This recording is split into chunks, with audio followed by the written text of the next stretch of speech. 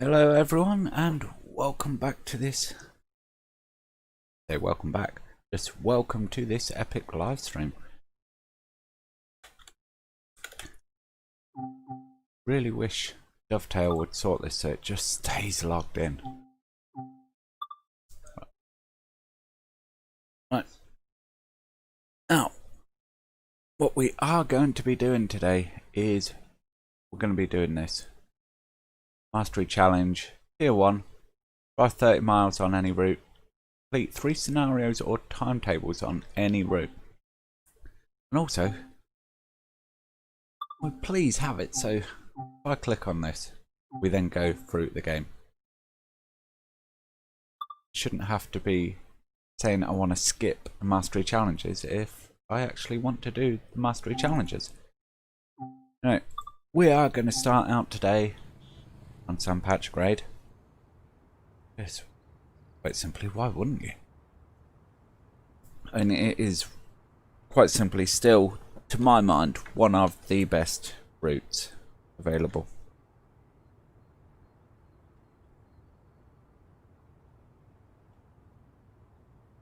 Just get a controller set up.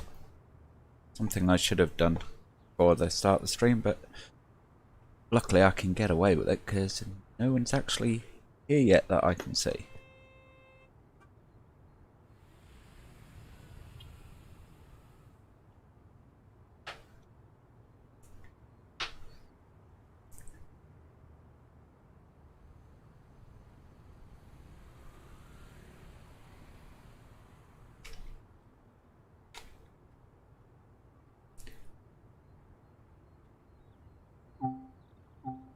Right, where go? So explore. See, training. What have we done? What haven't we done? Done locomotive refueling. Not done turret.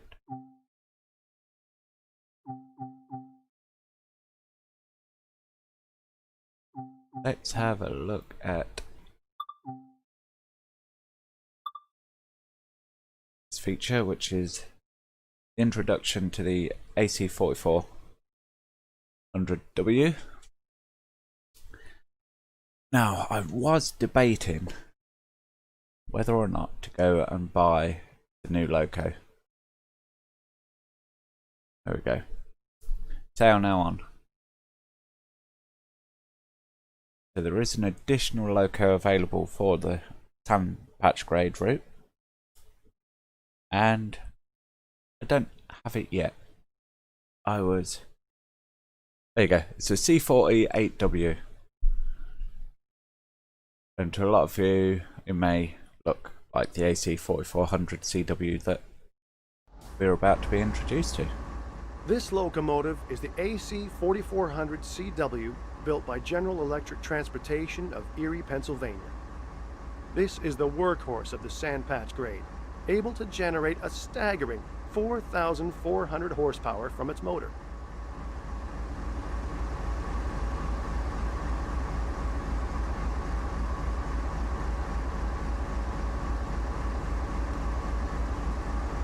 A bit of a beast. First off, walk over to the locomotive as indicated.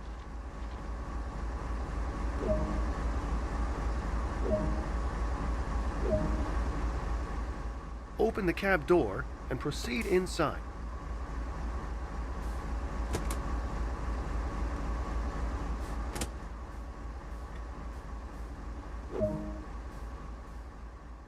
To take control, you'll want the engineer's seat. Head over and sit down. There we go. Let's get started by letting those around us know this locomotive is operational. Begin by turning the forward headlights control to bright.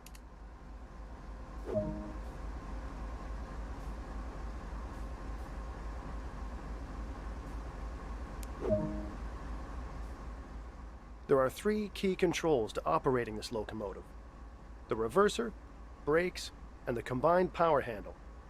The reverser determines direction of travel. Put this into forward. We'll apologise in advance if this is sucking eggs to anyone. The reason I'm running through this is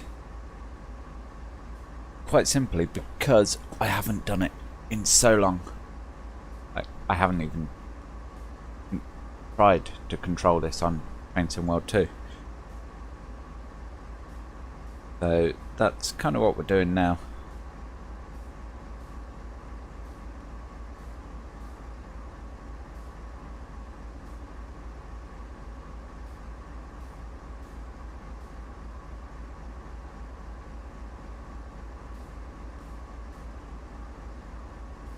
Just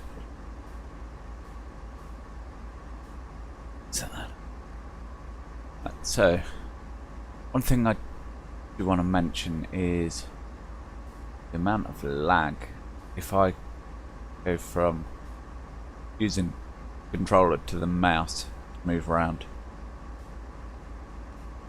And the reason I do that is sometimes when I'm walking around and whatnot, it's easier to use a controller. When you're in the cab though, it's easier to use the mouse. Flicking between the two really does cause problems sometimes. So anyway, let's set the reverser to forward. And now that seems offset. Oh no, we are pressing. Putting the brakes by pressing F3.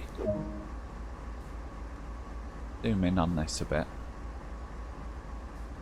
Engineer's main screen, save settings.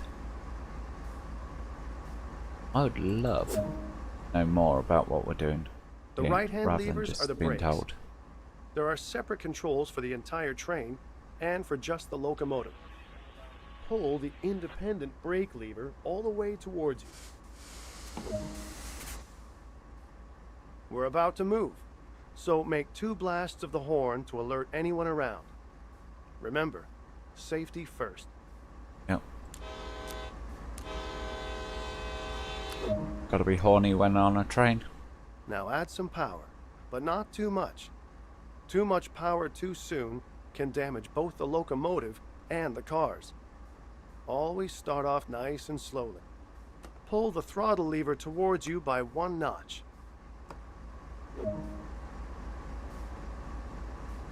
D41 block section, St. Dennis Savage.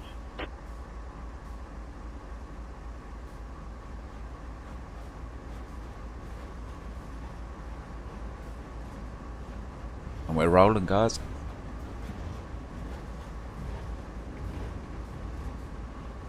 Let's head it up to coast jet. I'm going to assume that people have done their job and set these points correctly.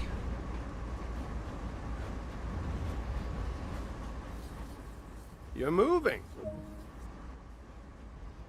That concludes the basic engineer training on this locomotive, so let's bring it to a stop. Move the independent brake forward a short distance. As with applying power, too much brake pressure applied too quickly can be detrimental to the train and its cargo. Okay, we'll bear that in mind. One thing I will just cover is dovetail. When setting that up, give us control before 10 mile an hour because quite simply we've just been over speeding there. Because when you change anything in a train, one thing to bear in mind is if you change the control, it's not immediately going to react. It's going to take time. So changing the throttle, notching up, notching down, it takes a second or two just to kick in. There we go. Got a gold medal for this. Woohoo! No performance graph or anything for this. Of course, don't need to.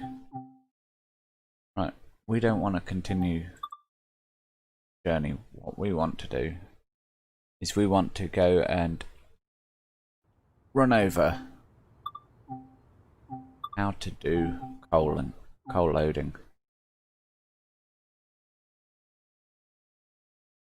And the reason I'm saying that is because I want to go and get some coal. I want to take a run down to Rockwood Mine, or from Rockwood Mine, load up with coal, head out. on the tracks. And then when we get to Cumberland, we're going to do some switching. Coal loading is a common occurrence on Sandpatch Grade, so we better take a look at how to do it.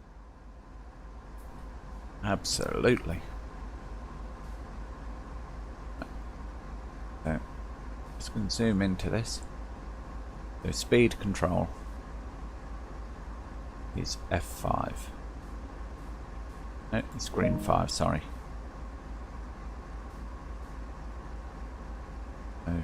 Okay. And then air brake screen F2. Right, so if you look here, see, you can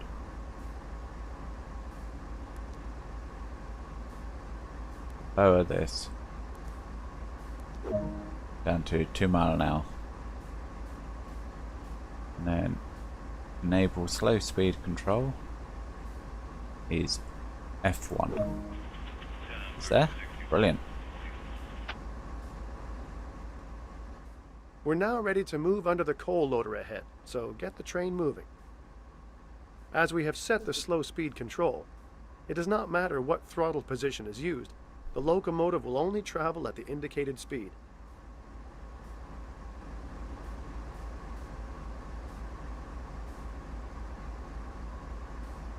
I want speed control it. IFD digit 8. Right. That's the thing I kind of forget, is how to set up these screens if we want to. There you go, there's that lag. So use the mouse and then use the controller. So, yep, that all looks good. Right. So, reverse into forward.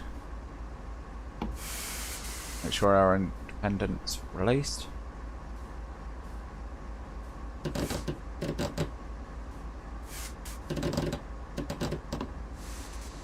Release the automatic brake. And I'm going to select notch 1.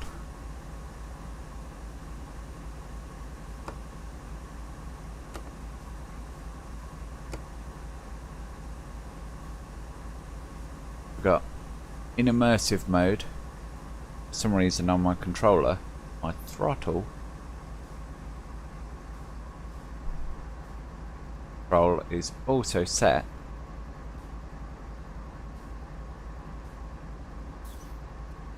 to zoom.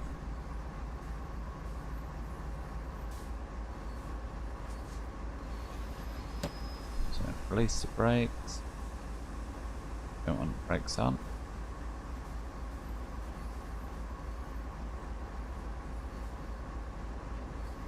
And I guess really we just need to wait. Get up to speed. Another thing it didn't run through, of course, is setting up our lights and so on and so forth. But hey hey.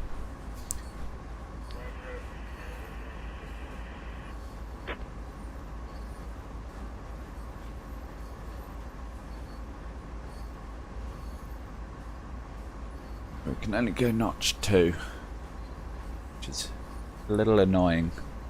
We want to crank up and go quicker.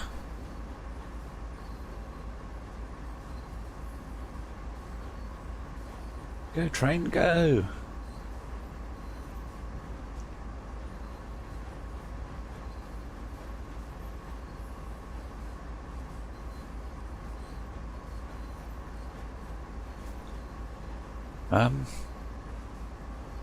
Yeah, so we may have broke this.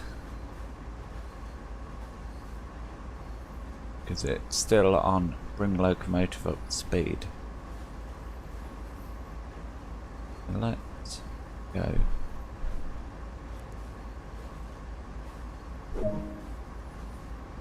There. When the train is within range, the loader will activate and a notification will appear.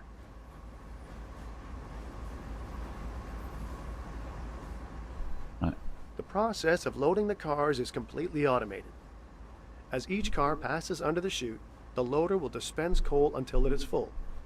This will continue until all the cars are loaded. With the train under semi-automatic control, you can watch the loading process from an external camera. Which of course is what we've done. Well, that's a glitchy movement there.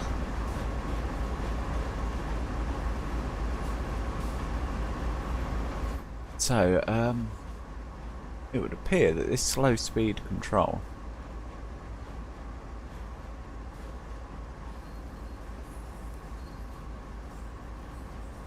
is actually a bit glitchy.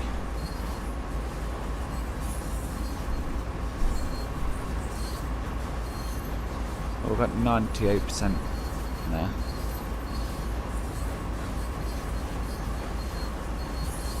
See how much we get in our second wagon. 96, right. So, let's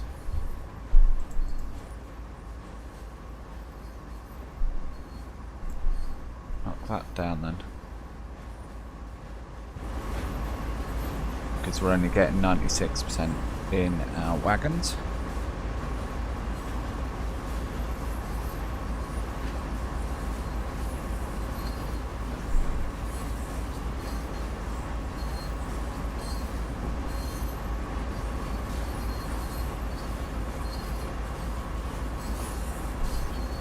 Possibly tell I'm not great at controlling this camera.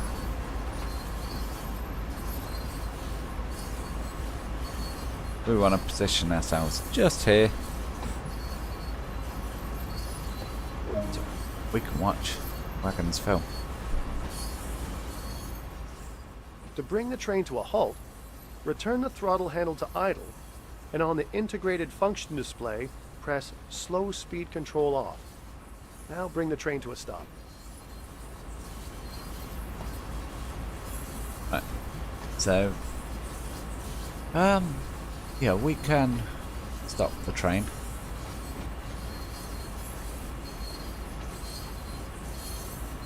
But, you know what, I don't think I want to.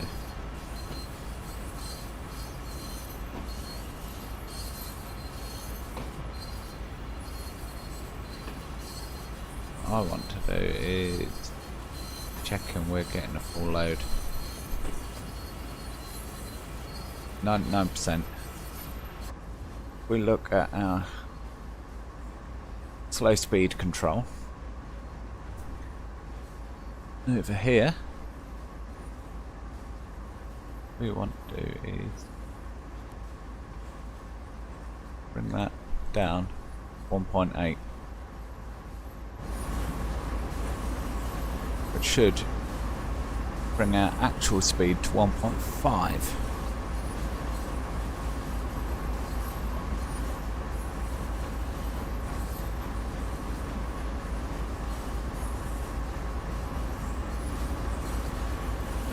We check. There we go.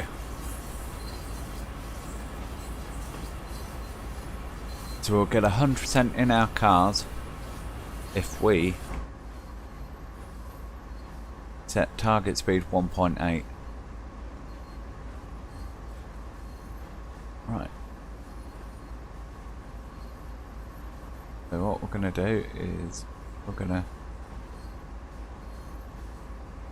turn that off. We're going to notch back to idle.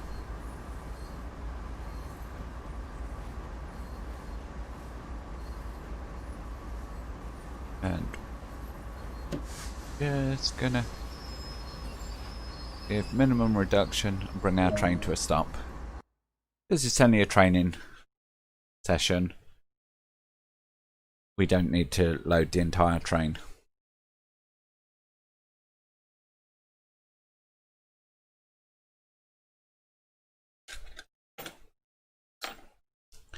There we go, guys. We have successfully completed that task.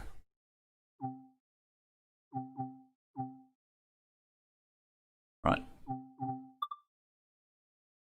So let's go have a look at what we can actually do.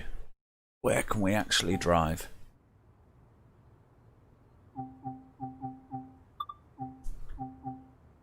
We can do scenarios, we can do timetable, training. I believe we can drive 30 miles on our...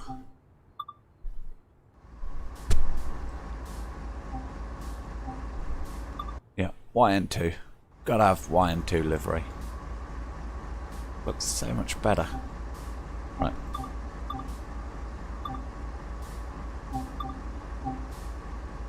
Now, winter clear. What do we want? Winter cloudy. Yeah. Go winter cloudy. Continue. And what can we do with this?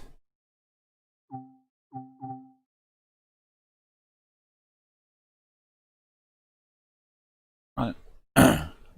Didn't mean to collect that.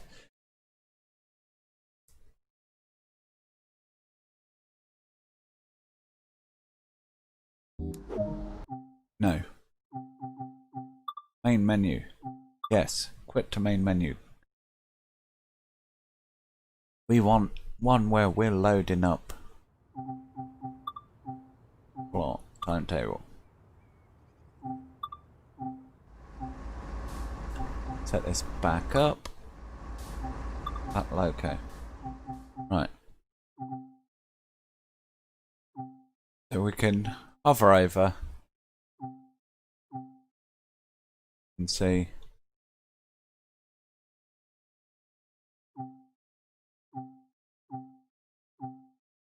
Right.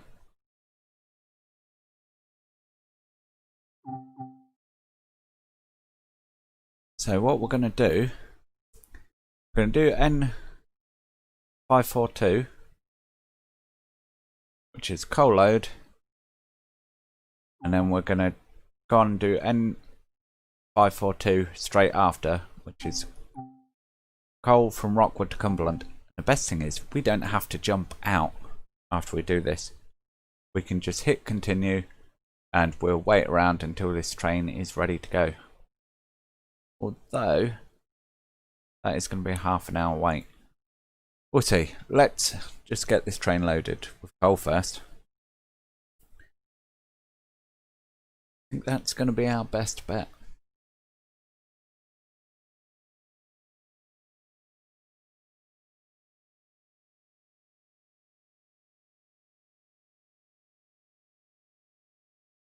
So we have AC 4400 CW YN2 paint scheme. Load this train with coal ready for a run to Cumberland. 976.4. Oh, sorry. 976.4 tons. 32. Is that the number of wagons, I guess? And the length of our train is 573.2 yards. So let's begin. Let's go via location. First of all, we want to set up our train. We want bright headlights. We do not need... You know what?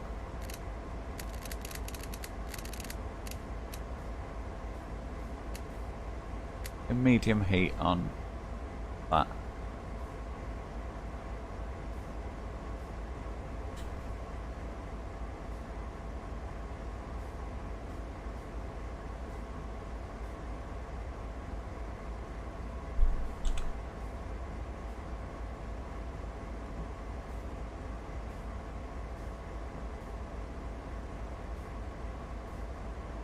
And it seems I've broken controls. Right, so you can look around. Right, let's just sit in the engineer's seat. Have we got? Right. I assume that that's all set up. You know what? brake is released. What we want is speed control.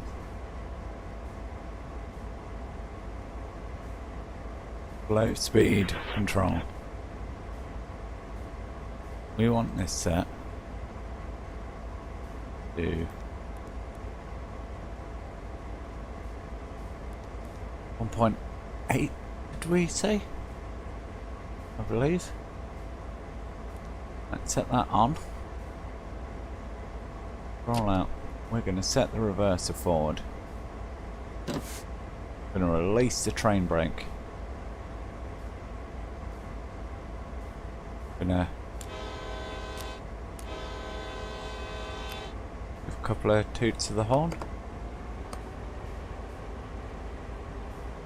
I'm going to stick it in notch 2.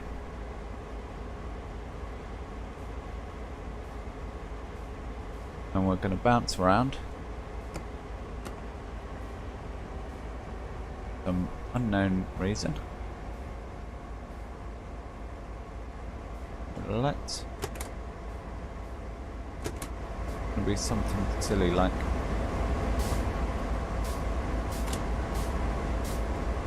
handbrake set somewhere.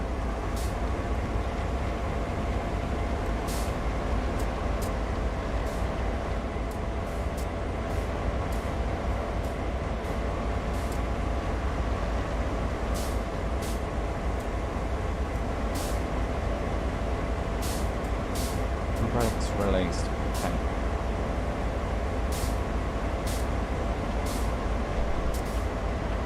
First, we check. And brakes released.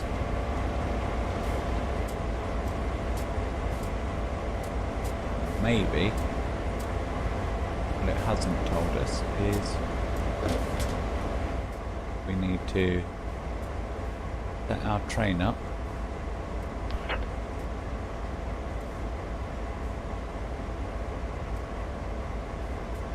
Right, so that set is rail.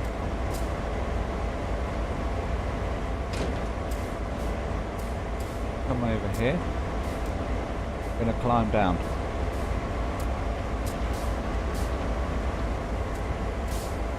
We're going to climb back up.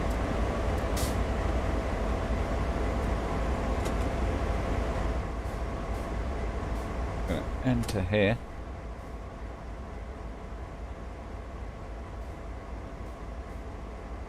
Control is on. Locomotive is shaking around nicely. Where's our valves?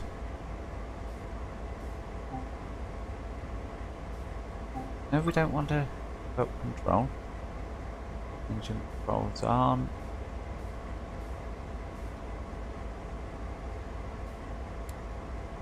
Lights on, crosswalk light.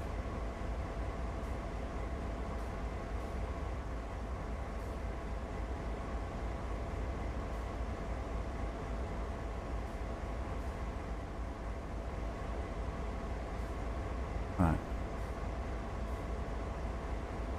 Reverse is set forward.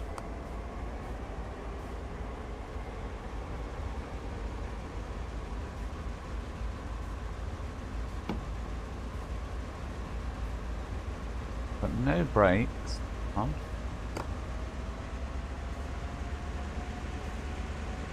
We go.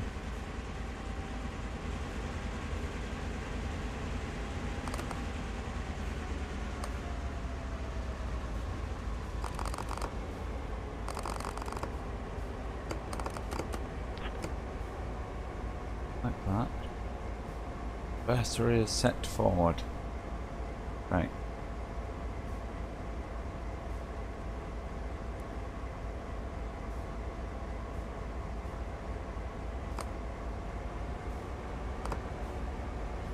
This train definitely does not want to move.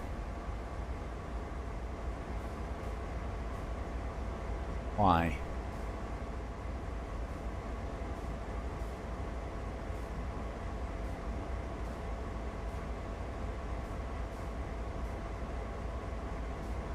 Page lights.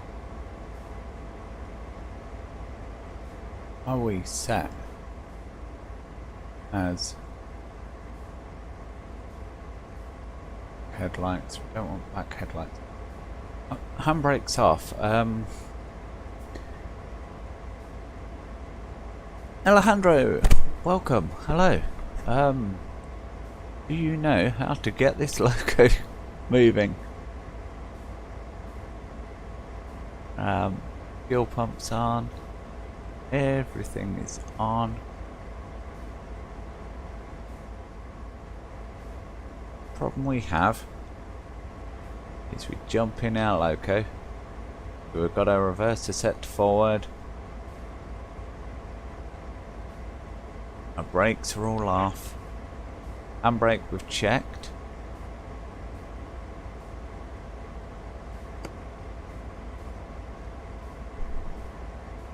Select power.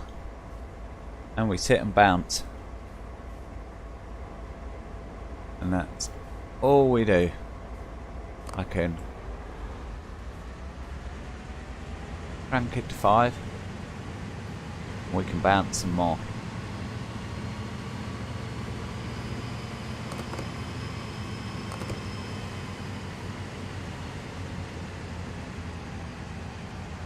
Now I know how to set up lead and trail locomotives on the SD40s. You know nothing about them. Ah, what have we got here? Cab dome light. Well, that's great, but we don't want lights game. Yeah, these newer units I know next to nothing about either.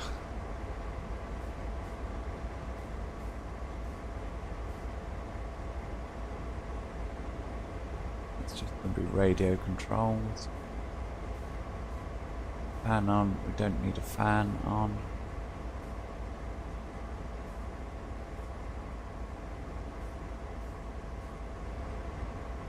Back.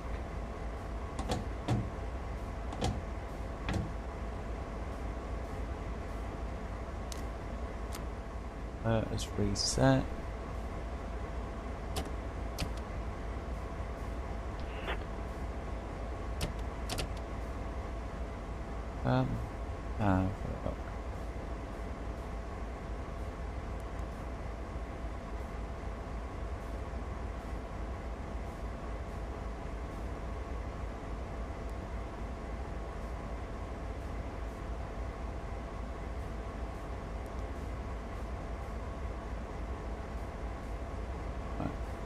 Let's see if it's actually that.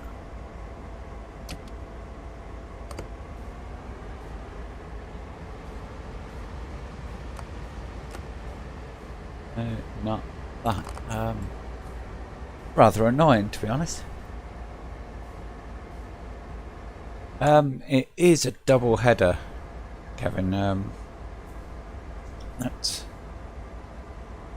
go have another check of the brakes.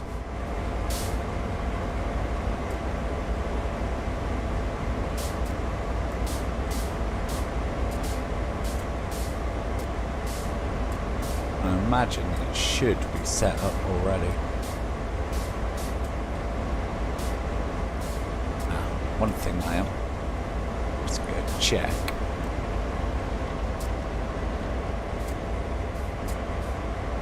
Is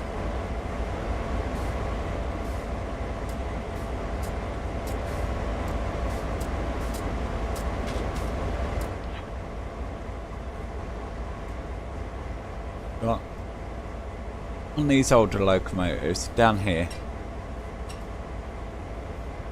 you have valve. You set that up for trailing.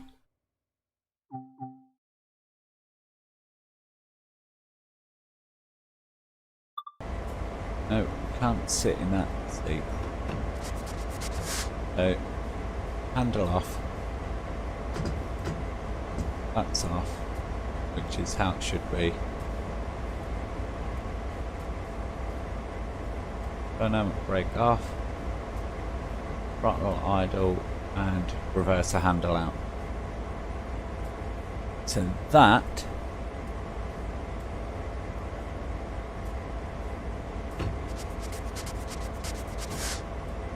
got that right. The handle off. That should be exactly set up as you need it.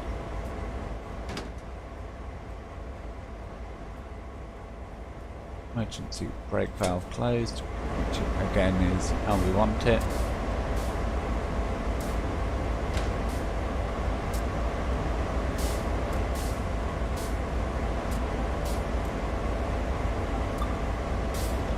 And I keep asking us, do we want to give up control?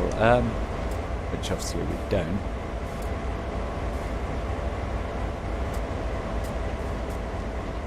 Really don't want to walk down and check every single handbrake, because these should be set. Train should, in fairness, be set up to just haul out. And there we go. Just double check.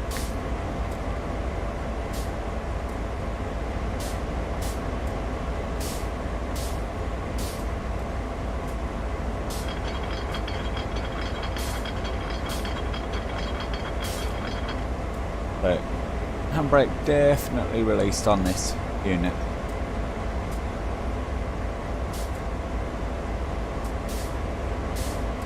Annoyingly, cannot find handbrake on this unit.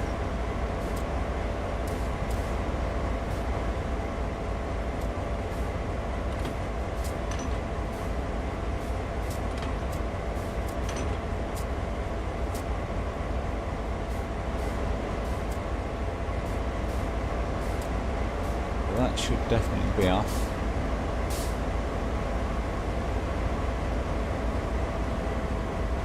As I say, the only thing I can't find is the valve, the multiple unit on this.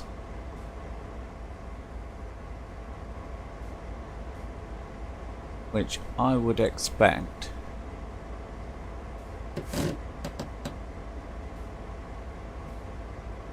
be set up, quite honestly.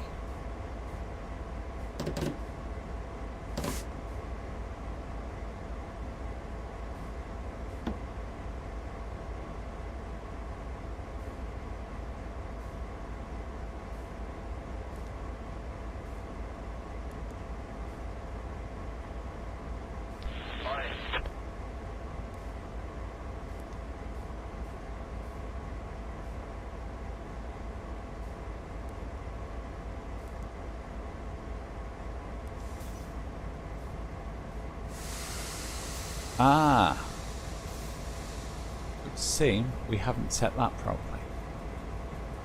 We have to save changes. Is that all it was?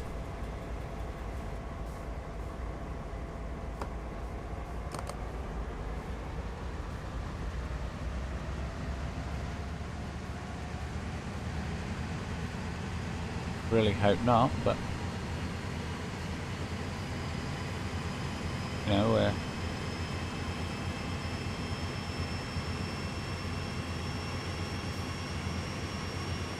still not going anywhere, so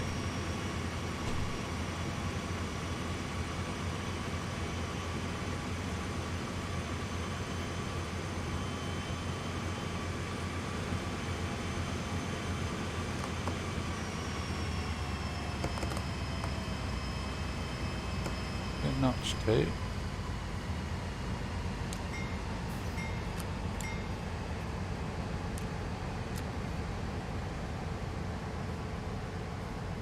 Oh, a bit of sand.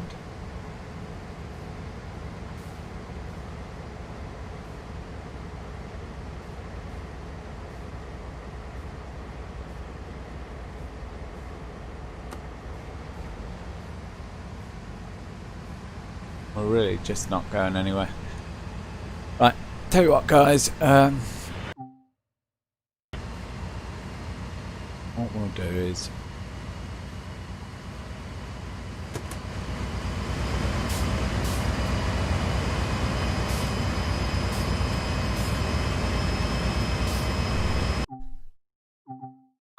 Restart.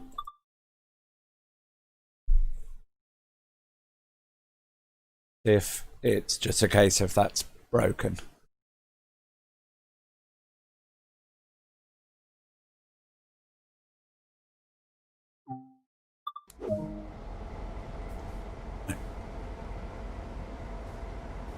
Let's set up our brakes again. Each unit, cut in, if changes.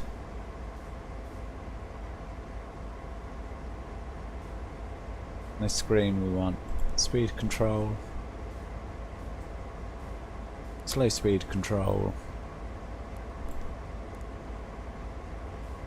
Set that to 1.8.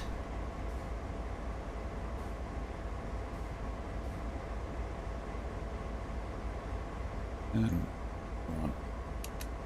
headlights. Go on.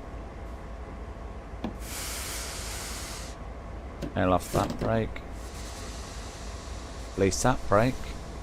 And already the train started bobbling around. That's not encouraging at all.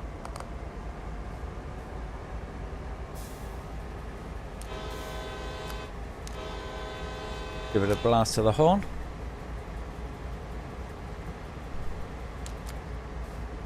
Maybe even a bit of sand.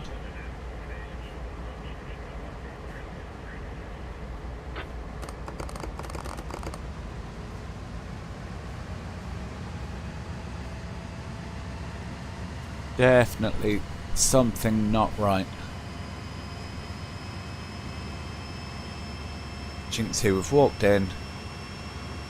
The loco should be all set up, run. It's how these jobs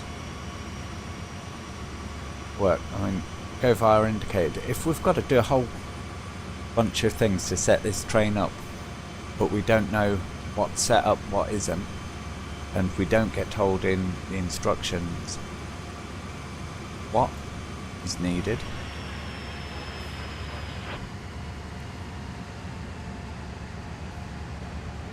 and unfortunately there's not a whole lot else we can do. So we will skip out on the coal, which is a shame because I really wanted to load this train full of coal and then take it out.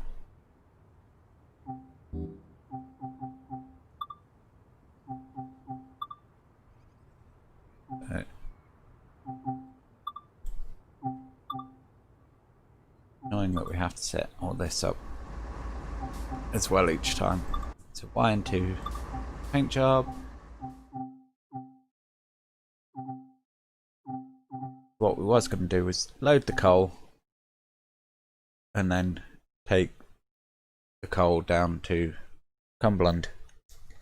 What we'll have to do is just skip that bit and take the coal down. And then when we get to Cumberland we can play with some other trains. Right.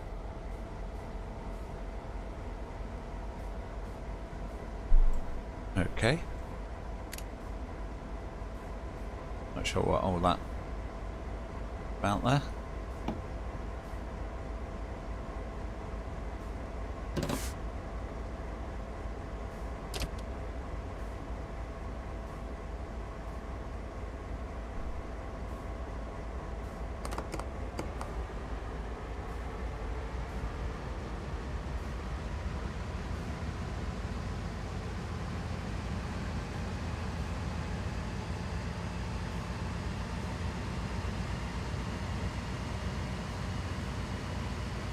Here's the loco powering up.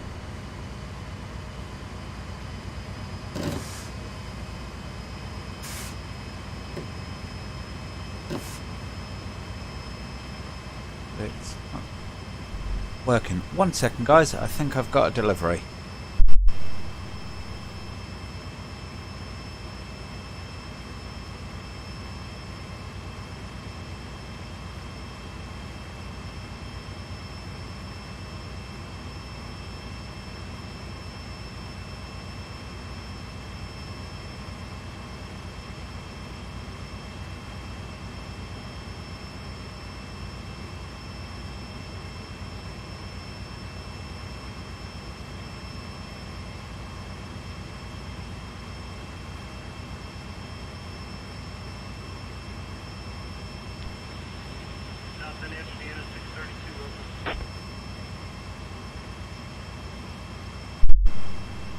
Sorry about that, guys. I am back. I ordered a steering wheel on a next day delivery the weekend before Christmas, and yeah, it's just been dropped off. Right. Can't get this train to move, so what we're going to do is I am going to go and we're going to run through training again for that loco. And yeah. There's obviously something we are missing. Or something I'm missing. So, This locomotive is the AC 4400CW. yep.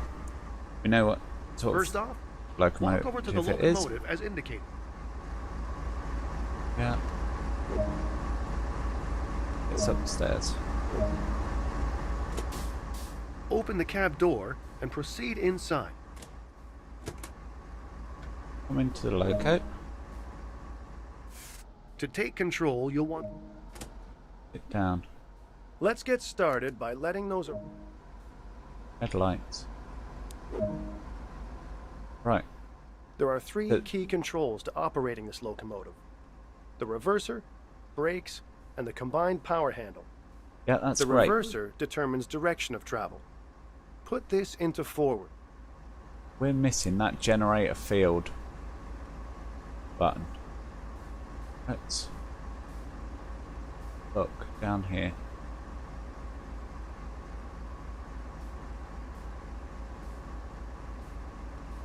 Not going to allow us to do anything other than look at that. So set the air brake by pressing 1. Put in the brakes by pressing 3. And save changes F6. The right-hand levers are the brakes. Release the brakes. We're about to move, so make 2 blasts of the horn. Now add some power. Power. And it moves. Right. So, did you get that? Generator field. That's, I think, the thing I'm missing.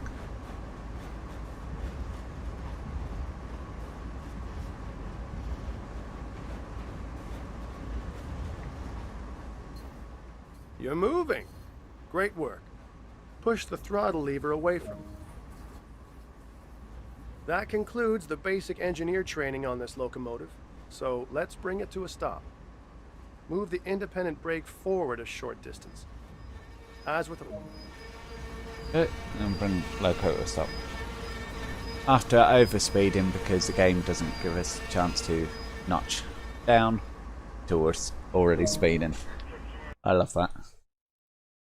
At least we don't get marked on that. Right, so main menu, let's try that again.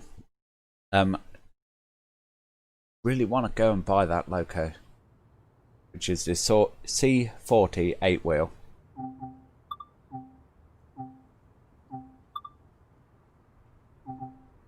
Right, we're going to try this again. Doesn't work, I'm just jumping in a SD40 and we're going for a blast. Winter cloudy. Coal load. Start. Why it gives you a start button there, I don't know, because as soon as you click on the damn thing, it automatically takes you into it. Right. So, let's get up. Have a look at this. Generator field on. Sit in this seat.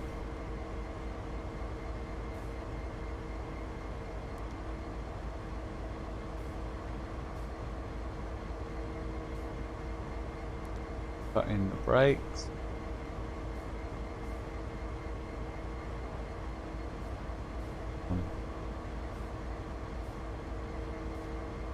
I want that to be set to lead, I think. There we go.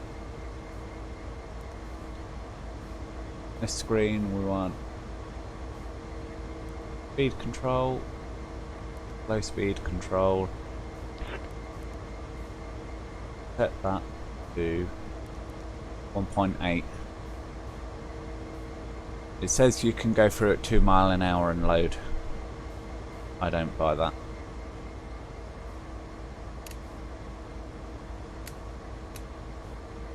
Front headlights right, reverse forward.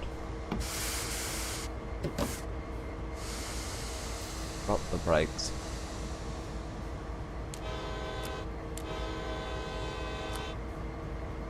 Get 2 blasts.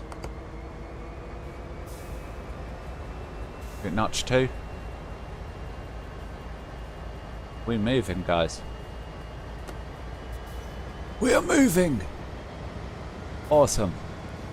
Right, set slow speed control on.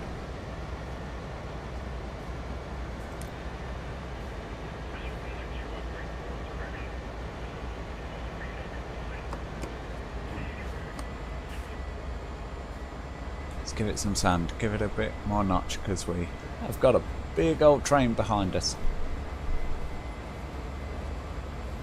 Kill the sand.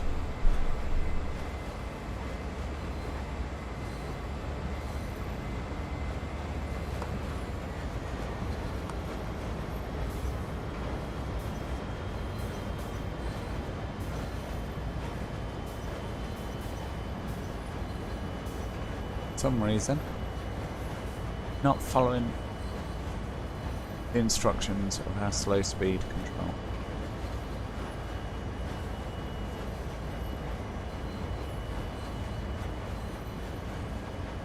Low speed setting is on.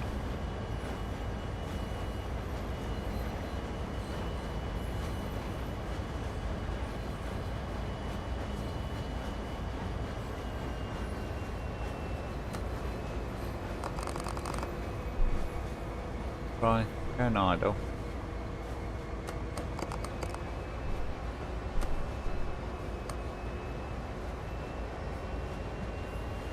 And putting power back in. What happens?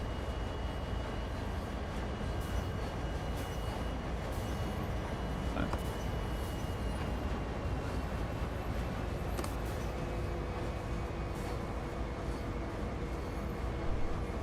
Slow speed control, for whatever reason, hasn't activated. It's fine, we can roll through at 1.9 mile an hour. We can load this train. Have a look at our train. From Unit 303, awesome.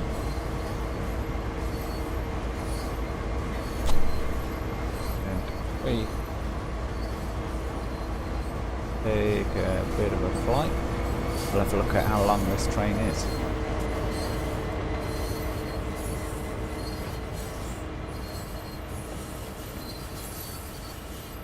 It's annoying though that I forgot about that field generator switch. And when I was hovering over, you couldn't see it from kind of like the control. And also, it's quite a long train.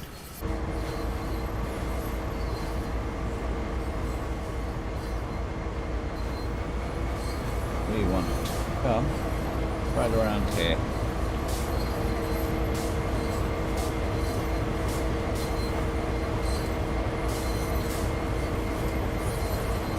Looks like we've got this SD40-2. Their helper unit and not to the AC 4400s.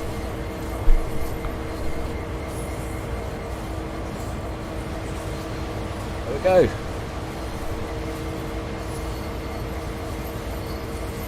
Our uncompressed diamonds are being loaded.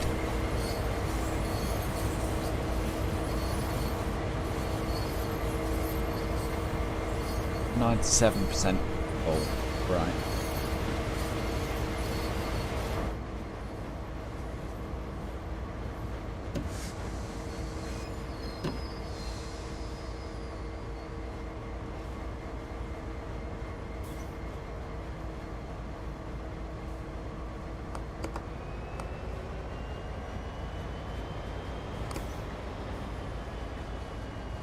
to do is, yeah, try and keep the speed around 1.6 ideally, but it doesn't look like it's going to allow us to do that.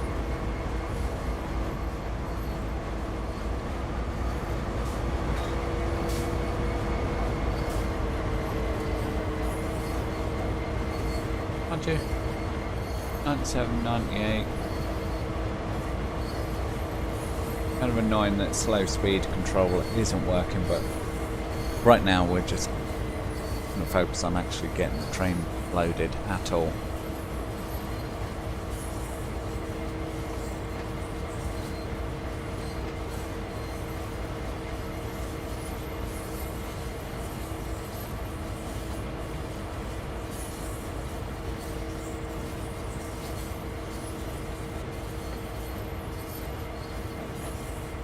We're hitting 97%, so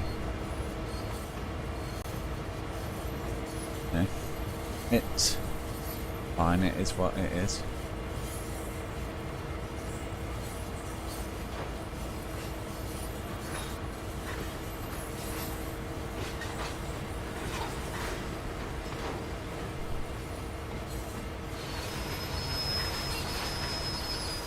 Let's brake.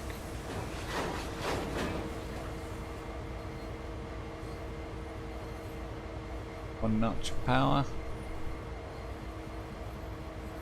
2 notches.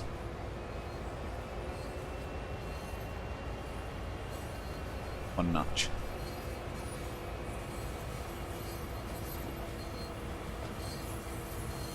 Two. There, 1.5. And kill the power and just let the train coast.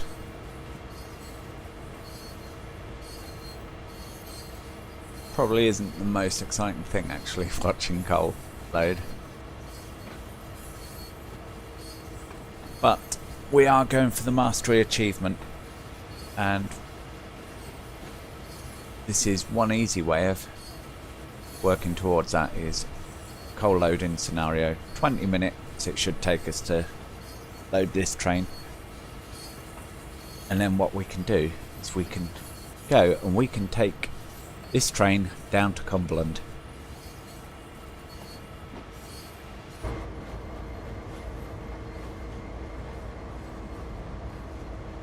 On this lovely snowy day. Of course, if you're in the UK, then you've not had any snow yet. Or have you? If you have, let me know, because I'm curious if anyone has had any snow. Hello there. Let's just go for a little wander.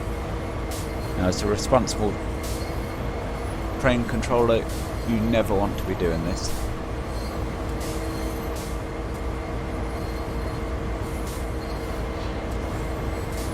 I really want to jump down and go looking for collectibles, because I know there are collectibles here. We're not going to tempt fate. What we will do is, once we've loaded the train, we can always go and have a look then.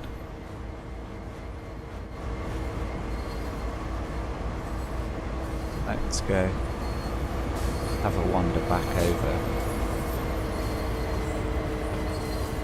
See how much of our train we've actually got to load.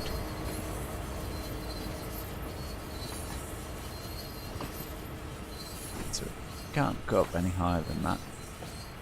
That's fine. You know what? Let's position our camera. If we're good on the steps, watching it load. Just like that. So anyway, any of you guys buy anything in the... Ah, Kevin, some place have woken up to snow this morning. Rented a new car, so he sent me some pics. They have about 2 inches. That's cool. That's really cool. 2 inches. I mean, I say that's cool. 2 inches is enough to kind of bring roads to a stop, kill public transport and everything in the UK. And that's not really a dig at the UK infrastructure or the councils or anything. The problem is, snow is so infrequent, people forget how to drive in snow because they so rarely do it. The council, if they were set up to respond to everything immediately, that's hundreds of thousands of pounds to have the equipment and the infrastructure in place for something might not even get used every year. But yeah, 2 inches of snow, that's cool. The clouds have looked like we could get some down here in Lincoln, but yeah, nothing yet. Oh yes, I suppose what we could talk about while this is filling up is I had a delivery arrive a short while ago. I really do want to open it. Unfortunately, I haven't got a webcam. Otherwise, I'd show you it on the stream. But it is a Thrustmaster T150 Pro wheel and pedals.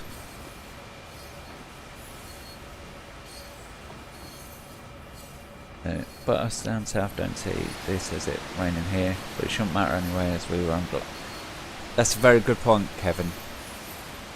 You are in lockdown here for in the southeast, and quite a few other big areas have gone into tier 4 lockdown, so you shouldn't be going out unless it's an emergency. I'd like to think that everyone has got plenty of food by now. I mean, there's always leftovers from Christmas, isn't there? I myself, I have got in the slow cooker, I've got good turkey curry going. I've got loads of turkey still to use up after that. I've got sweets and goodies galore. I've got more drink than what I could possibly need. And, you know, none of it will go to waste. I will say that. Nothing will go to waste because I hate wasting food.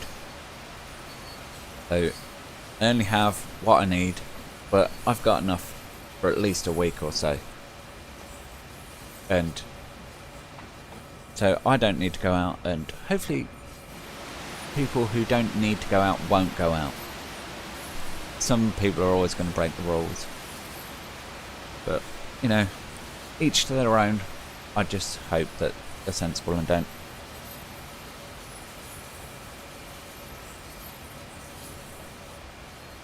Well, there's only one Kevin I know, and that'd have to be Mr. Capri.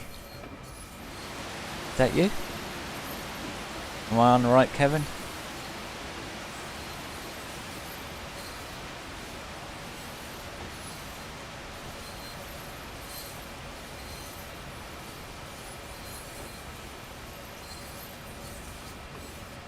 Or is it a different Kevin?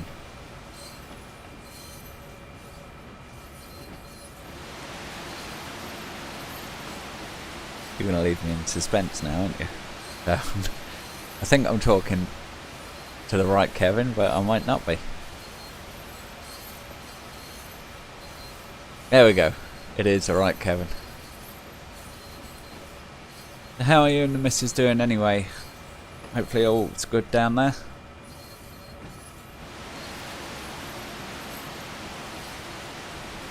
Once we're loading up our uncompressed diamonds. Glitchy. Oh, we're nearly at the end of the train now.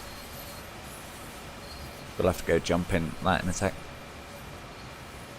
Yeah, the plan originally was the steering wheel that sits in the hallway in a box was supposed to be here, as I say, before Christmas.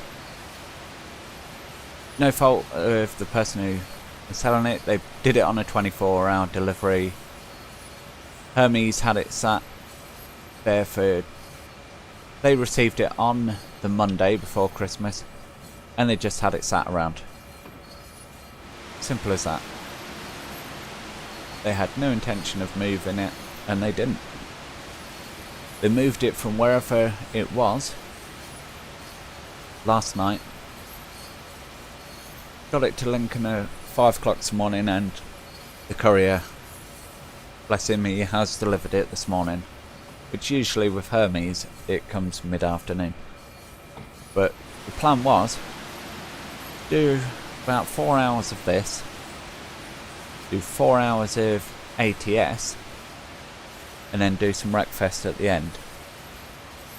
Trouble is, I'd have to set the wheel up now for ATS, go through all the settings, and it's not going to be enjoyable for anyone. Quite honestly, is it? I mean, we could potentially take a 10-minute break to do that.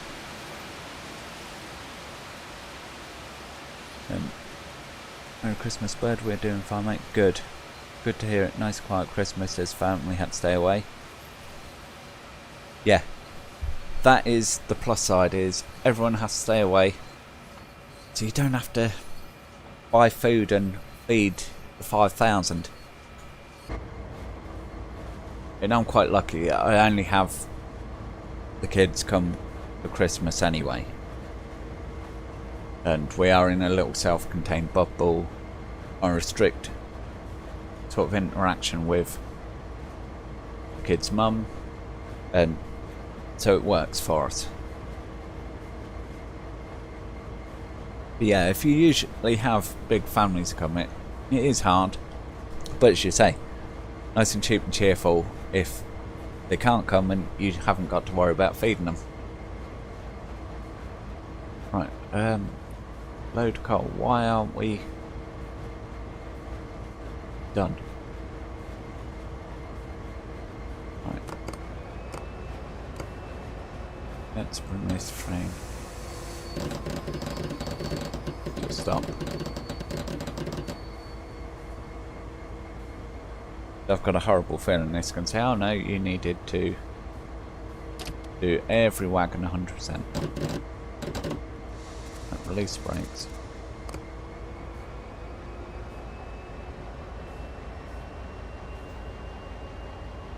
Let's crank this through then.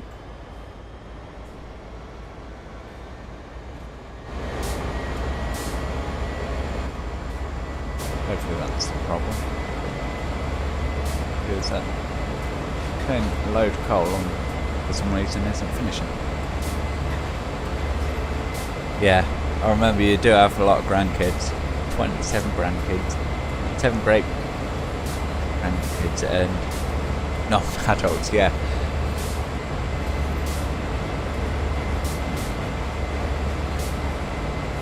Yeah, so have to have a big living room to fit those a lot in anyway.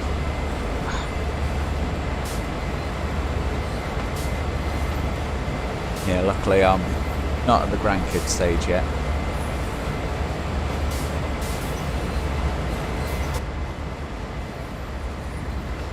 And the eldest, scary thing that she's going to be 14 in 3 weeks.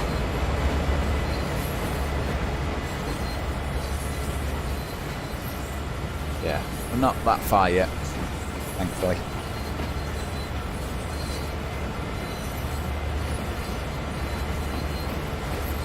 Let's kill the power.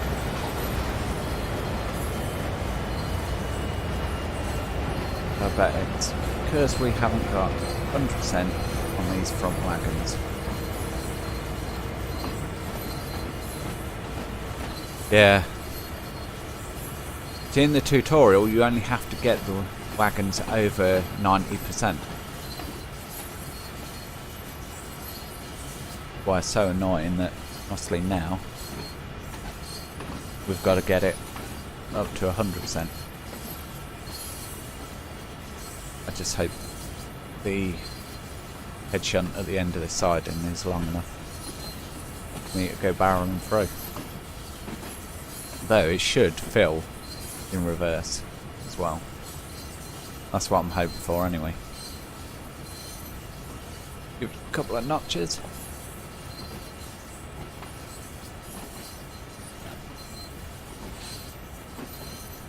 Buenos noches.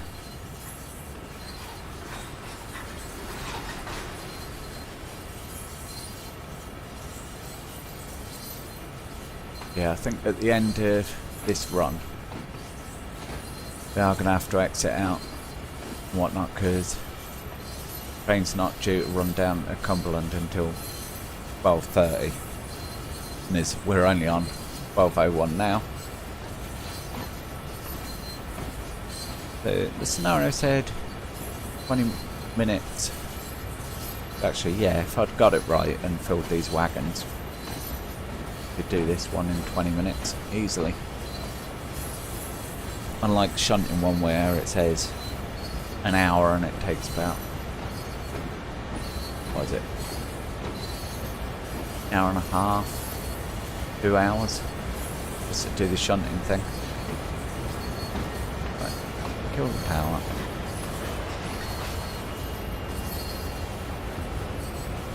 Let's go over to here.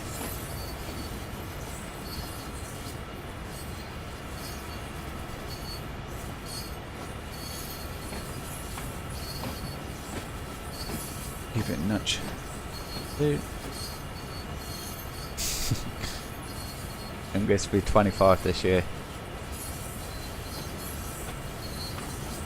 Don't know, do you feel old, Kev? Did you feel old? And Slim's 50 now. Which is shocking when you think about it, because I started watching him, he was only 42, 43. Obviously you've been around with Slim for a lot longer than what I have.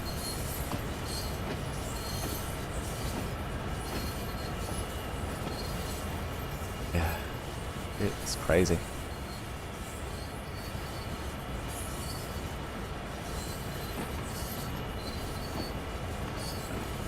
Let's kill the power. Going through at this speed, it should still fill those wagons up.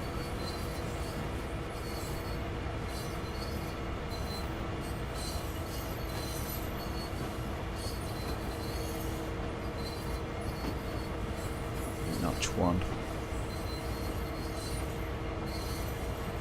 One little train. I'll have to remember this next time I go and fill up with coal.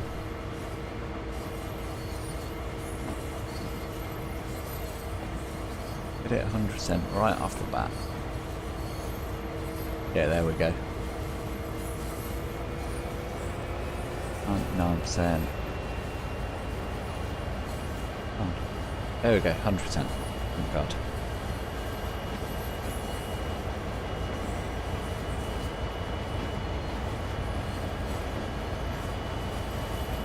Nine.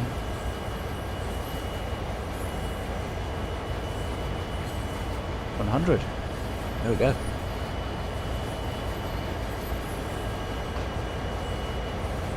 Seven, 98, 99. Really make me nervous because I don't know what's around that corner. 100%.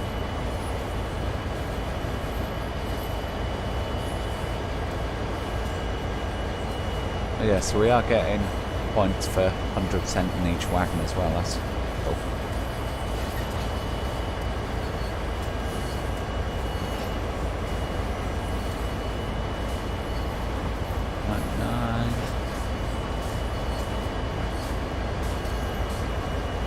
Start throwing going. It's a Nick. It's a Watford. How you doing, buddy? You've missed the worst part of it, which was me not knowing how to fire up a train despite doing a tutorial right at the start.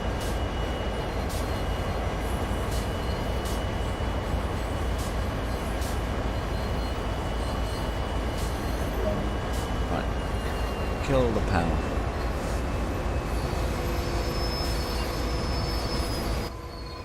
Back in. Why facing sea? Get back in the train. They're probably falling out with him more times too. Yeah.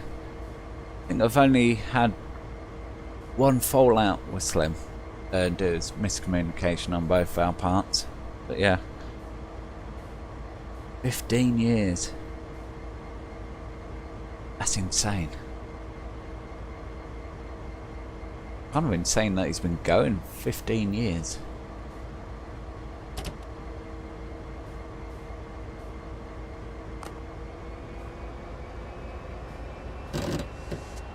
Yeah, let's get the brakes off. That's always a good start, Nick.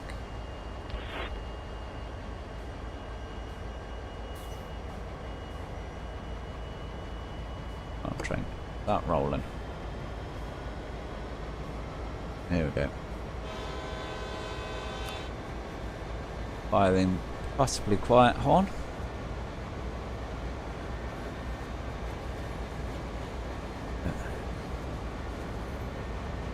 Yeah.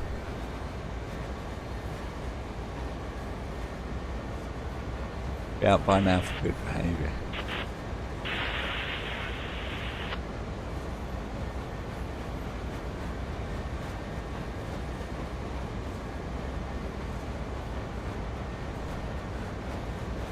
You're assuming Kev can be good for that amount of time though, Watford, that's the problem.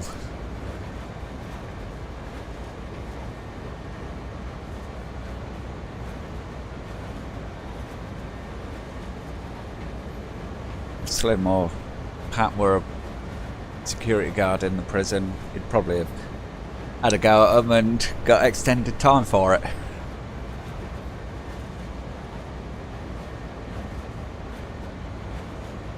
4 miles, come on. It's not get out there. Turn slow speed off because it's not working anyway. That kicks in now and drops us to 1.8 mile an hour on screen.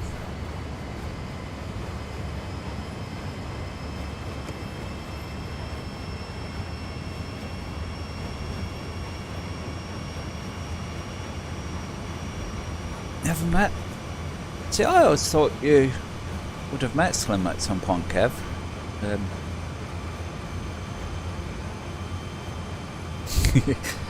Oh, you were meant to hear it, Kev. It's thing is, you know that it's true. You can hit that dislike button.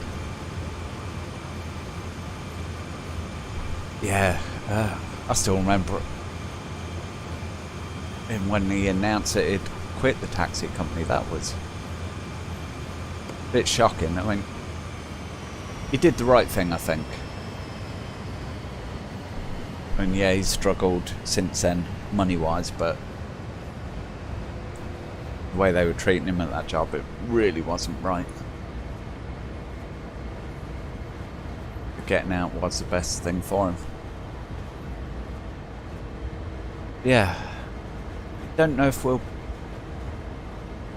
I think we're planning a meet-up, aren't we, Watford, for 2021, but yeah, if it happens, Kev, you'll definitely have to come down, because it'd be great to meet all of you. And we was planning to do it at this EGX Res, and then that fell by the wayside, just the COVID thing.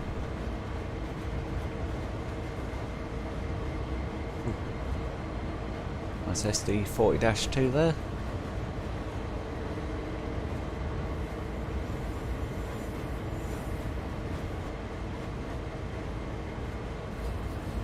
Yep, once we're all set, we don't have to worry about that.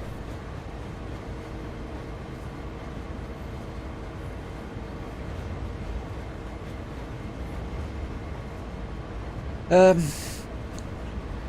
think the world will get back to something normal, Watford is. It'll be a new normal though. It definitely won't be like before. I think that's safe to say is. Even when everyone, or most people get vaccinated, because obviously some people can't get vaccinated because they're in a high risk category, and like the threat from reactions to vaccination is too high. And I know that Becky said she won't get it. But yeah, I think it'll be a new normal that we settle into, where you're always gonna have to be careful with this thing. At least for a few years. I think once we all start developing antibodies and get used to it, it will be more flu-like in that it's a risk, but it's a more controlled risk. At the minute it's still too new. No one's built up any immune system to it. It's just going to fly around rampant. Yeah. I agree with you, Watford. Give me that jab as soon as you can. Because I worry. Oh, feeding a bit here.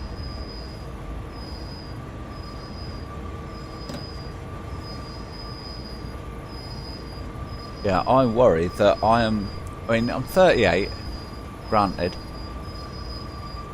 but I'm fairly active. I don't have any health issues, and I worry that I could be one of these people that could carry it and be asymptomatic. So I have it, not know it. Now I take precautions. Wear masks permanently at work, wear masks when I go out, wash hands regularly, all that stuff. But I'd hate to be someone who infects someone without realising I've done it.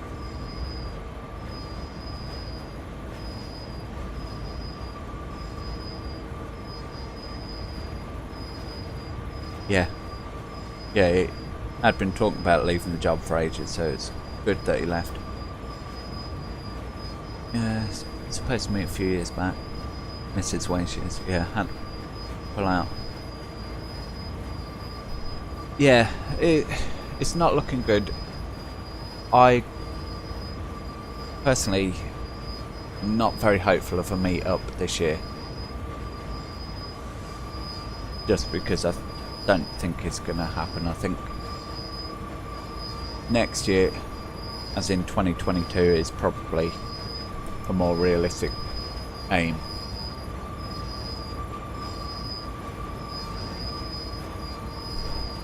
Come on, train, ease down. That's it. Release the brakes. A mere child, yeah. I don't feel like a child anymore though. May do childish things, but yeah. Physically, certainly don't feel like a child anymore.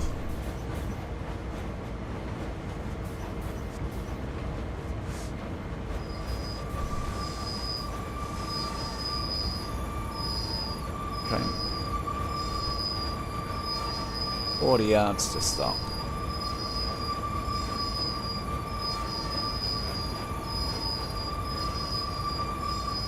15, 12, 11, 10, 9. You know what? I think we're going to be pretty much on the button there. 4 yards, I'll take that. Yep. Okay, game. We're not cleared to proceed. Gotta stop. We know this. Thank you, game.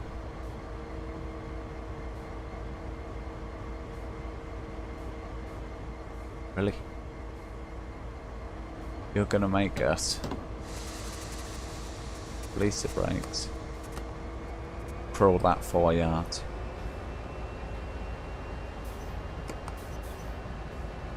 Three. I thought they'd sorted this so you don't have to be perfect. 1.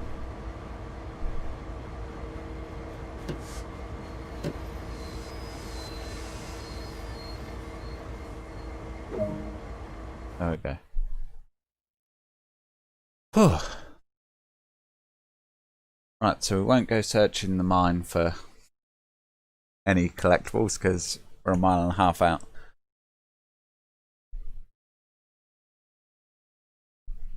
So level 2 for the Loco, level 5 for Sandpatch Grade, level 8. Oh, we'll take that. Um,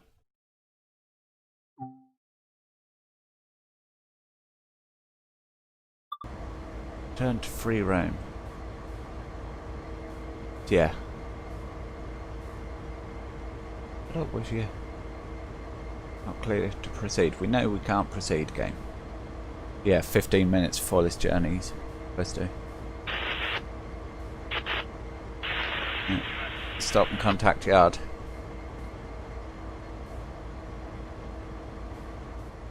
I think we're a long way from the yard, Kev.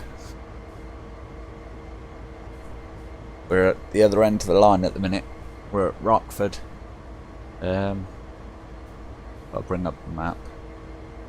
We're up here. Then obviously the yard's here. Which will be the next job. I just don't know if I want to sit around and wait for 15 minutes.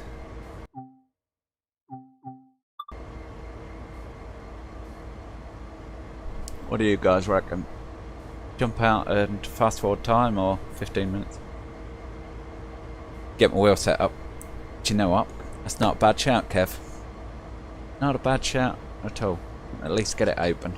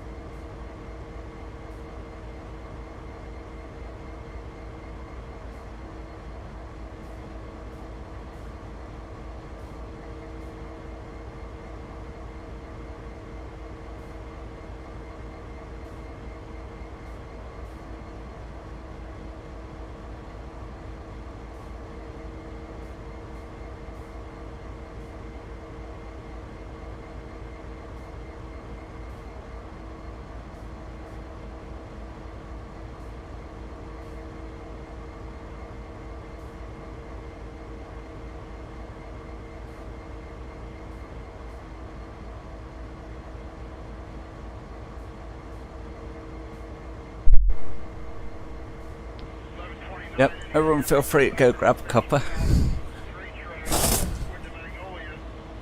While I try and get this out of the box.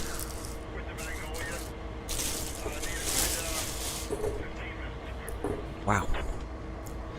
Tell you what, first impressions of this Thrustmaster wheel. It's definitely a lot heavier than my old Logitech Momo.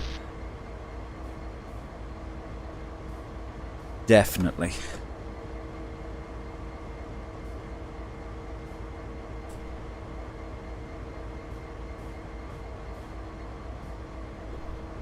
So what we got? Got a power cable there. We've got a USB cable to that.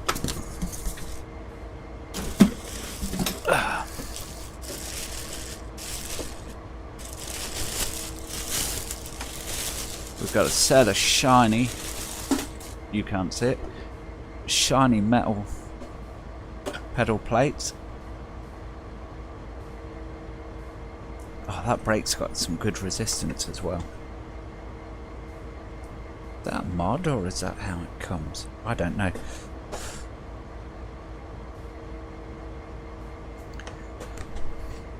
Honestly, I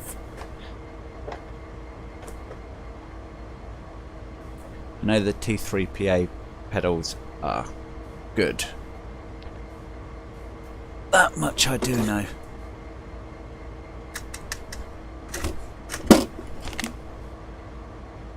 Gonna have to shift some things if I wanna get this set up. So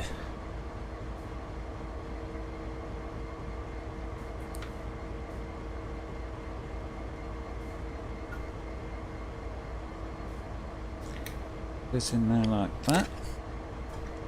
That's cool.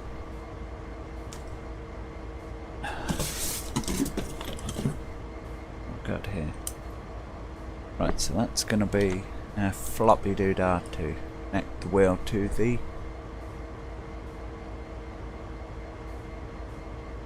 yeah, it was dispatch we was talking to. EP, welcome. My Mashinki's nightmare is here. No, you're not a nightmare at all. If anything, you're a saviour. You give a lot of great advice on that video series, and quite honestly, don't think we've got as far as we have without you. So really, honestly, thank you for all your comments on that series, because really is helpful. I just kind of could have done with you before I started the series, so I knew how to manually select signals, but hey ho, it is what it is.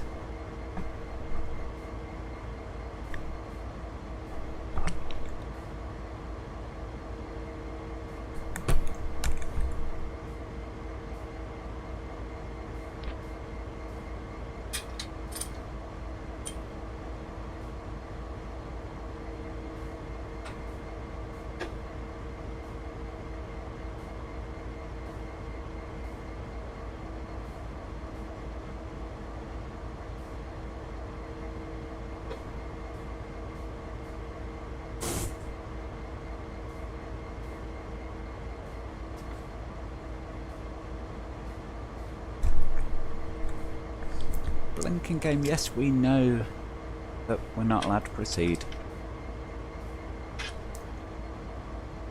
Right.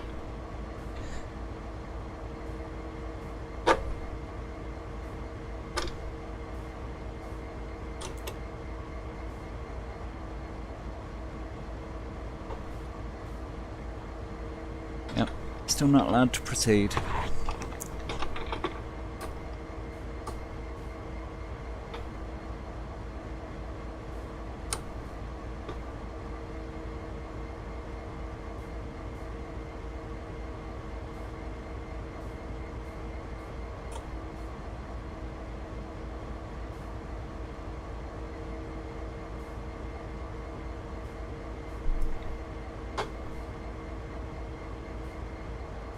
Right.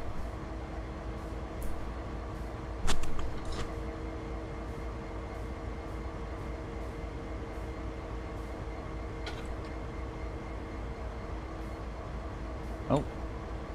Click something, we're outside the train now. Ah, yeah.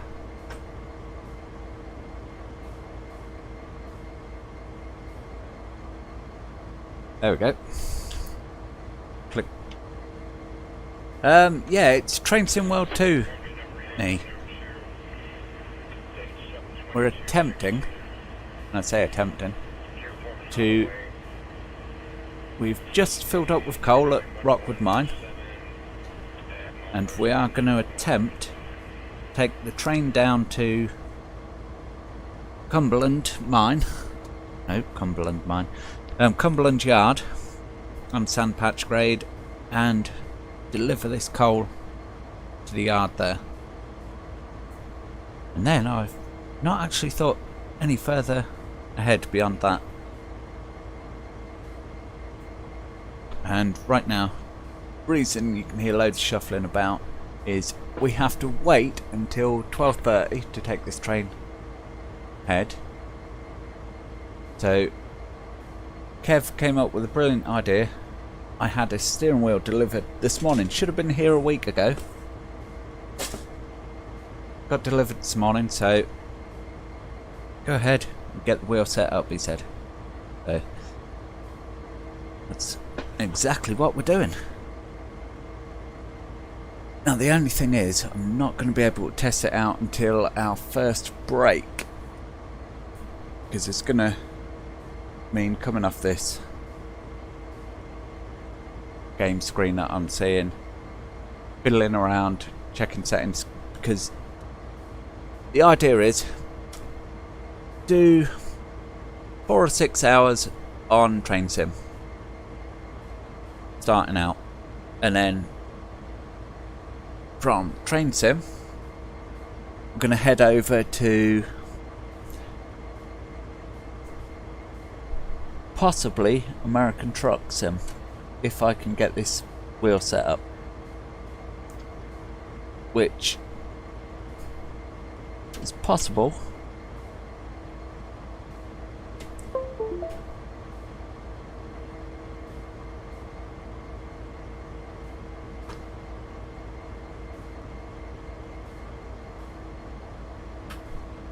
I don't know which mode I actually need this wheel in,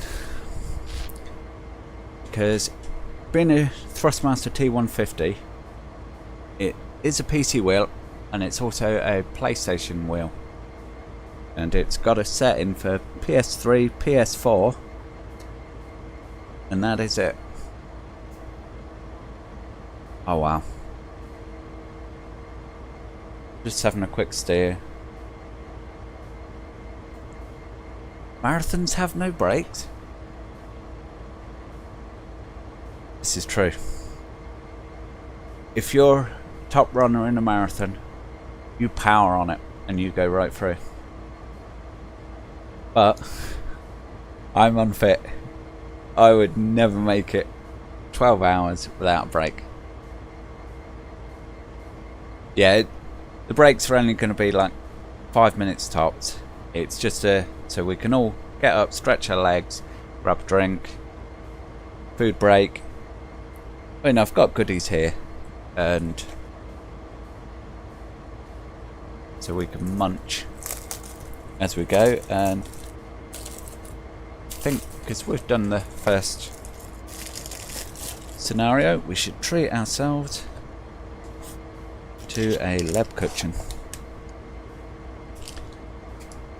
So yeah, the plan was slightly longer break at 6 PM, just so I can grab some turkey curry quick out of the slow cooker. Kev's back. Welcome back, Kev. Just a straight cup of tea or something a bit more?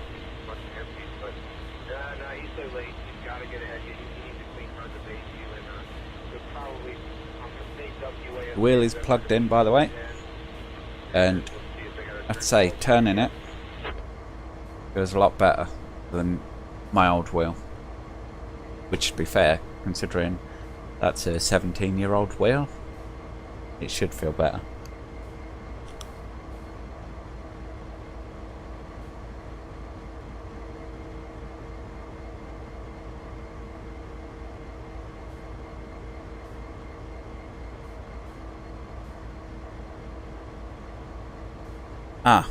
Rail driver Kev.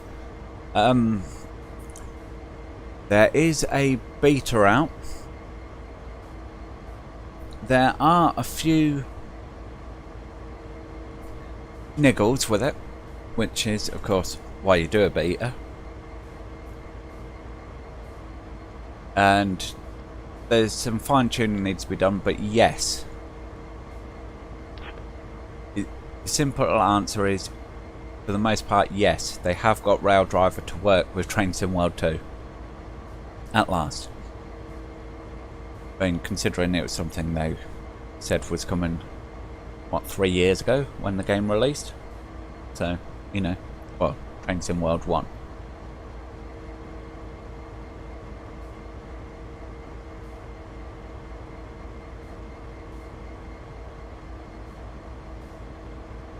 Yeah.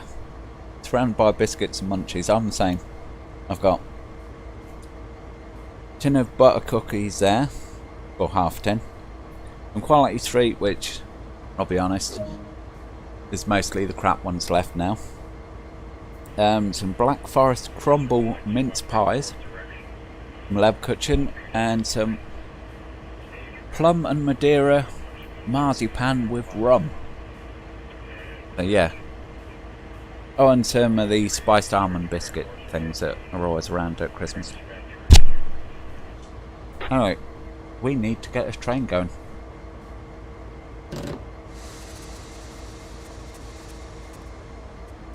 First it's set, yeah. Brakes off.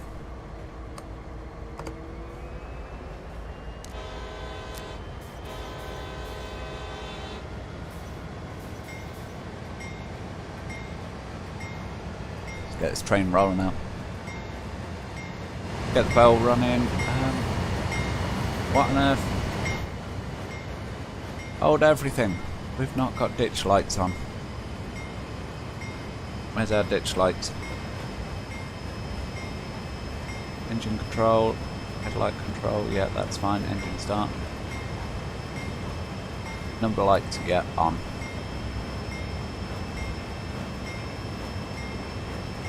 Road crossing lights. Guess that's what. Got hood headlights on, yeah. Long hood headlights, don't need them on.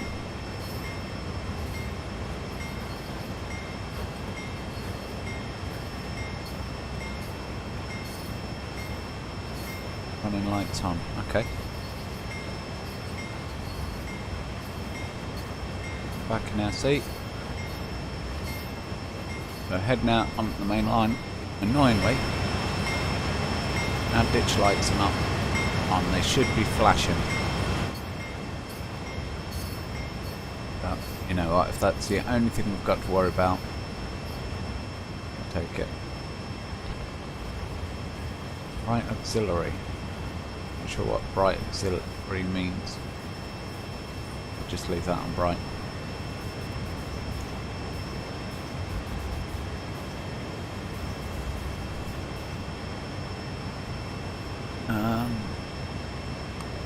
Drop it back to notch 2. Actually, notch 1. Yeah, I've got a slight uphill grade, but I don't want to go speeding till we're clear of those points.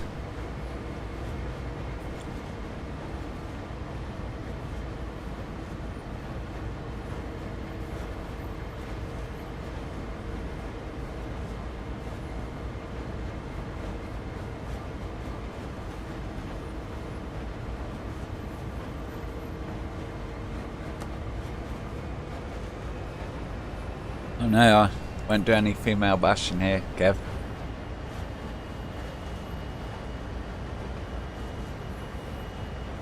You can hear me.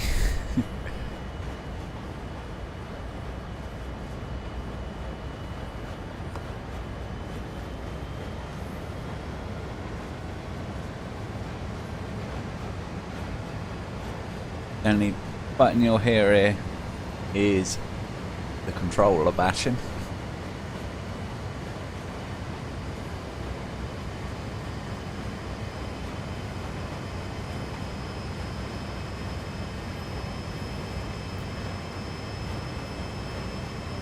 You can download it again, eh, Kev? Yeah, give it a go. I mean, obviously bear in mind that the size of the download is getting crazy now. Ramp up the speed a bit. You'd have thought they'd have learned how to make the downloads more efficient, but it just keeps piling on and piling on. Even if you don't get the different DLCs, each update seems to be quite a big chunk. Now imagine if you got to re-download the game, then you've got all those additions. Yeah, see Kev, that's what I never learnt, was how to duck when I was with my ex. Should have done, really.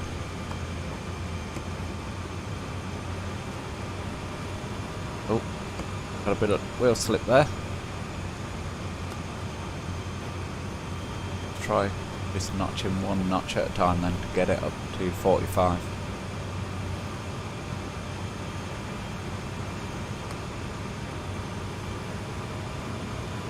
I forgot We've got the proper adhesion and everything on Sandpatch grade now. Yeah, if you get wavy lines at the side of your speed, it means you're slipping wheels and you're probably going to lose all your speed and start heading backwards.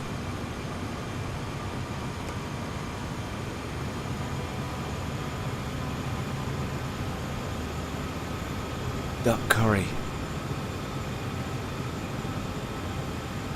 I would love a duck curry, I'll be honest. I mean, I've got some turkey curry cooking, but yeah, I do love duck.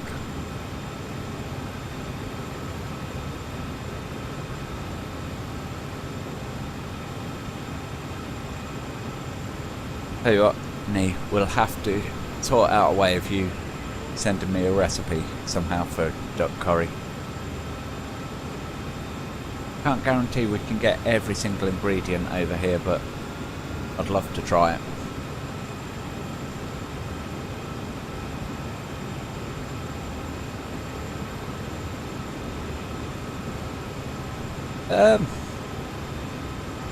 That depends, Kev.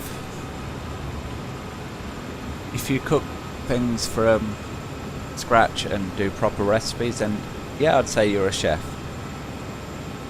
If you take stuff out the freezer and just chuck it in the oven or whatever, like honestly I do most of the time because I'm on my own, I'm a cook.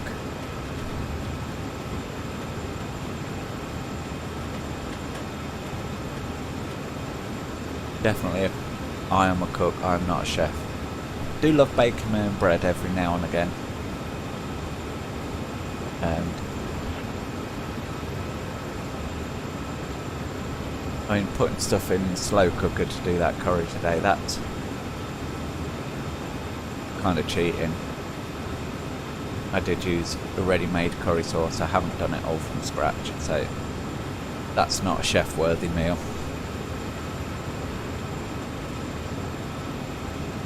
.2 miles. Yeah, we're not cheap. One thing I do remember about this route is you very rarely get up to the max speed. I mean, as you can see, 1 mile, we've got a 40-mile-an-hour restriction. So we're not going to hit 50 by then.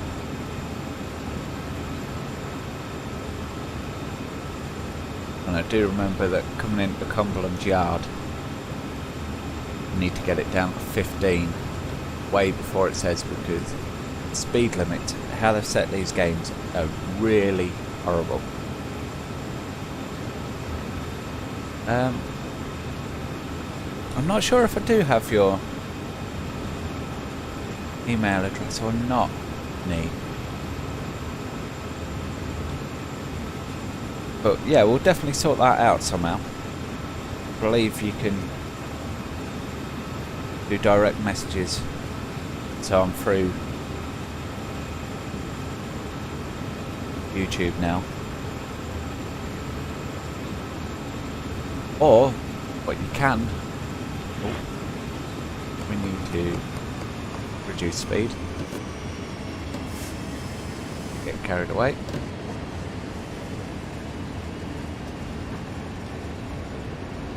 Yeah, what you can do is, I haven't got my own Discord, but you can go on Slim Gaming Channel's Discord, find me in there.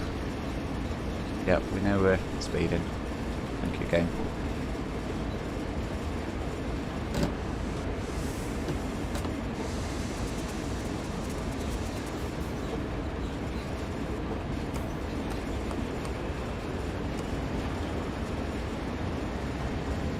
Yeah, find me in either Slim Gaming Channel's Discord or Unknown Players Discord. They're the two I usually hang around in most. And yeah, we'll definitely find a way of communicating that way. Yeah, in that case I'm a cook, I do a reckon Sunday dinner. Pork, beef or lamb with all the trimmings. Yeah, see, my issue, Kev, is when the kids are here, I occasionally do a nice Sunday roast. But most of the time, as I say, when it's just you on your own, it seems a lot of effort to do meals from scratch because there's so much demands on our time. When you're out of work all day, you come home, you don't want to spend an hour doing prep for a meal and cooking it. Not just for yourself. If I had family here, then absolutely I'd do that. I'd probably do the prep in the morning, have it in the fridge, come home, cook it. You know, just where one of the realities of modern life is, unless you work from home and take the time to do it properly,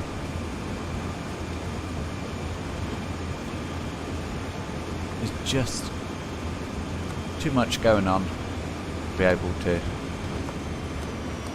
cook meals properly and look after yourself properly.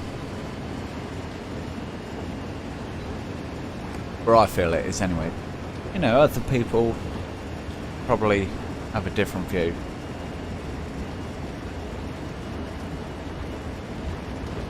I mean, if you're a proper chef, for example, you probably hate the idea of a microwave meal or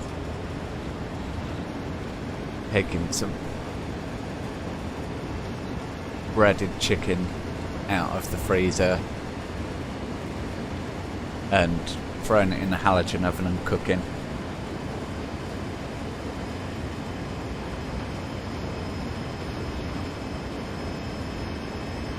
Yeah, see, it's good to have a tradition of doing that, Kev.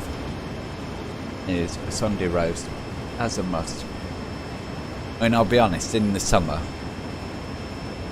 there's nothing worse for me because my appetite just falls right by the wayside, so a Sunday dinner to me is a no.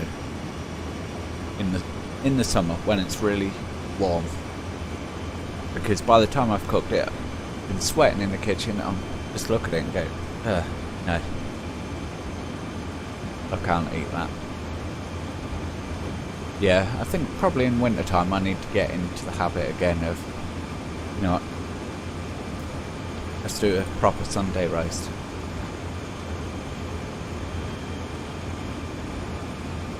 So I guess the thing is, if you've got leftovers, you can use it on a Monday. It's a bit tricky for me at work because some guys will take their leftovers and have a roast on a Monday. For me, because I never know if I'm driving or not, so I never know if I'm going to be at the depot, use the microwave or not to reheat it on a Monday.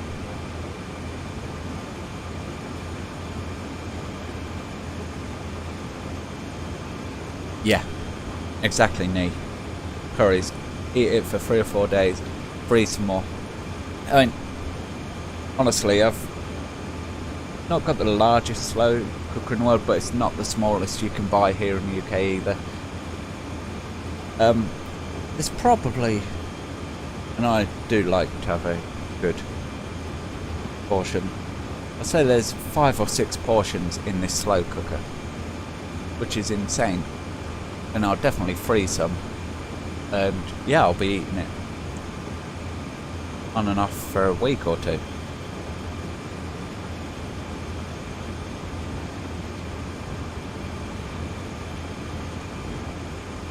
There's nothing wrong with having a little cushion, Kev.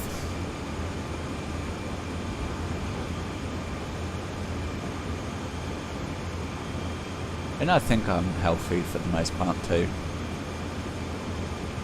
Not in perfect shape by any means, but yeah,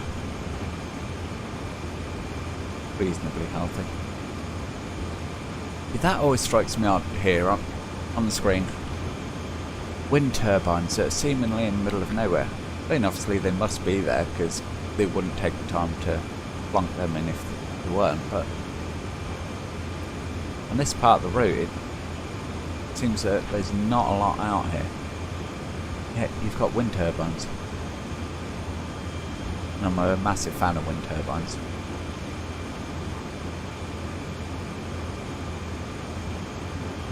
Is this the summit already? No. I was going to say, we shouldn't be at Sand Patch Summit already. Annoyingly, if you hit number 8, you can do a drive-by. We can do a drive-by, that's cool. Number 9.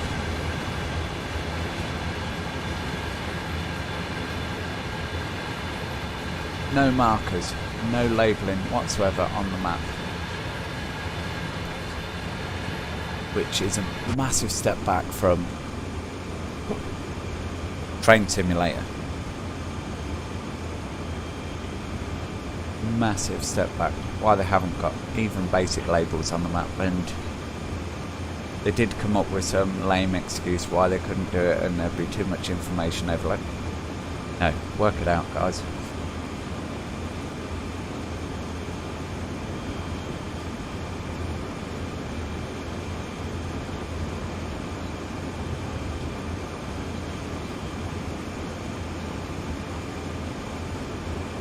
See, when we say fat around here in the UK,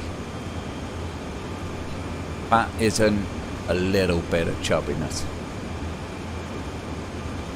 Fat, we're talking sort of 20 stone, affecting your health to a stage where you can't simply walk to the shops.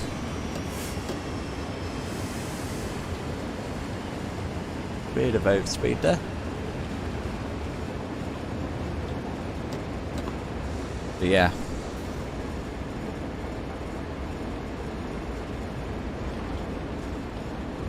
It's central heating for the winter, that's a good way. Yeah.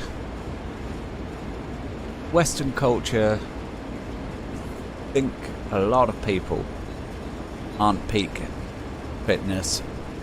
A lot of us have a little extra fat that, you know, strictly speaking, yeah, we could probably be more healthy and trim it off, but it doesn't affect our day-to-day health, and yeah, as just a way of Western living, unfortunately, that we have that.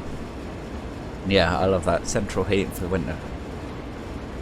I know skinny, trim people, and they really suffer in the winter with cold, because it does get cold here, and yeah, just having that little bit of chubbiness helps hold out cold.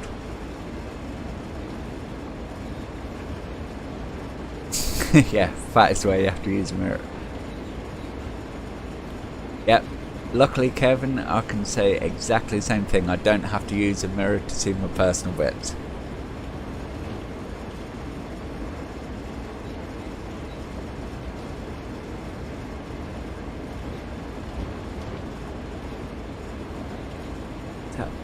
Boy? Terrible at trying to pronounce words in foreign languages.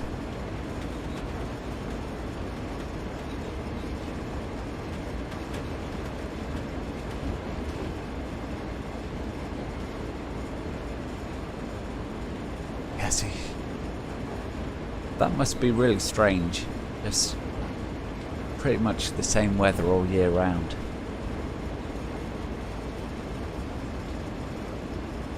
And it would be great because you don't have to worry about having winter clothes and summer clothes, and you know pretty much what to expect. It's either going to be dry or wet. But yeah, a strange concept for me to try and envision weather the same all year round, because I've never actually left the UK. There seems to be this big thing in the UK where you have to take foreign holidays and everything. Not for me. For me, I think there's still so much beauty and wonderful places in the UK I could visit that I don't need to head away from. Yeah, blooming hot. For us, Kev, it would be hot, but I guess if you live there, it's normal.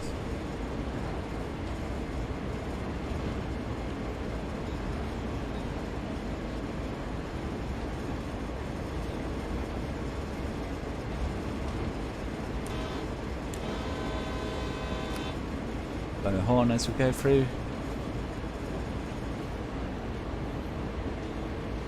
I can never remember when you get down to Cumberland whether it's a quiet zone or not. Because in America, some cities are designated quiet zones, so you can't blast your horn and everything when you go through crossings, or some places have time restrictions, so between 7 and 7 you can't use your horn. I never remember what the rules are for Cumberland.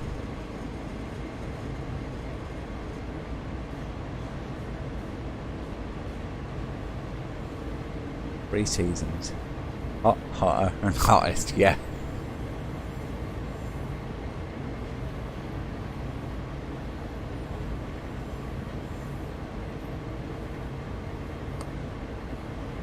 Need to get some power on. Didn't realise we'd dropped all the way down to 17 mile an hour. Make sure the brakes are off.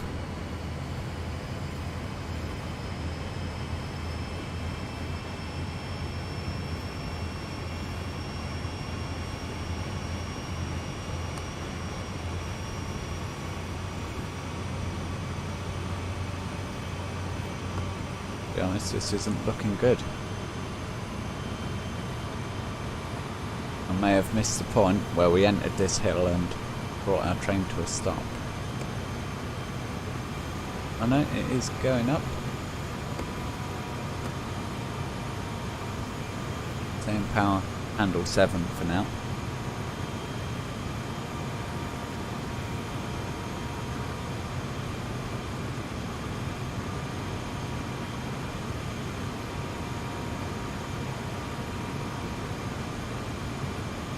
Yeah, I have to say they have done a good job of the snow in this.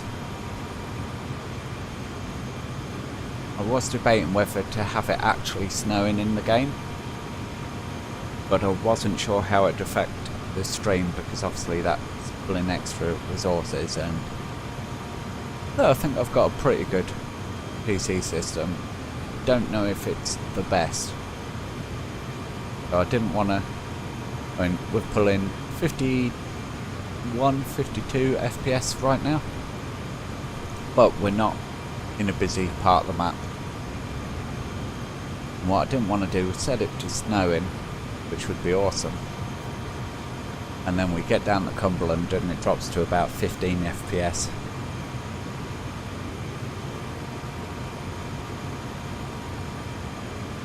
Been to a few places, Australia twice, Singapore, Tenerife, Barcelona, but home is where the heart is. And Welsh get at heart, but yeah, so go home as often as you can. Yeah, see, Wales knows a lot about being cold.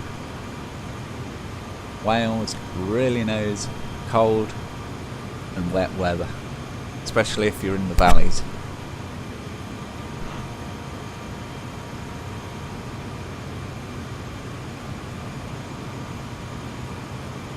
Yeah, I've been quite lucky because I've always lived sort of on the eastern side of the UK, whether it's in Cambridgeshire or Lincoln as I am now.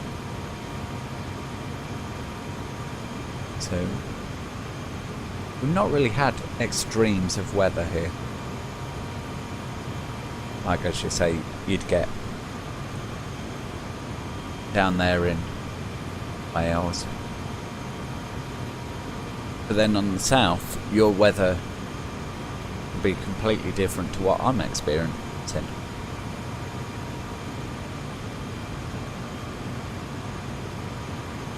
Come on, train. 20 mile an hour. It'll take forever to get there.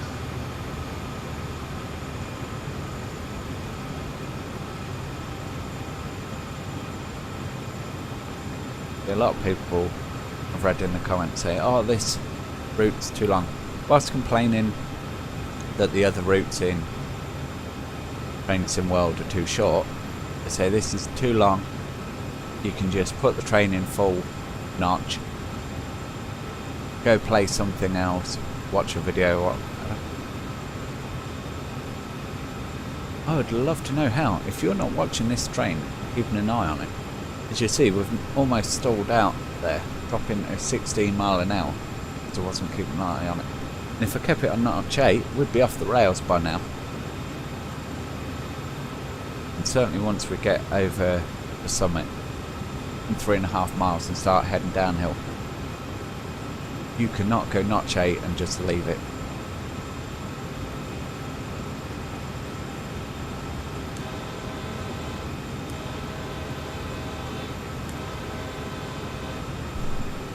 I hate that the horns are so quiet on this. Apparently there's going to be a patch come out for that to fix it. But I know that Dovetail and I've got a lot of other things to work on.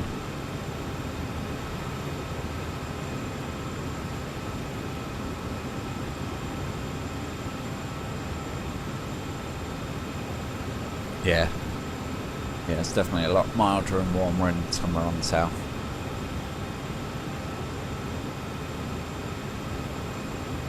Well, I think it'd be really good to do a meet-up down there in summer.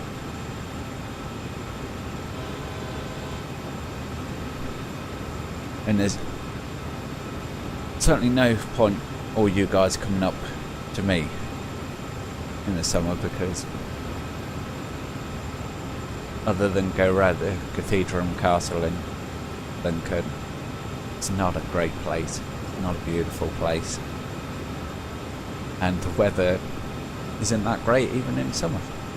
Unless you get a really hot and humid day, and then nobody wants to be out. Actually, that's the thing, Nee. Yeah, we can have a look at train from the outside by all means. One thing I was going to say, everybody tells me when you go abroad, yes, it's hot, but it's not as humid. Is that true? Where you are, what's the humidity like? Do you get really damp and muggy, or is it a drier heat, as people who want me to go abroad say it is?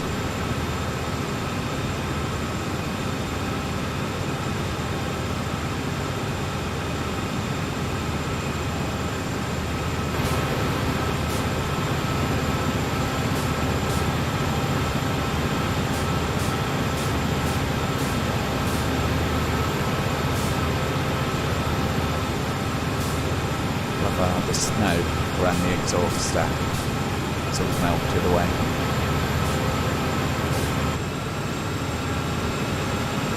Do a little drive-by.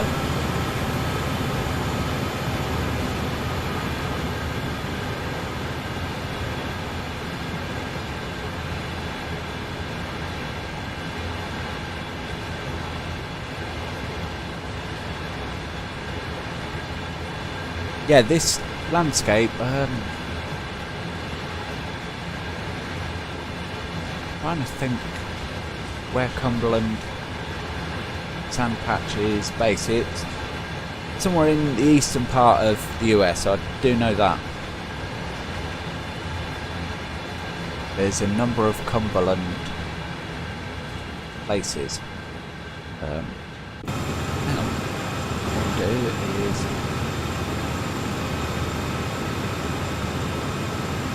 I will find out for you.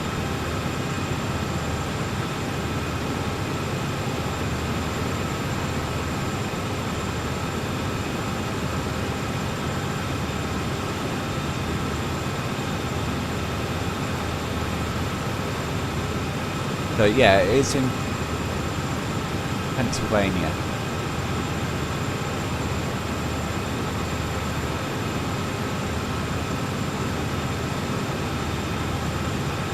So let's think, what else is close?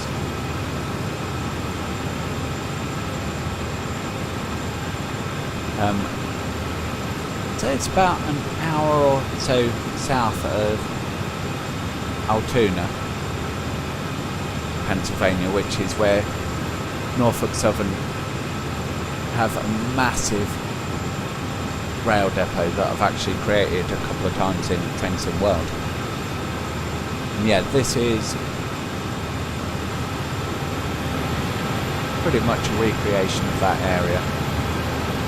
I wouldn't say it's perfect, because Dovetail games, unfortunately, they like to reuse assets, which I can understand sometimes, but at the same time it means that stuff is a bit out from what it should be.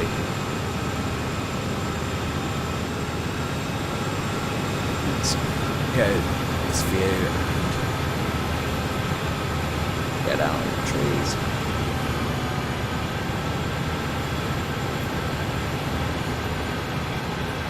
Lovely bridge over here. Goes over the road. You shouldn't see it. Kind of dead ends there, but again, you're not supposed to really be going too far from the trainscape.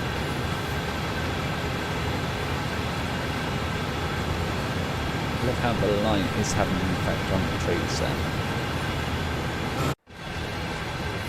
Of course, we can ride from the rear of the train.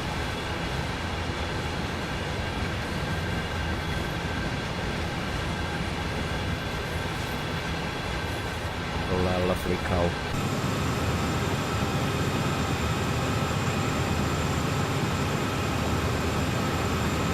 Yeah, typical American trains. This is a General Electric AC 4400 CW, and it's fairly common of the sort of look you'd find on modern US diesel locos. There are differences if you know what to look for. Now behind it is an SD40-2, which you can't get a good view of. As you can see, it has got some differences. It's a much older loco. Dash 2s are from the 80s, I believe, was when they started refurbishing them. Yeah, different power plants. As you can see, it hasn't got the radiator vents like the 4400. Cab entrances are different. It's not full wide cab.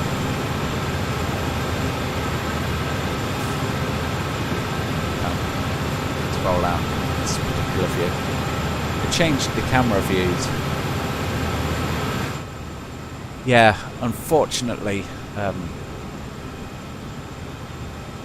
how they've done it with the sound, it is very loud, sorry, outside of the train.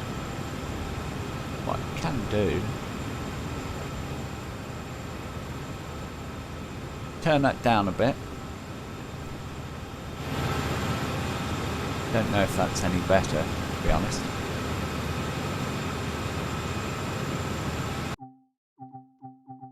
Setting audio.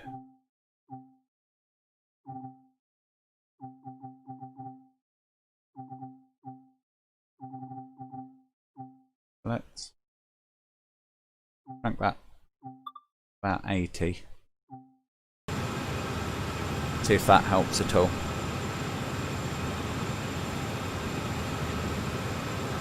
Yep, I do have nightmares about not having enough diesel. Actually, the second loco, the SD40 that's behind, we have actually got one of those as a mod in Machinki, but I haven't been able to use it because I haven't got enough diesel fuel to put it on a train yet, which is frustrating to say the least. You'd have thought with the amount of trains we've chopped around in that game that we'd have enough diesel fuel by now.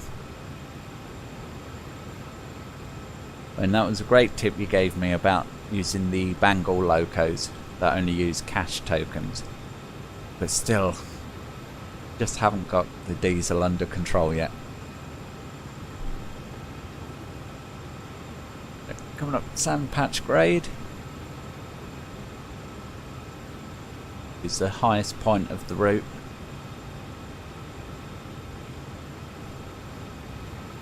And from here we'll start pretty soon heading down again.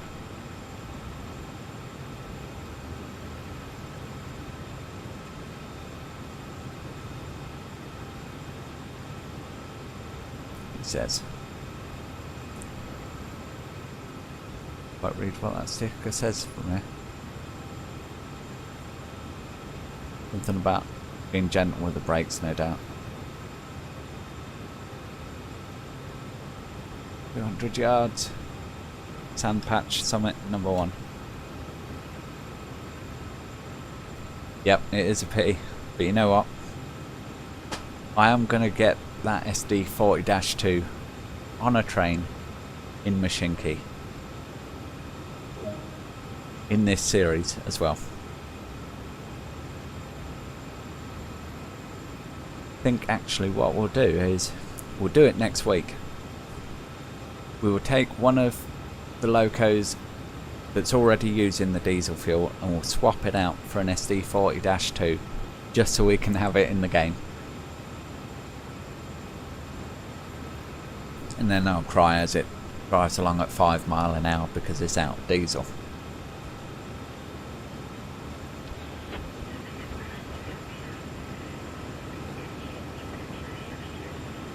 Oh yeah. Can't go out. Side view whilst we're in here. Sure. There's light control somewhere. No, that's the window. Probably should have looked cab light for now. Bit down here. Roll on. Dynamic brake on. Gauge lights. Are the gauge lights off? Can't even find that setting now. Oh, we're nearly at the end of the tunnel. There's light at the end of the tunnel.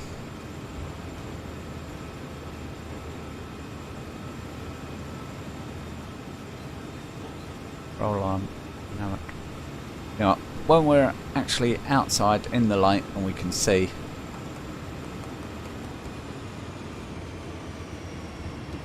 we'll go ahead and we'll find the control. Overspeeding.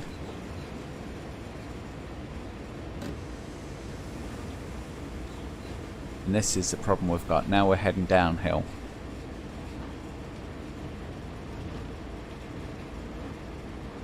Slowing this train down is gonna be a task. But we shouldn't need to use any power for a while.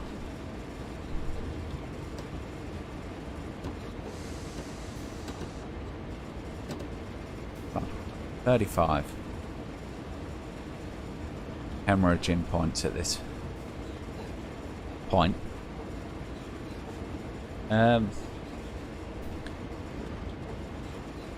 ETA. I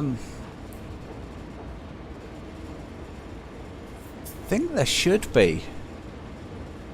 I'm not sure whether there aren't for this route or what the situation is there, but certainly on other routes, like if you're doing passenger trains, you do have sort of, it's a breakdown of what time you have to be at the platform, unload, so on and so forth. We're going to have to go full service on these brakes and hope that they don't melt.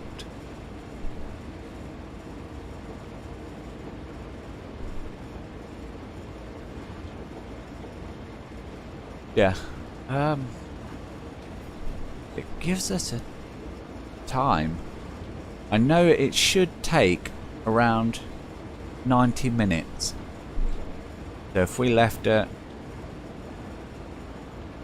12:30, so in game that is 12:30, we're expected to get down there for around about 1400, so around 50 minutes. We can release the brakes now. Yeah, so about 50 minutes it should take to get to the end of this route. I don't remember which button it is, but it should be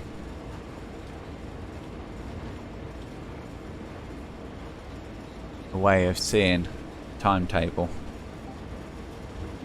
No, not that. Go away.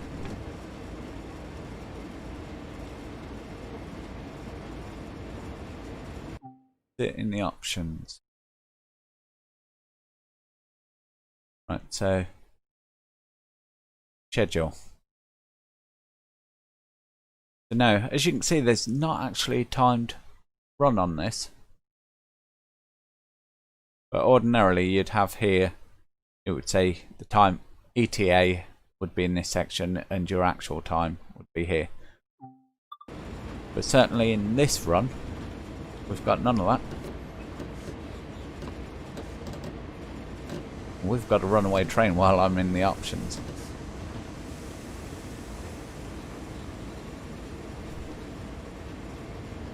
Oh, that's insane.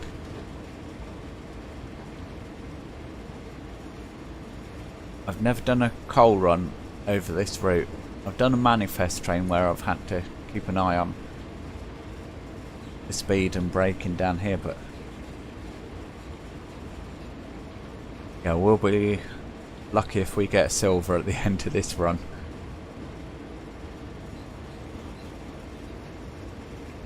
Yep, driving significantly over speed limit, we know. Just please don't derail the train and I'll be happy. Of course, we can get derailments in this game. It doesn't go derail valley style where the whole train will explode and stack up. It'll just kind of come off the rails in, say, end of scenario. But that's still a real possibility and something I don't want to do. No, by the time we get this down to 35 mile an hour, we're going to hit the 40 mile an hour limit.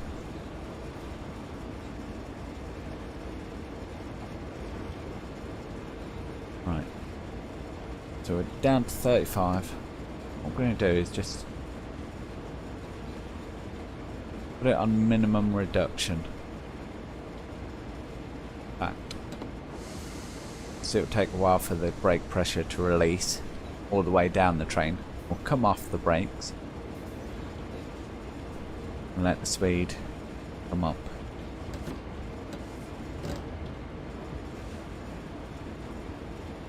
And already you can see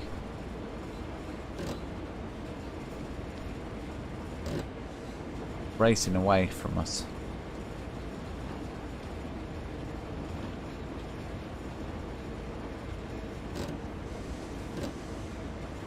This is insane. This is a really heavy train.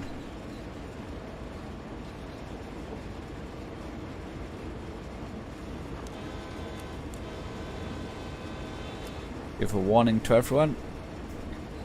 Get out the way.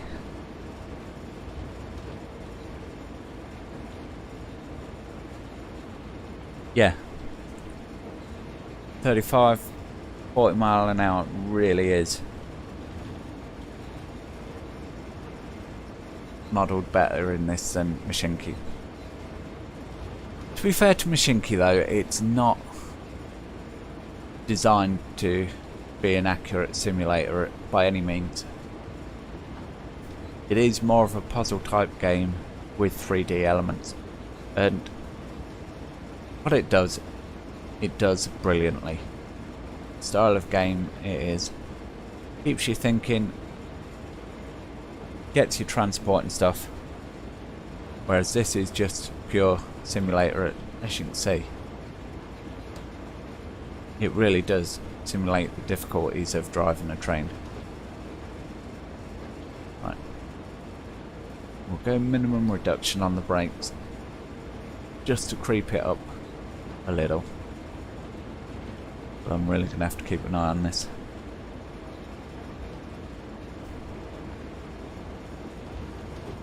Yeah, hundreds of tons. Was it 500 and...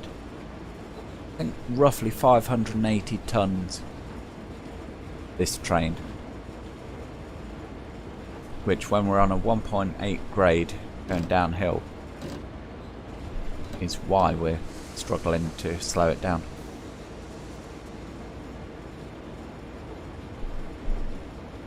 As soon as I release the brakes fully, that's climbing. And we've got no power on the locos whatsoever. That's just momentum carrying us down the hill.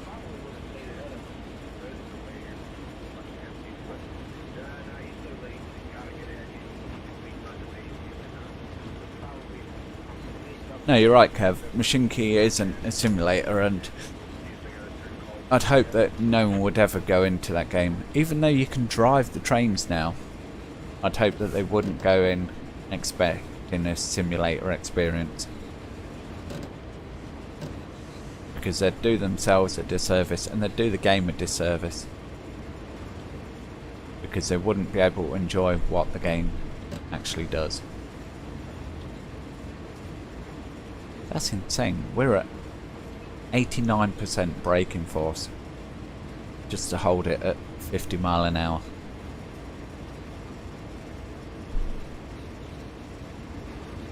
We've got a 35 mile an hour coming.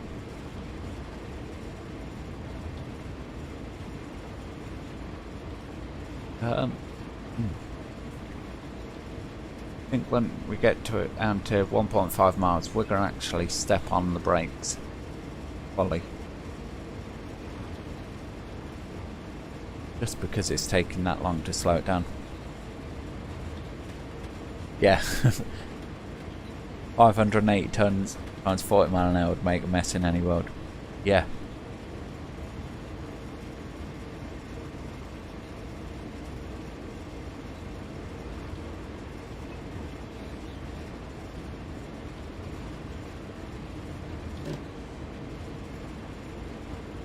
Let's go full service and try and slow this down.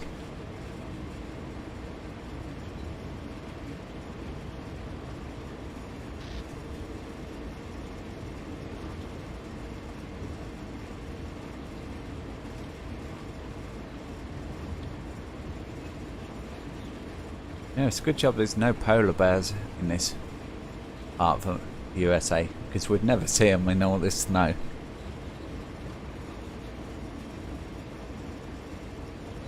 Come on. Come on, train. Ease back to 35 miles per hour.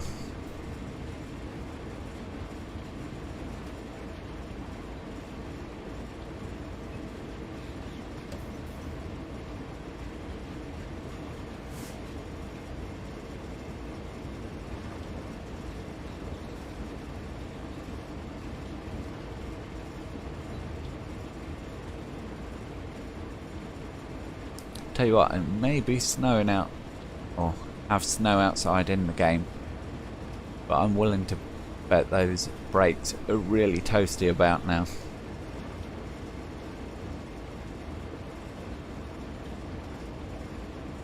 If you got a bacon sandwich, just go put it on the brake blocks. Warm it up in no time. Oh, there we go.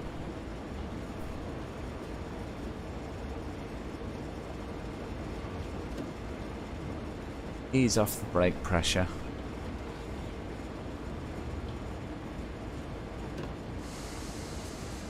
Oh, here we go. Finally got a train coming the other way.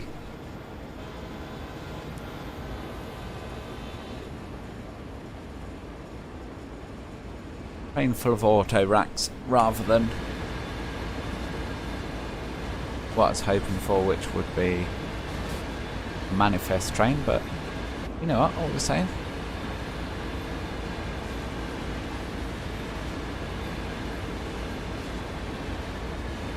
Put the brakes on 50%. Hopefully that will hold it at 35 mile an hour.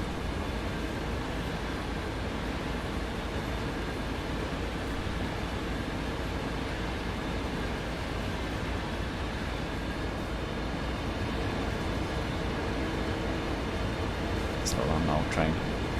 Oh, and it's even got a helper unit on the end. Let's go around and see what it is. With SD40-2s.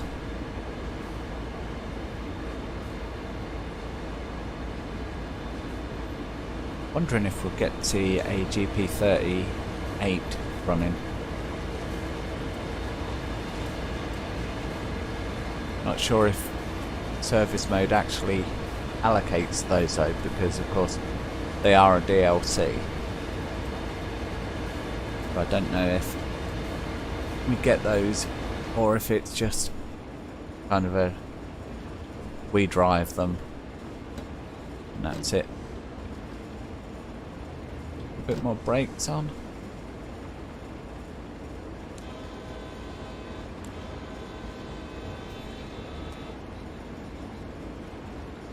I've crept up to 36. Oh, we've got a 30 mile an hour limit coming up in a mile and a half.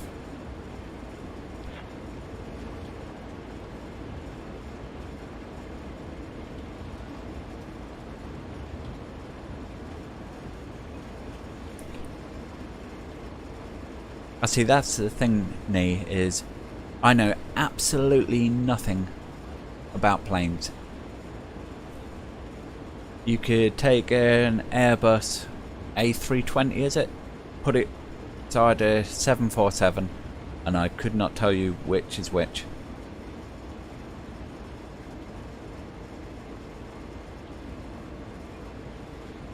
I'm absolutely hopeless when it... Oh. Ease off the brakes now. Got it down to 30. Yeah, I just have no clue when it comes to aeroplanes. Trains, I'm a bit more knowledgeable. I'm not the most knowledgeable by any means. But I grew up near a very large marshalling yard in Cambridgeshire. And every night me and my dad would drive the 3 minutes it took from our house to the yard and see what locos were stabled up there that night. And he was a massive train fan. That's where I become a train fan. I had Thomas the Tank Engine video cassette. I wore that out. I watched it so many times. I could possibly narrate the videos right now if someone were to show me a silent version of those early episodes. I could narrate it for you. I've watched them that many times in my youth. And yeah, I think probably about 10 years ago I started falling in love more with US style trains. You know, these massive up to 2 mile long trains and the locomotives, because in the UK we were losing a lot of our locomotives and it just felt, standing by the side of the rail, you were just seeing in same multiple units, same locos going past. Now the UK rail scene is not as dull as a lot of rail fans make out. Yeah, Kevin's got Thomas the Tank upstairs. You know, that series really does stand the test of time. Having kids, I've watched other things like Underground Ernie, Titipo, which is a Japanese based train cartoon. I believe it's Japan it's based on. And yeah, they're good, but they don't stand up to Thomas the Tank Engine in my eyes.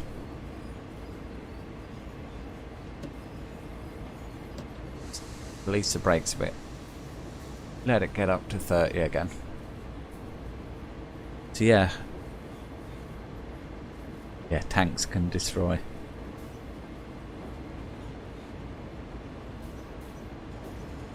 Especially if it's a tank on rails.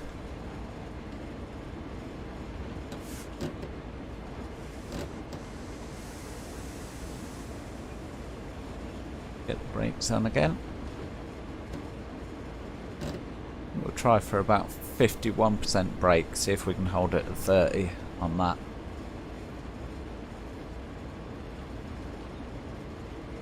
Yeah, I've had a lifelong love of trains.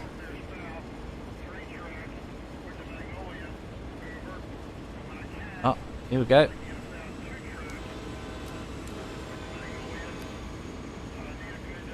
Couple of AT4400s with a container train.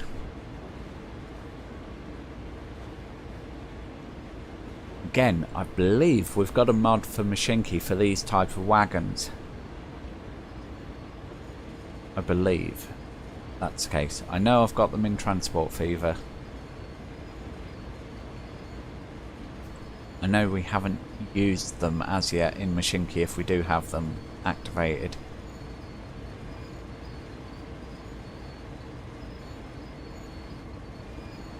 You never know, one day we may be able to recreate the trains going by on that game.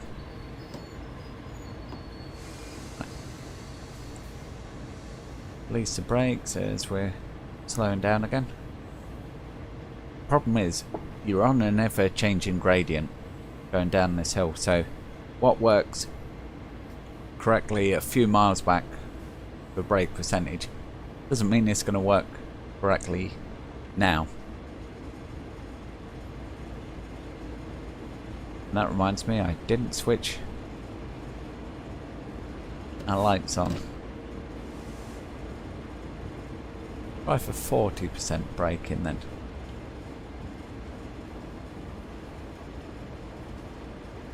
Of course, you'll never know if the braking's correct straight away, because it takes time for the brakes to apply throughout the whole train.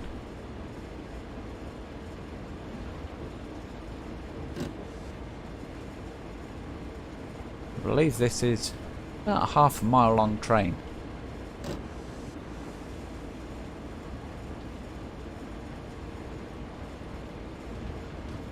Yeah, driving over the speeding limit.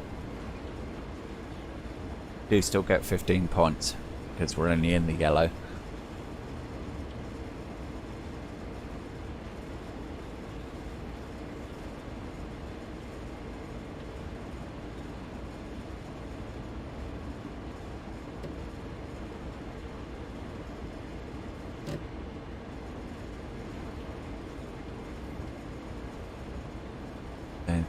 Boeing 747 has the Camelback 4 engines compared to the A320. And so 747's bigger than. See, that shows my lack of knowledge, because I thought that the Airbus A320 is a big plane, 4 engines, so on. The last steam train I saw in service, Flying Scotsman. Do you know what, Kev? I think the Flying Scotsman is the last steam train I've seen. Ah, in service. See, I'm too young to have seen them in revenue service. I've only seen them on specials. But the last one I would have seen was Flying Scotsman. Yeah, had the London Main Line at the bottom of our garden. Yeah, see, I think obviously if you grew up around steam, you have more of a love and appreciation for it. I know there's some nostalgia buffs that, oh, Steam's more romantic. For me, growing up in the 80s with Class 31s, Class 37s, Class 40s on shed to look at every evening, for me, diesel is king.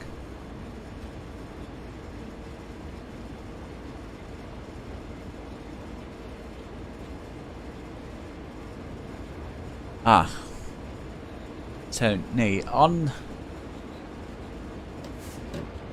let's get some brakes working before we overspeed again. On this route and on this train, no, you don't have a repeater every sort of 30 seconds, every minute, whatever it is that you have to press.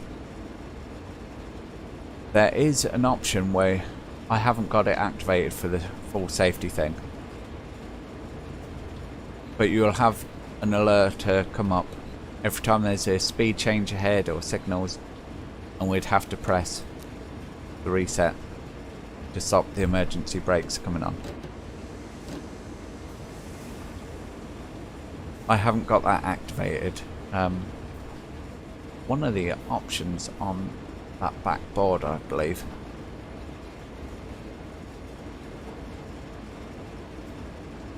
so we can have that on, and we'll, if we get to another route, we'll try that.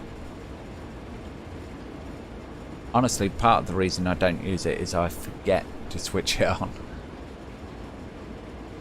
because it's not set by default to be on. And I kind of understand it in one way with Dovetail. They want to make it more accessible to everyone, and if you're new to this game, there's so much to learn that it'd be so easy to forget about the alert, to having to constantly keep pressing this button, and your train will automatically apply the emergency brake, come to a stop, and you'd end up throwing it way out of frustration because you're not getting anywhere. However, I would like a setting in the menu, but if you've got more experience with the sim, you have a good idea of what you're doing, you could just click one switch and it'd be on, rather than every time you fire up and go for a run, you've got to switch the safety settings on, and there's no prompt to do it.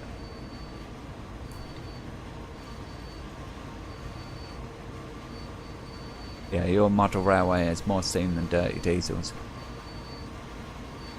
Love them. I have a 00 gauge model of Flying Scotsman, which was given to me by my granddad, and I have a Hornby 040 that was from when I subscribed to, oh wow, we're almost stopped. Yeah, I have a little Hornby 040 when I subscribed to BRM magazine. It comes as a free gift. And I have a couple of other steam locos, like a Triagnelli. But for the most part, my collection is made up of diesels, both US and UK. Problem is, I still don't have a layout set up to run them properly. I have a little shelf layout, and because it's so small, because my flat's so small, more often than not it becomes a shelf to put things on rather than a model railway to actually run.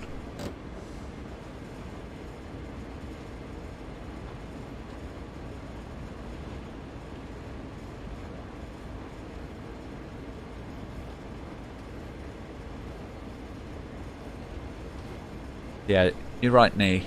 For a home simulation, it makes sense that by default all the safety settings aren't switched on. But as I say, I'd like there to be an option in the base settings where you could go, yep, I want them on, and whatever route you go to, they're switched on.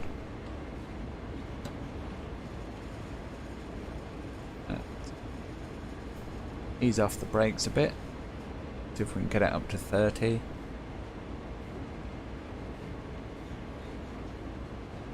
Yeah, exactly.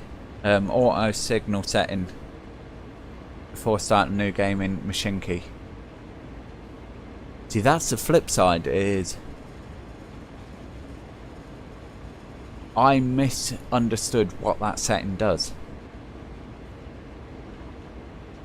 I left it on mistakenly, naively. I actually thought, oh, auto signal, does that mean it's going to actually play signals automatically as I build the route for me? Because that's brilliant if I don't have to worry about signals. And of course, as we've discovered, what it actually means is the type of signal placement. And realistically, now I've got more into the game, I want to be able to manually choose my signals in Machinki, and I can't, because you can't change it.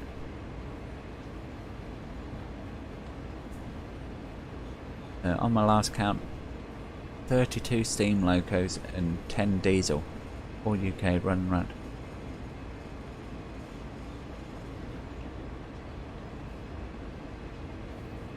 So I'll run around your loft layout. What happened with the shed, Kev? Because I never did catch up. The last I knew, you had your subsidence issues, and I don't remember if we actually discussed what happened after that. It's been so long.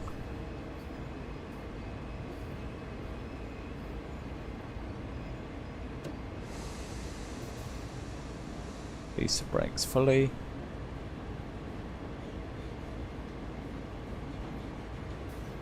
Let the train roll. One thing I do want to do is get it up to our speed limit, and then we'll, when the train doing as I want and holding nicely at that speed limit.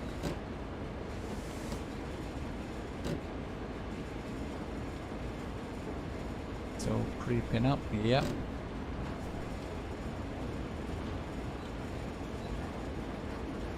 For brakes, go 69% then.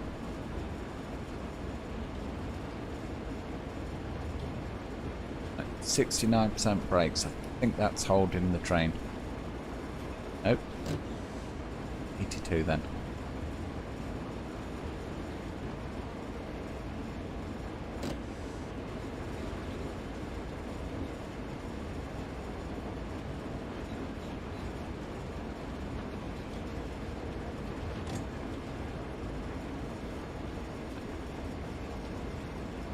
What I want to do is have a look at these lights.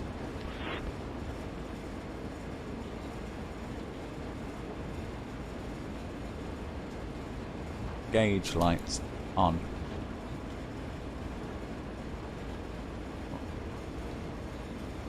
Dynamic brake, step lights, no. It's fan settings, we don't want that.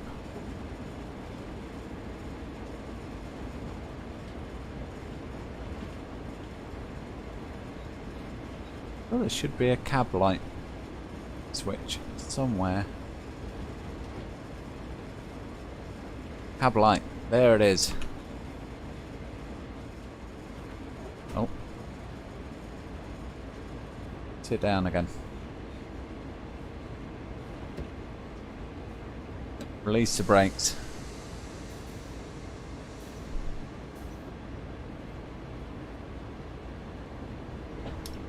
So the shed is gone, took it down, we got it back. So you've used it for storage. So yeah, I don't think I've seen loft layout. Warm and secure. How warm does it get though, Kev? Because I know if you haven't got adequate insulation in summer, loft layouts get stiflingly hot.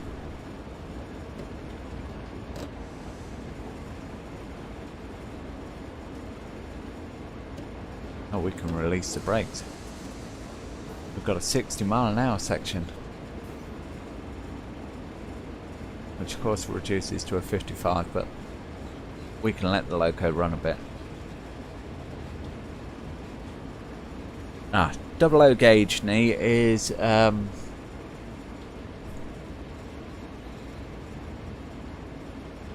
bit of an awkward gauge, but basically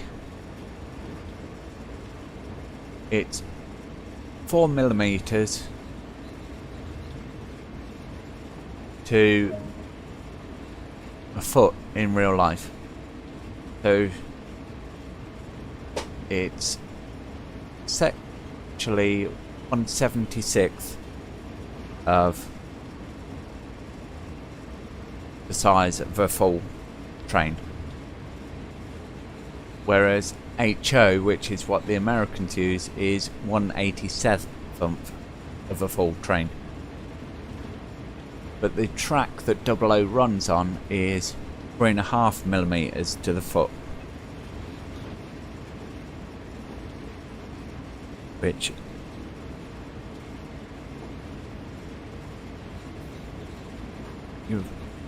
if you know much about model railways, you probably have heard of HO, and also N scale is a popular one, certainly in Japan and China, which is really confusing because N covers 144 scale and 120, and I've seen 100 100th.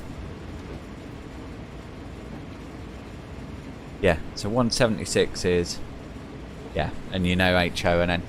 So essentially Double O uses the same track as HO,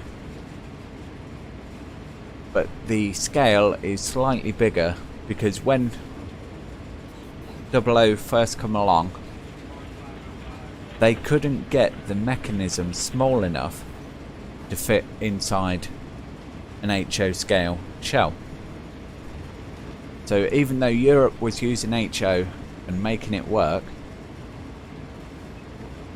the trains they were basing it on, wow, that's a weird shadow on this train heading towards us.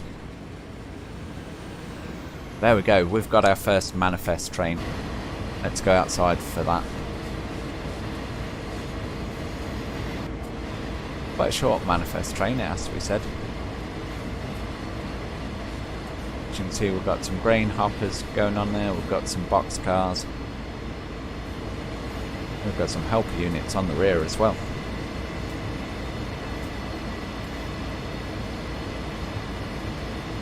So yeah, there was briefly talk of changing down to HO scale for the UK manufacturers, especially as when Bachmann took over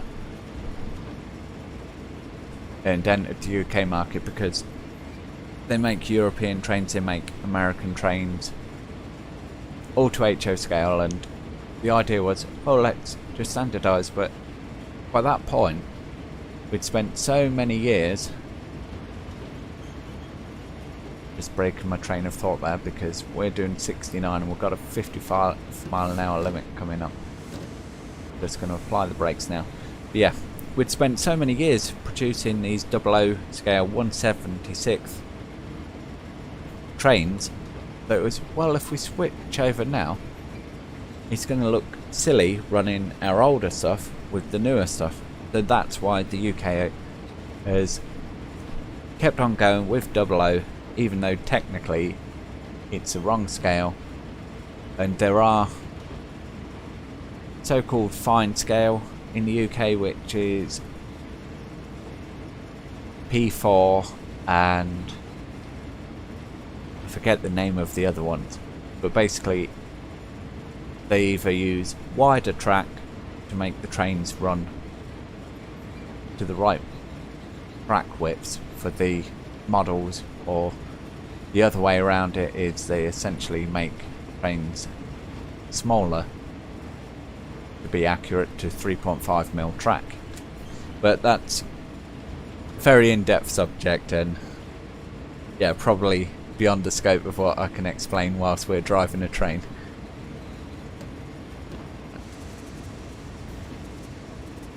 Kill the brakes because we're nearly on the level now. We've got a while to go before we hit our 55-mile-an-hour limit. So yeah, I do have, it's not really what you could call a layout, it's what they term a shelf layout. So it's just over 5 foot long, and it's based on a concept called an inglenook, which is a shunting layout. You can look it up online.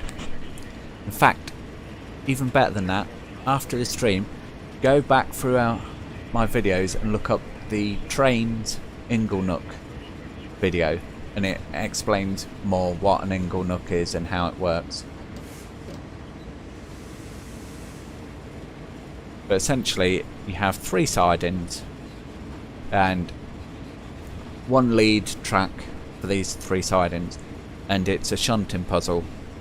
So you're only allowed so many wagons in each train, and you use a card system to select what wagons or cars to make into a train.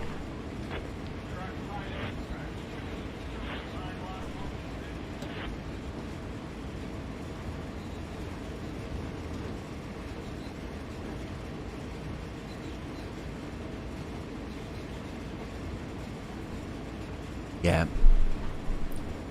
When you get down to Z scale and Minitrix scale trains, they're just way too small for my eyes. I appreciate that you can do a lot in a little space.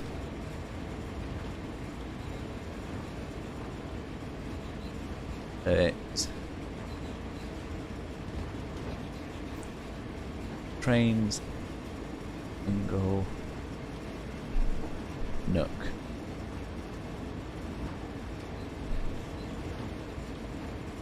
Oh, lovely of autocorrect there has turned it into training inglenook, but yeah, it's trains with a Z.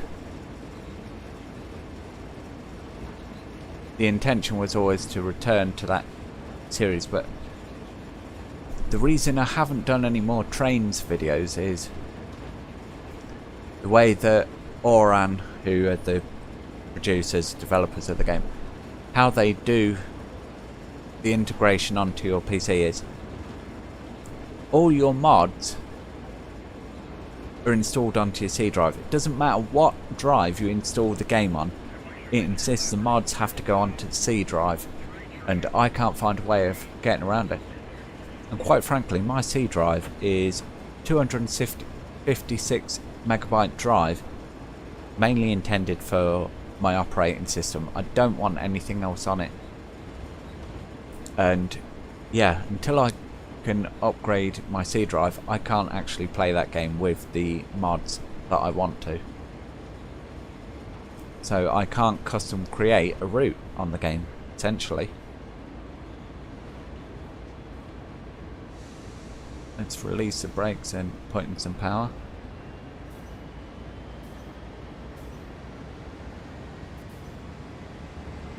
Yeah, we should have been nearly there now. You know what? I'm having fun with you guys, chatting. I'm not worried about if we make our destination in exactly the right time.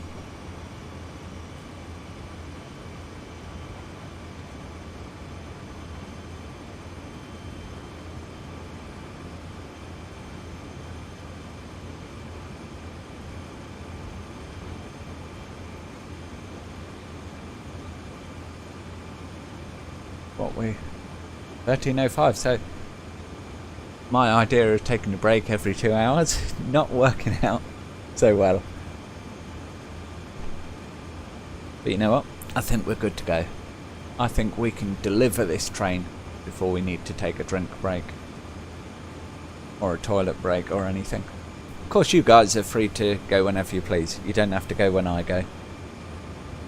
Yeah, exactly. I hate this stupid programming thing. And the thing is, on PC now, so many people have a dedicated boot drive and have everything installed on secondary drives. So why these developers still insist on trying to make you install stuff on your default drive is insane to me. So Kev, you've not played Trains for years. I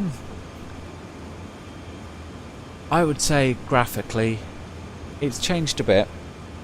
Certainly you're not going to get the graphical stuff that you get on Train Sim World with trains.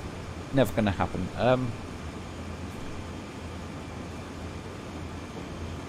Control wise, not changed a massive amount.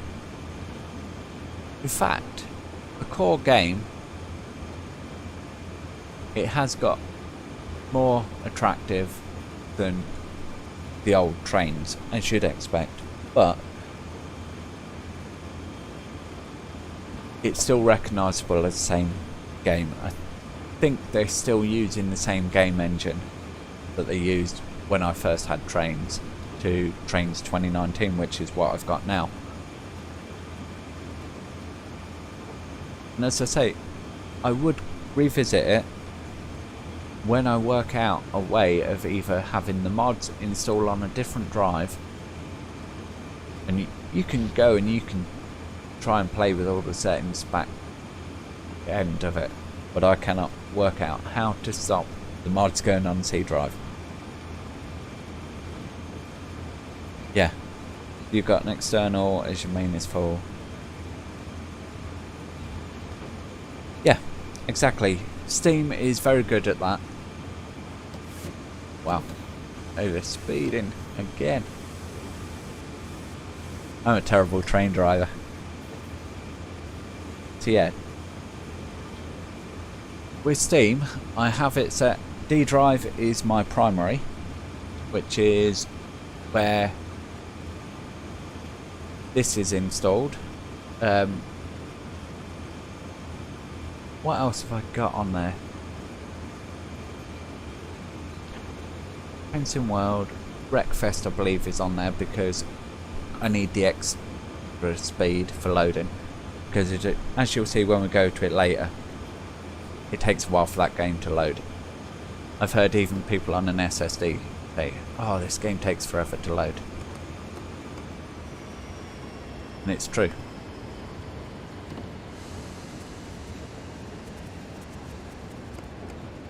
And so I have most of my Steam games, the ones that I use regularly, on the D drive. My E drive is an external, like you, Kev. I've got a 2 terabyte external drive. Everything else goes on there. Videos I make, stored on there. Games I play less often, stored on there. And it works brilliantly. Steam, I cannot fault for that. However, Trains, Oran, just will not play ball like that. I've tried installing the game on my D drive, I've tried installing it on the E drive, which for a game like that I wouldn't really want it on the E drive because it's an external USB drive. It's going to be slow as heck. But yeah, it just will not play ball.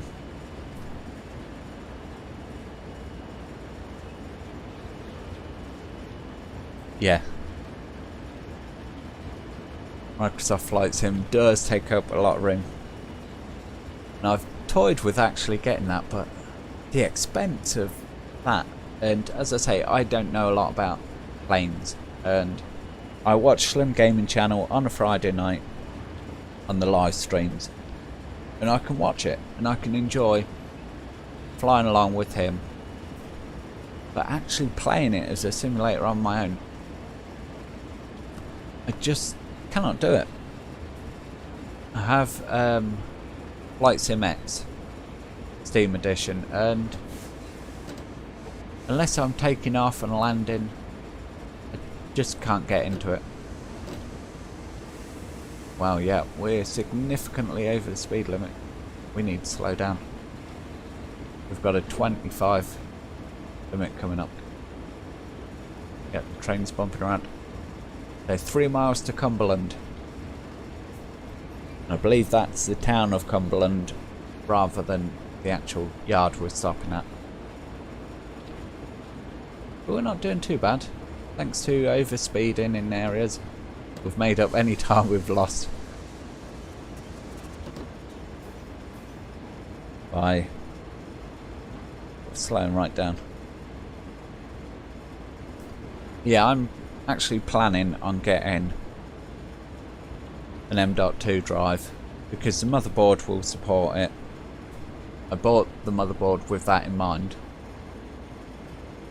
so I'm gonna slot that in, and I'll probably keep the C drive as it is as a SATA SSD for the boot drive because it's quick enough, and then I'll put the games I really want quick and immediate access on that drive. And as I say, if I can get Trains to Play Ball, I'll put that back on there.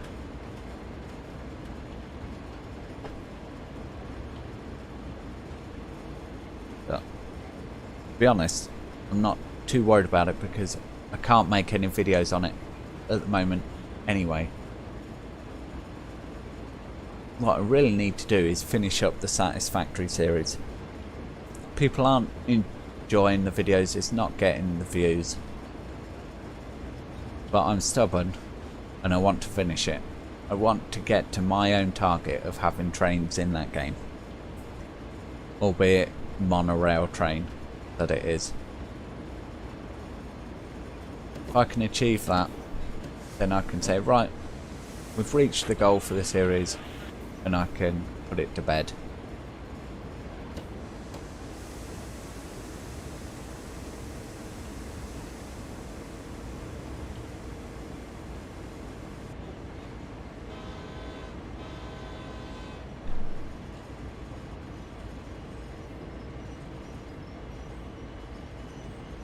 Now, we're coming in where all these buildings and everything is.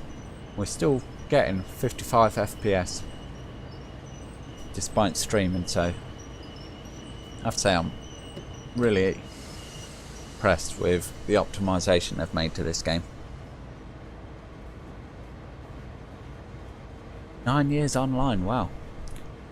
Is that 9 years from when I started actively making gaming videos, or is that from the earlier stuff where it was just random real life trains going around? I believe there are some really old videos of Gantsville test, which shows the bare baseboard layout, my model railway, and someone I met online had sent me a radio controlled loco to test out and try. I think I've got videos of that and basic videos of Gantsville, yeah. 9 years. As I say, I'm not sure if that 9 years is how long I've been making gaming videos or not though.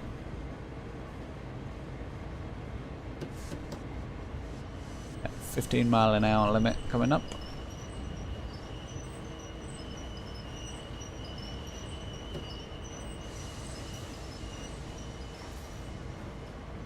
Nice blue Mercedes overtaken on the left. Of course, it's not actually badged as a Mercedes and it's a low poly model. They don't want to have to buy licensing for real cars in the game, but I should know better than you. I should. How long I've been making videos, but I'll have to go and check that.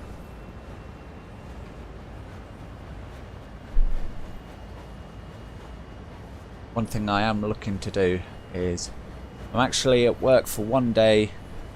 Yeah, Gantsville. The early videos of that. So there is a bit of scenery on the layout now, but not a much. It's certainly not been finished in all of that time. And it doesn't actually run all that well either, because the tracks need cleaning, trains need a run out.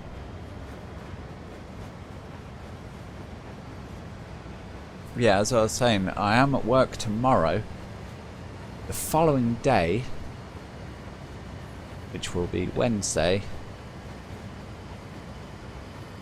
I've got to do some recording in the morning, but I am hoping to go out to the railway near me and get some footage of real life trains again. I've not done that in so long. Just give sort of a flavour of what trains are running here in 2020. And yeah, if it comes out any good, if the footage is usable, I'll make a short video of it. Obviously if it's not, I shan't. But we do get a good range of trains here. We get the Hitachi Azumas that run on the East Coast Main Line. They run trains into Lincoln. We have Class 60s on the oil trains. We have Class 66s that come through as well on both oil trains and container traffic. Passenger trains we have, aside from the Azumas, we have 153s, 156s, 158s. Pacers are all gone now, but I think it's Class 185s that they use on the Sheffield trains now.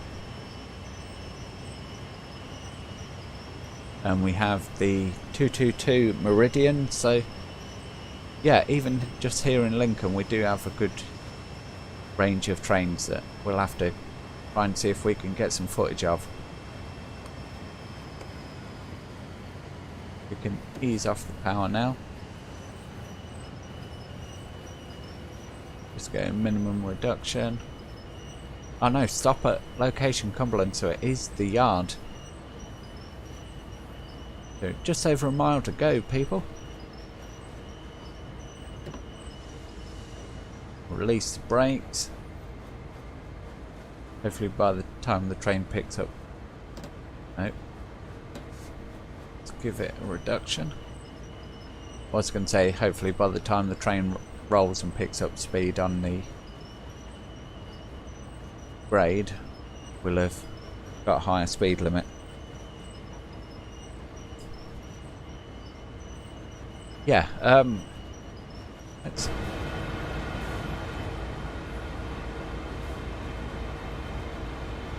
So yeah, relatively low poly models of buildings, but yeah, it does look really good. Certainly from the train side, it looks as good as what you'd want.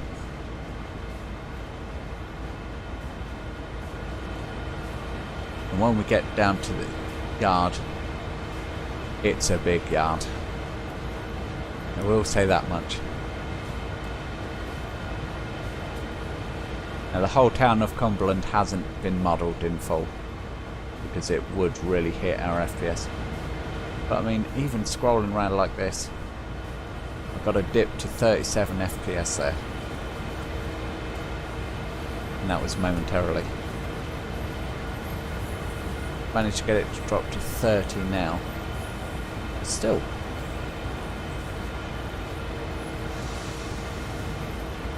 For this game, I think, you know, I can't complain.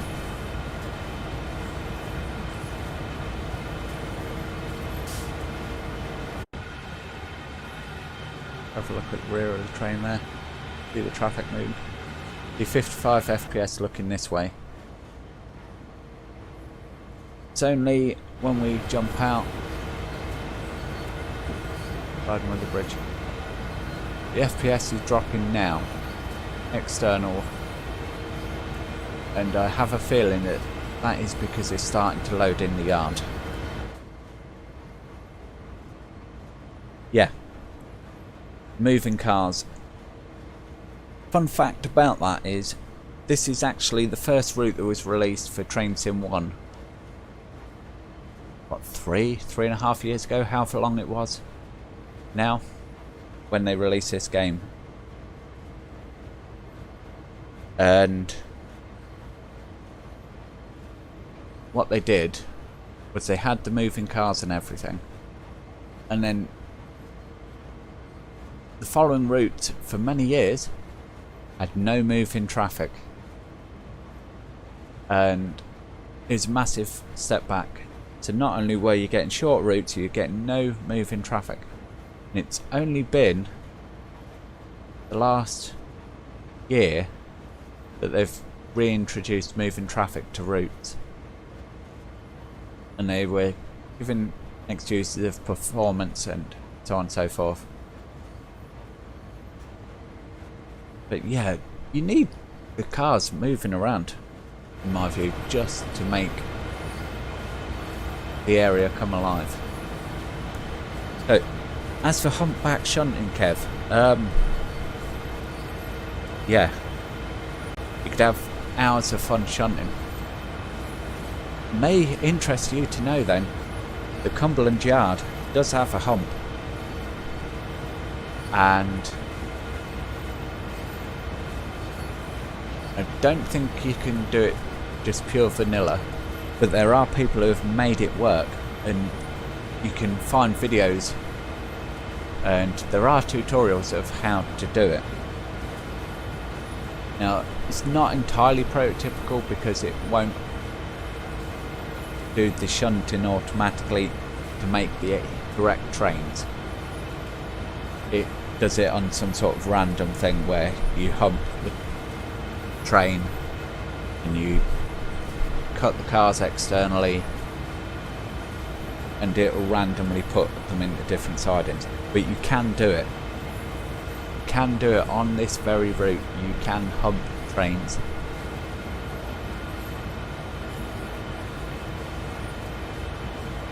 I should say, you can hump shunt trains.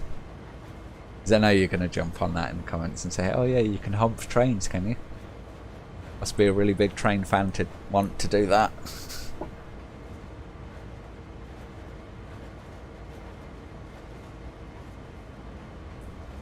So we're actually coming to a stop outside the yard.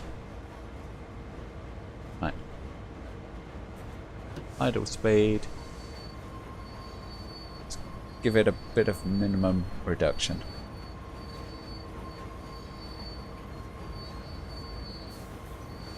$10 miles an hour.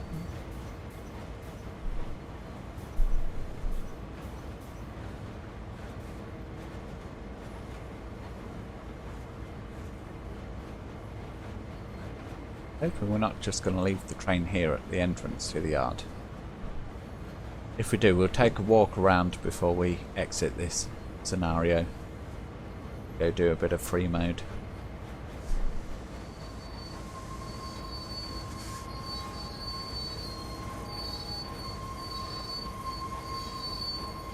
Overshot our marker there.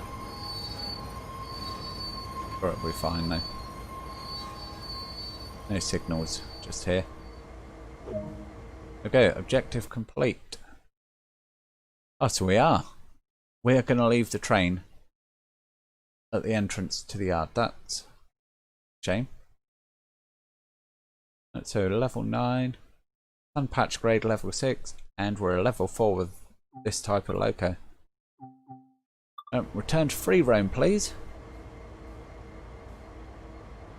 Ah, so this has been broken up into a separate scenario. Brilliant. So we'll kill the power. And I guess we'll take this train onwards.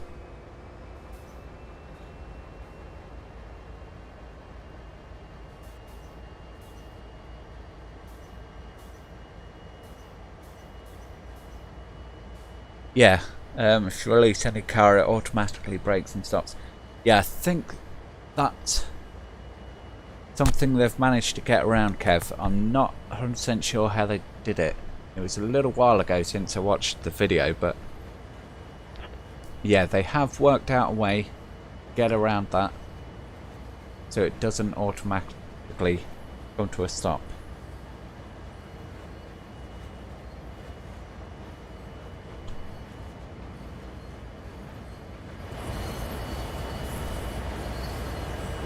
What have we got out here? Let's take U8. Yeah, this is right at the entrance to the yard. A couple of SD40-2s.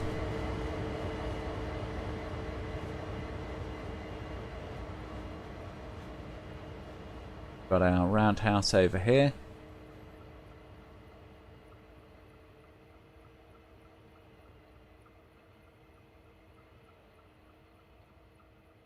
Get right up.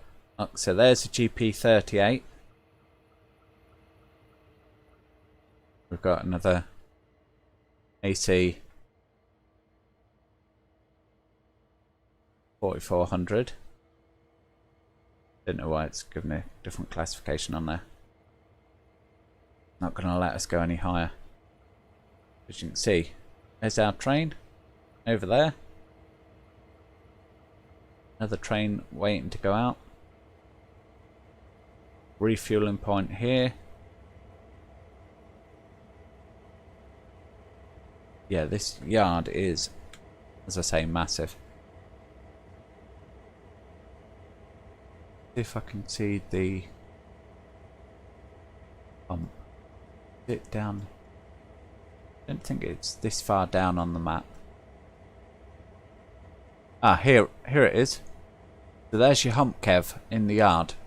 It's just there. And then obviously it randomly throws the wagons into all these sidings.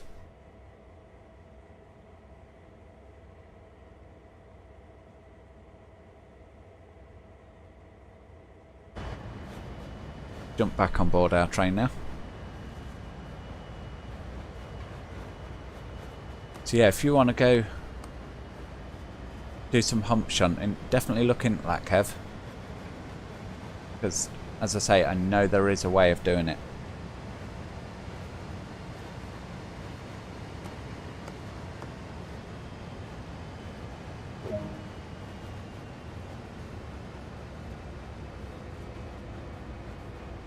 Go 2.2 miles, okay.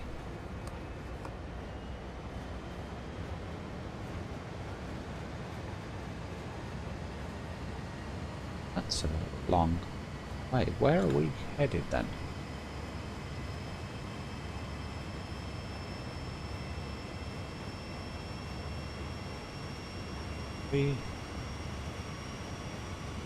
Alright, so yeah, basically it's going to bring us to here, possibly hold us at that point, and the AI is going to take over and simulate the train heading off the edge of the map.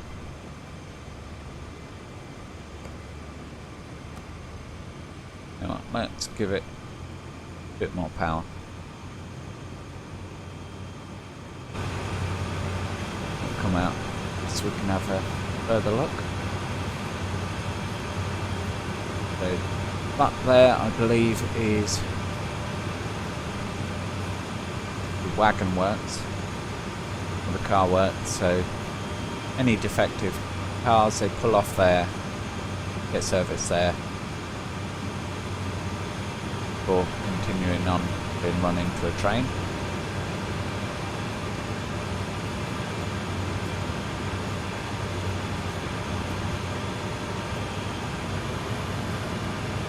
And this set of sidings here we will return to, so we're going to be doing some shunting.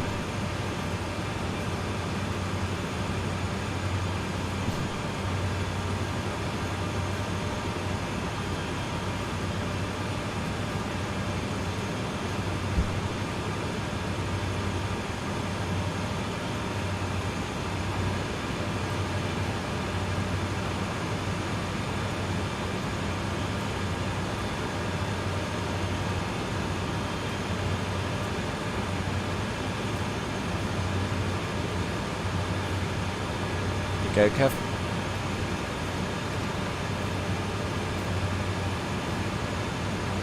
Pump point, the yard is just here on our right. Let's cut off the power. Don't need to go sailing through too quick. Yeah, you're able to bring your train up, pump it over that section, and sort it down into the wagons. And obviously that's your duck under and return yard. But yeah, Microsoft Flight Sim to be used as a base for Flight Sim, Train Sim, Truck Sim. So much data is already there. Yeah, I have heard rumblings. No confirmation on anything yet, but yeah, I believe they are looking at doing another train sim, and I cannot wait, because as many of you, well, I say many of you, there's only us three in here at the moment, as you guys possibly know, Dovetail Games was born out of a bunch of guys that took over Microsoft Train Sim, and they used the basic engine from that to build their game, and what become Train Simulator was essentially based on the evolution of Microsoft Train Sim. And it wasn't until Train Sim World come along that we got an all new game engine. Yep, I do need to eat, Kev, that is right. 1:30 now. So we will have a sandwich in the next half an hour. Maybe treat myself to a biscuit before then, or 2, or 3. But yeah, I believe that within the next year or so we will hear of a new train sim officially being announced. And as Nee says, they've got the data there and the engine that they used for the flight sim. It needs some alterations, of course, but the core is there for a new train sim, and I think it's really going to push Dovetail to say, right, we've got a giant like Microsoft coming along, and we can't just rest on the fact that we have the prettiest game that people are automatically going to be stuck with us. Because to my mind, there's 3 real train sim contenders.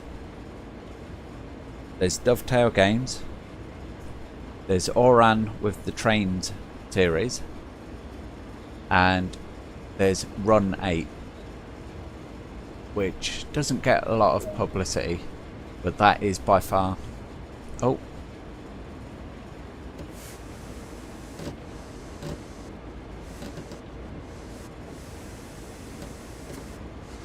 Exit the vehicle? We can't exit the vehicle, we're speeding along. Cannot drive this service.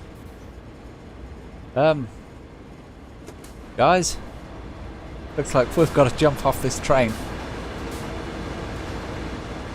I don't want to do this.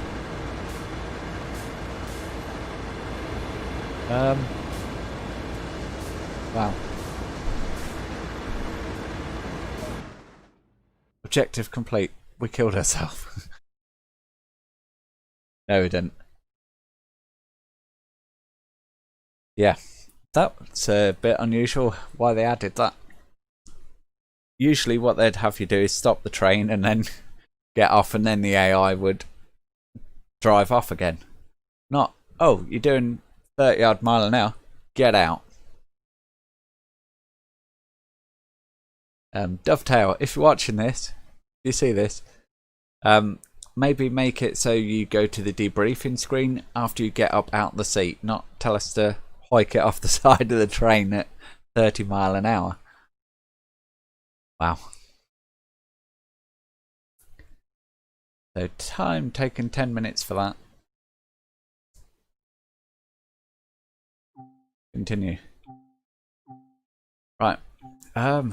Let's jump back to, and it's saying continue journey.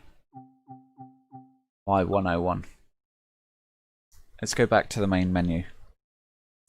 Yeah, evac. I know. It's insane, Kev. But you saw it right there.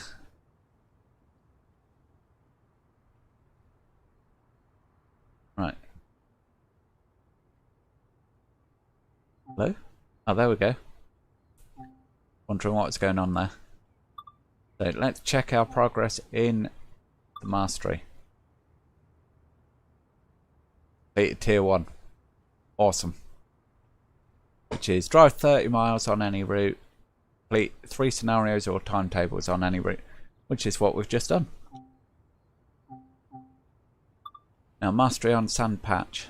Load 20 wagons. We did that with our coal. Complete a scenario. Let's go have a look at scenarios.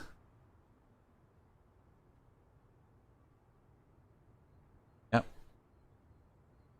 Whenever you're ready. Thank you. Oh yeah. Quick look at all this stuff. Yeah, I've never seen it before either, Kev. Like I say, normally what the game does is says, oh, here you go. Stop at this point. Get off the train, and then the AI just drives off into the sunset. Never seen it kick us off at speed. Right, so we've got some sales. We buy a class 31. Not going to do that. The reason I'm not going to buy the class 31 is because I've never actually run Tees Valley route. I've got the route, never run it, so it's going to make us do all the tutorials. Same thing for the class 20. Oh, clicked the wrong button there. Game really isn't liking us flicking between menus. The Great Western Express, Northern Trans-Pennine we've got. Haven't gone and got the Isle of Wight yet. And I don't have any of the German or the French high-speed route. And I also don't have the Canadian National Oakville subdivision. I'm going to get that. May go buy it after today, actually. As you can see, got the main Spessart Barn. Got West Somerset Railway, Rapid Transit, Long Island Railroad. Long Island Railroad is probably my most played route, if I'm honest.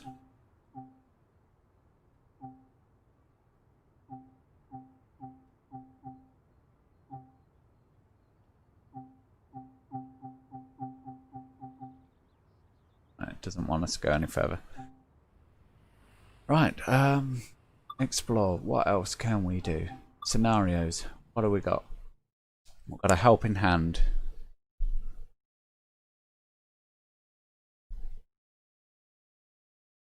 So say around 60 minutes. Uses the SD40-2. Do that. Clear cut. Now switching service. Required locomotives. Yeah, that's the one. 45 minutes it says. Yeah, more like 2 hours 45 minutes.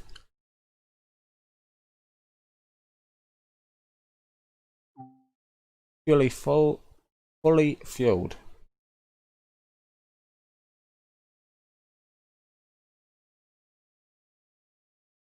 So take a train westward.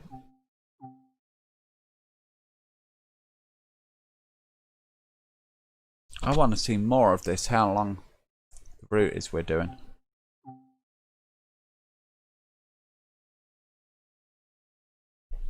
So Cumberland charge 2 hours. Just come out of shore loading facility on Salisbury branch. And the crew have reported that one of their motors is not developing full power. Take the locomotives over at Salisbury Junction and meet the train in the loop.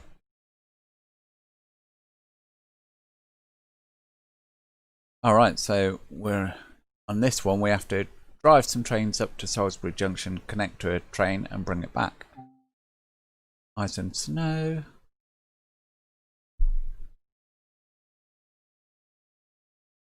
Signed to a manifest train going through 2 hours again. Power in America. I don't know if that's been fixed.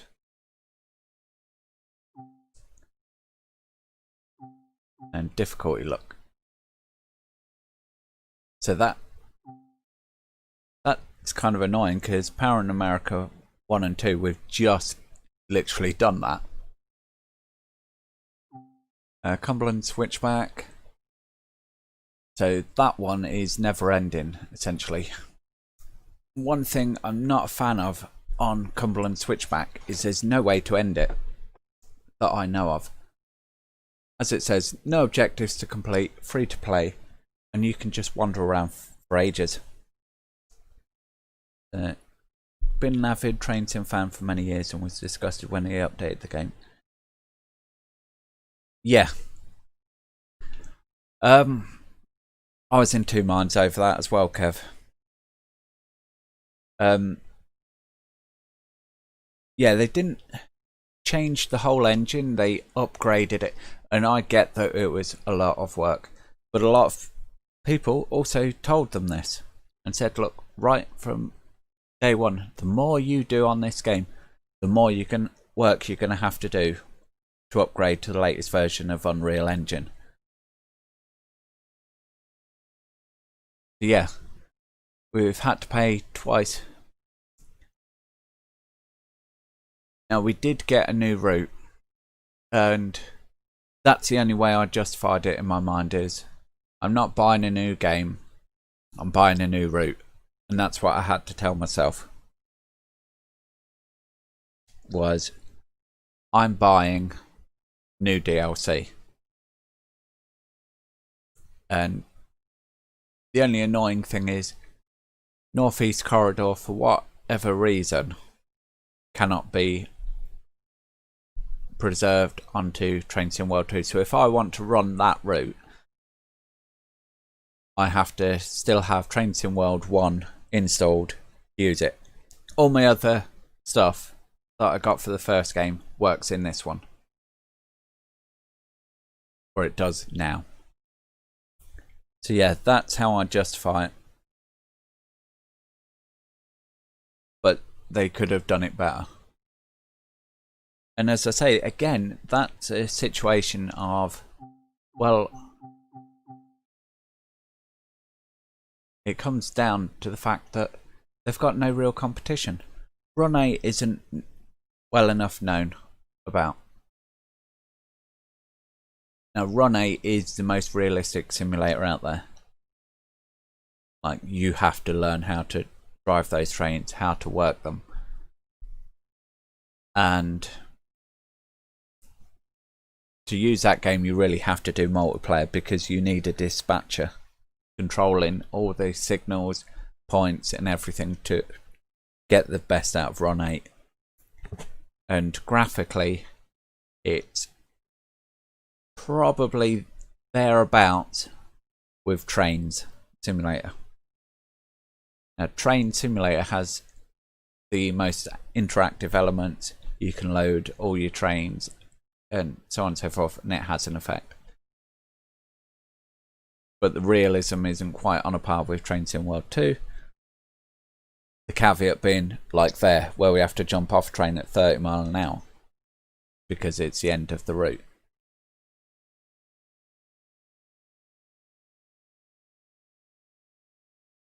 Yeah, you put hundreds of pounds into it. So, yeah, it's annoying that essentially what they're saying is, if you want to continue and have anything new, you've got to go out and buy the London Underground route and was it one of the German routes that comes with it? And that's what they're saying to you is, oh, you've got to go and buy that if you want to continue playing Train Sim World. This content requires... Yeah, this is another thing that bugs me. Bugs the heck out of me. The immersion control scheme.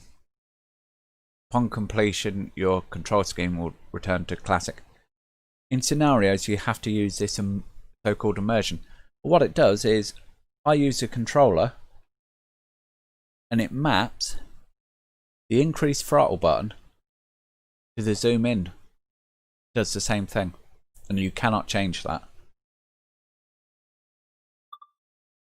You know what? We'll do this. We'll do this run. Is this working in the yard? Yeah, greed is a horrible thing in life, Dovetail. Made so much money out of us. Yeah, to literally kick us in the goal. And that's why I say I hope that Microsoft comes out with a train sim to compete.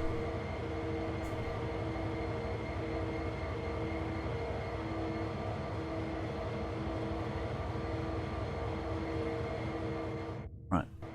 You're on yard duties today. There are several locomotive sets that need moving around. When you climb aboard each one, I'll brief you on what's required. There you go. So do a bit of shunting around in the yard. What we're going to do is I'm just going to take a quick bio break. It's coming short of 4 hours streaming now. I think it's worth it. One thing I will say, Kev, I don't know if you've heard of Derail Valley. It's unlicensed trains and it's not going to be as full-on sim as this, but it is fairly good as a kind of live stream. Live streamer. Alright, Rebecca Parrish has put me off. No, it's as a train simulator, it's not that bad, and they are doing updates to it, and the updates don't cost you anything, so it's worth having a look at that. But as I say, we're going to take a quick break and I'll check in with you guys in a second. So have Derail Valley and you're actually playing it now. There you go.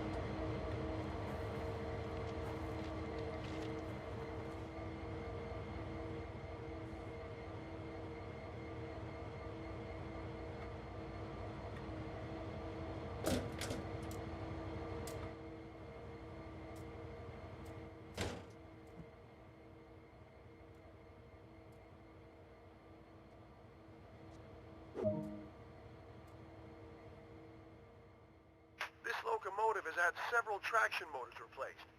It's ready to be put back to work, so flip it round on the turntable and hook it up to the assigned train.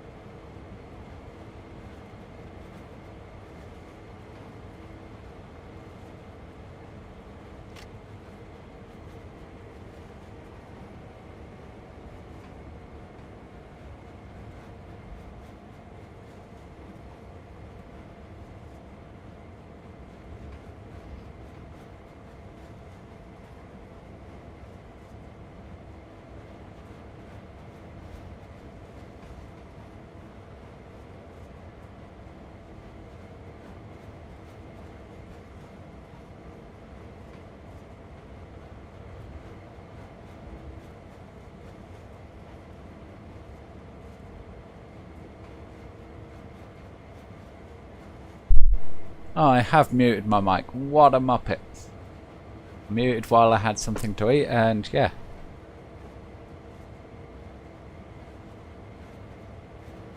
So I've been discussing how I set up the route and everything, how I've just chosen the wrong track and bounced off the building. But as you probably see on the map, it does show that you can go through there.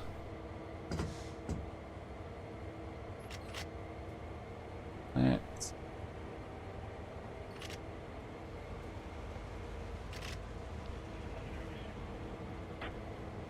right, are we still... I am making a right hash of this.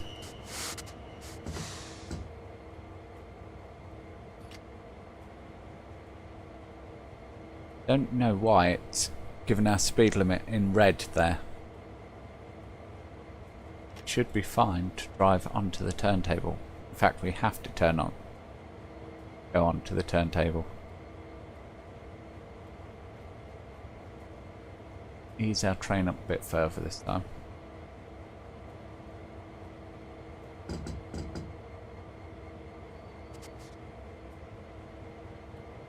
Are we on? Nope, not on.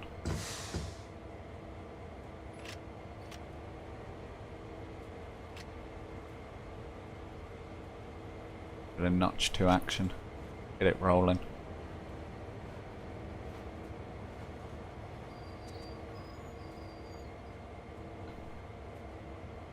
That's got us to a stop.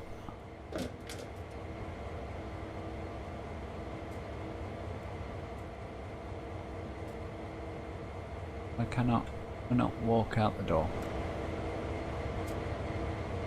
Probably because I'm not Gloria Gaynor, but you know.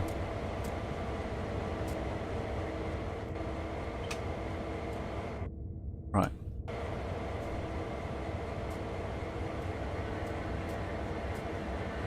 Let's try bringing this round again.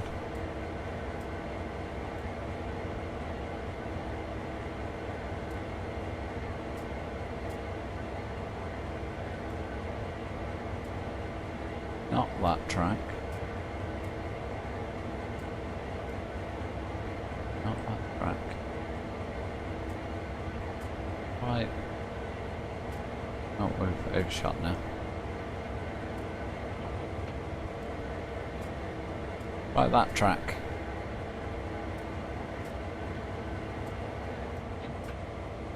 Lock the turntable. Check the map again. Yeah, so we set the route for going through there. That's right. Down.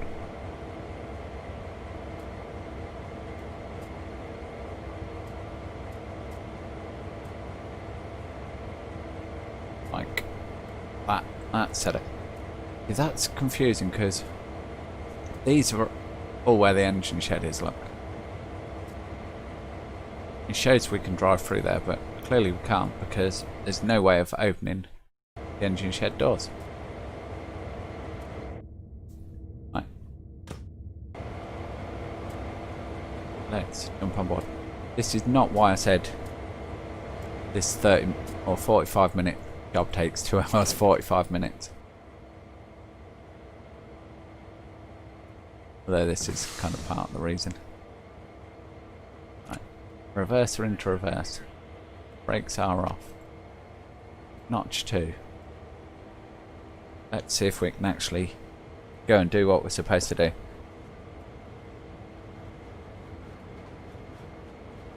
Now you can drive through there as there is not pick up old locos from in there. Or was that the other?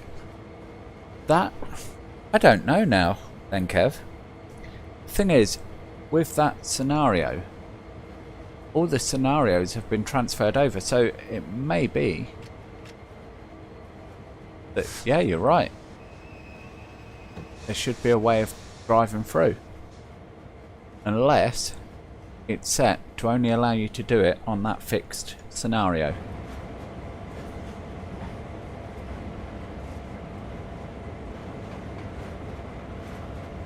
So we've got ditch lights. Yeah. If I sound the horn, look, ditch lights flash. Why I couldn't get it to do it on the AC4400, I don't know.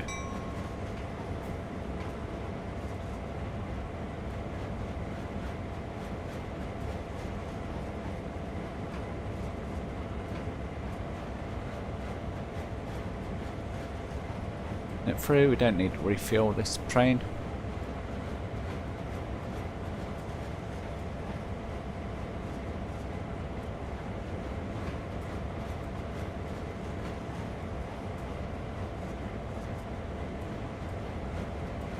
I think we do have to refuel one of the other locos.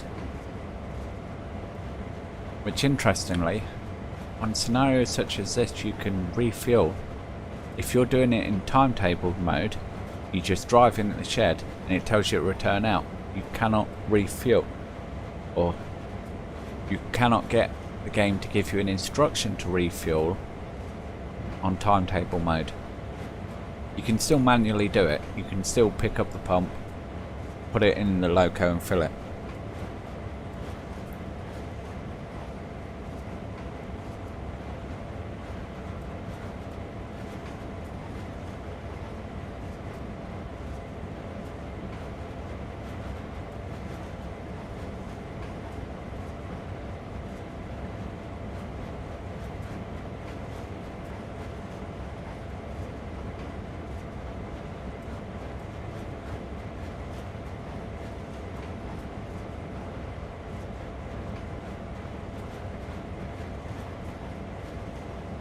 Herein is the long drive up and down the yard.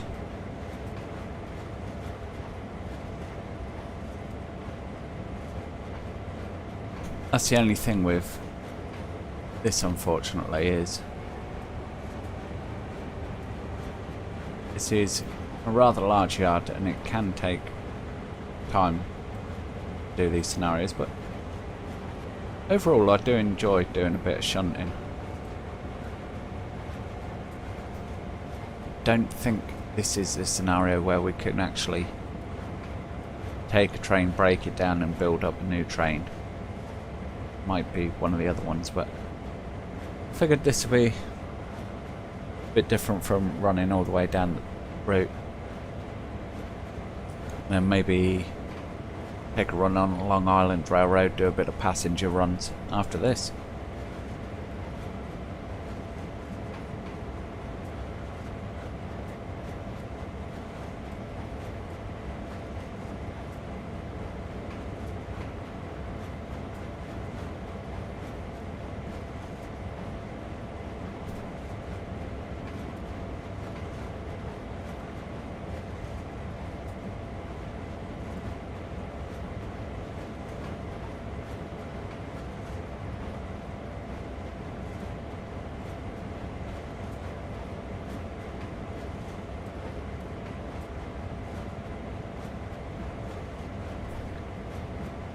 What time are we on?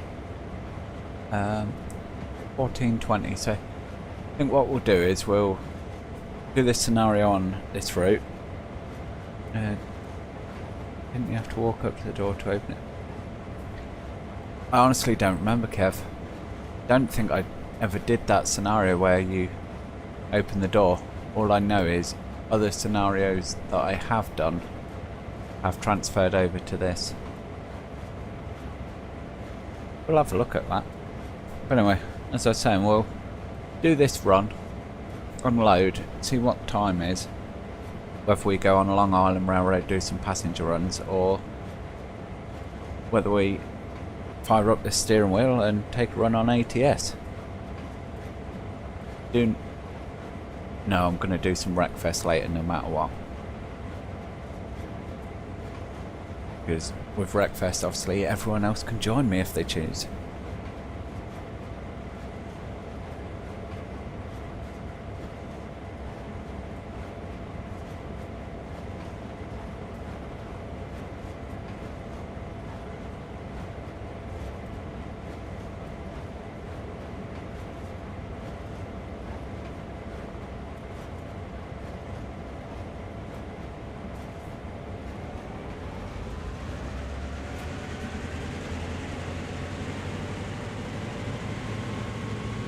my ugly mug just sat there.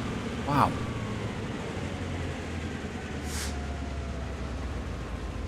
For some reason, me using the directional views, I suddenly notched it up to 8. Don't know how.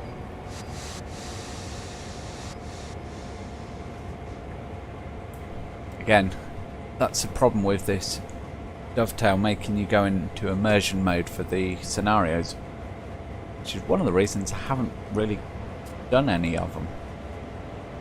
I think I've done a couple on Long Island Railroad, but I enjoy using the controller, and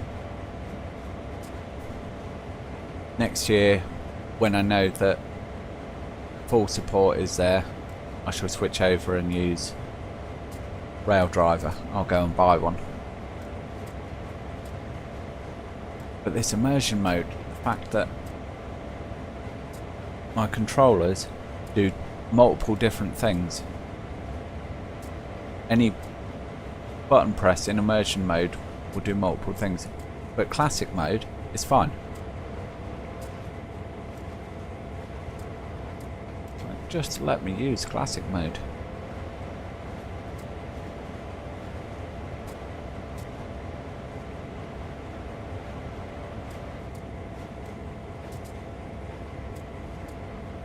See, I'm pressing things now, and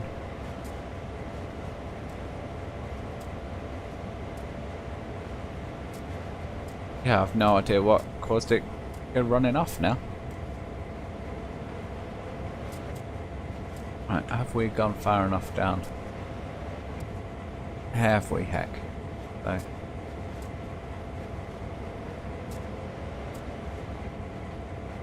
Well, have we? Yeah, we were supposed to switch over there.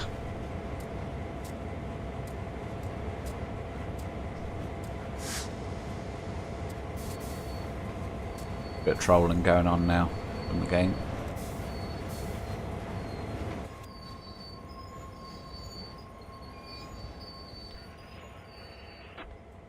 Right. Flick the reverser into forwards. Check the map. Right, we are now going to need to go over there. Do that. Over there.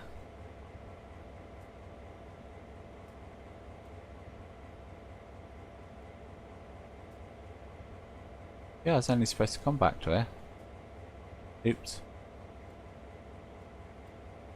Oh, because of our little power show there. Switch that.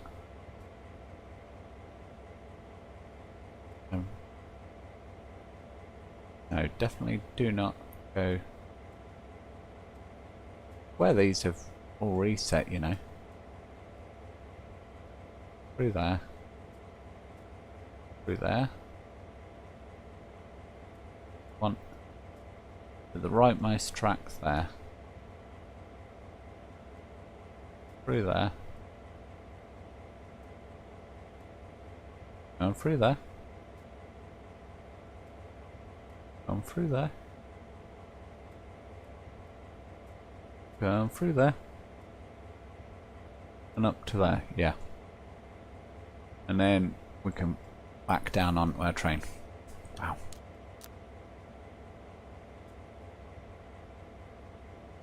£75. That's not bad. I, for some reason, thought they were more expensive than that. Like 100 plus.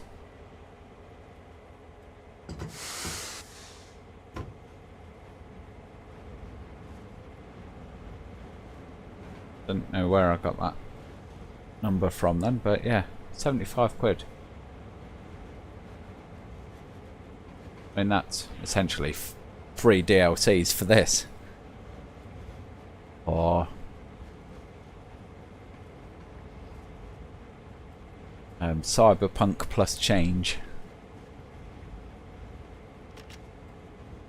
Which, of course, Cyberpunk is a game I would not be spending any money on anytime soon, considering how many issues they've had with it.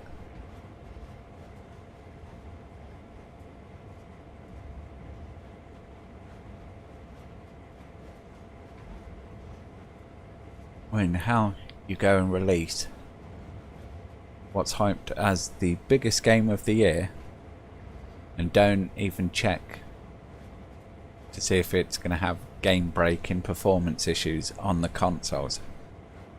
I mean, I'd get it if it was PC issues, because you can't check for every single configuration of a PC. But yeah, to drop it on consoles and have it just go, nah, we're broke, is it's crazy to me.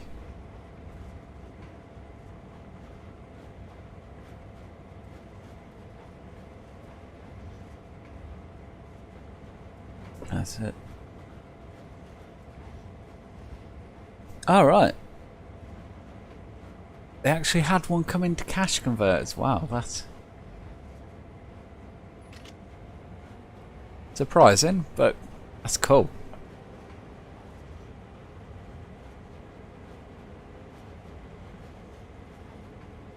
I was going to say, I was sure they were more expensive than that. Yeah, that's an absolute bargain.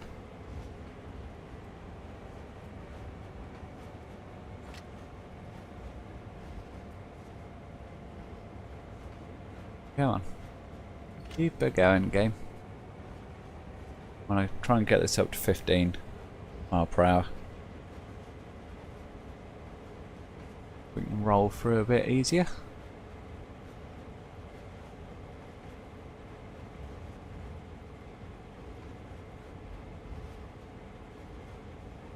Feel the power. Thing is, even this yard's not on the level. Look, got 0.2% incline going up here.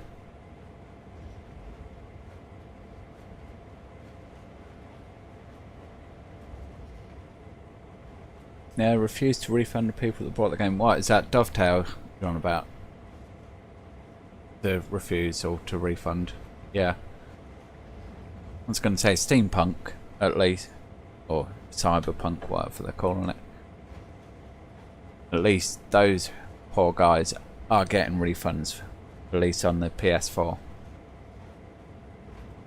Yeah, Dovetail, once you got your money, that's it.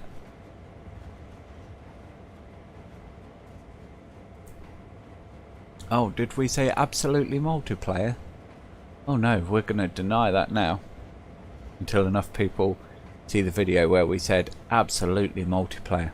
And then we'll change our tune and say, oh yeah, we're hoping it's going to come, but it's not top of our list right now. First we want to deliver the editor that we can never release to you. Oh, Cyberpunk. I don't know on the PC side, but I know on PlayStation Store they have been doing refunds.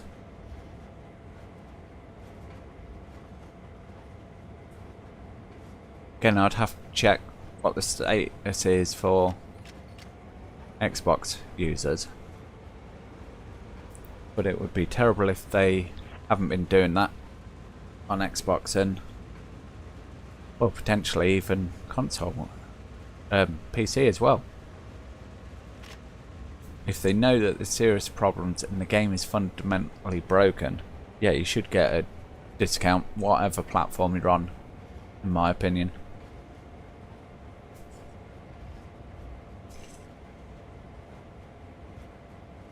Because the thing is, they're working on it, but they don't know what's causing the problem, so they don't know how long it will take them to fix it.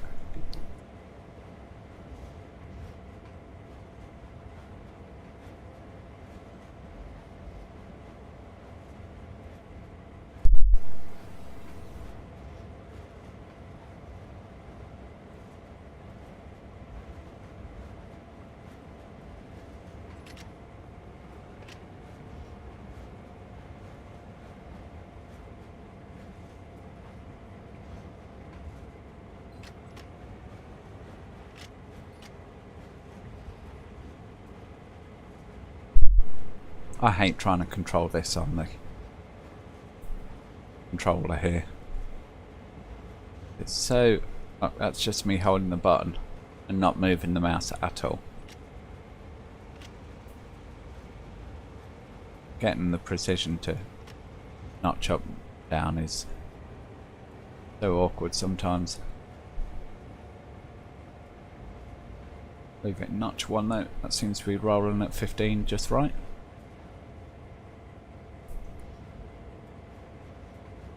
No idea how long we've been going on this scenario. Hopefully not 44 minutes already.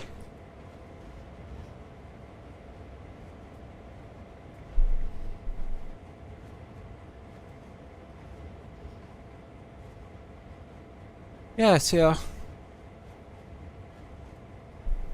haven't really looked around the forums and whatnot because, quite honestly, Cyberpunk, it looks good, don't get me wrong. The trailers look amazing. But it's not been one of those games that were top of my list, so I've not really followed too much beyond what notifications I get on my trending feed on my phone. I've not really looked into the forums surrounding it about any sort of backlash.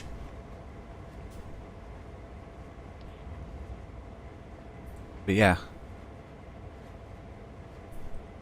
if they're not doing refunds, I wonder if that's a Microsoft decision then. Yeah, round drive more precise than keyboard. Downside easier, yeah. What is... ah. There you go. I wasn't even sure what the buttons were on keyboard. But it turns out it's A and D for the throttle.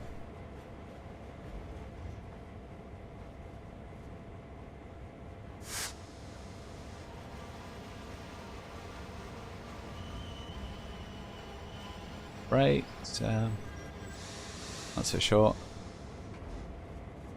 Seems easier to squeeze on that. Right, are we where I need to be? Yes. Let's switch that. That brings us down that track. That's switched. Brilliant. Oh, wrong button. Hunker down on them brakes. Put the reverser. We're going to look out the back window. And we're going to put a couple of squeezes on the notches.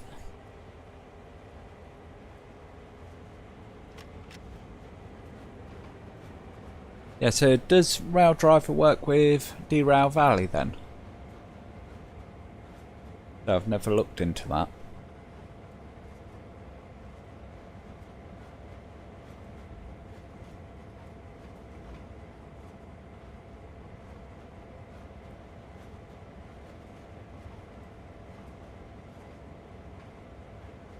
Jingles.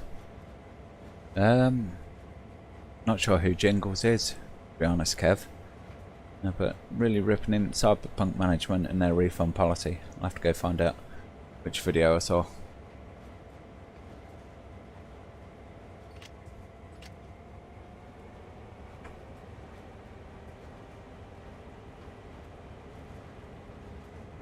Yeah, Jingles sounds a bit of a clown.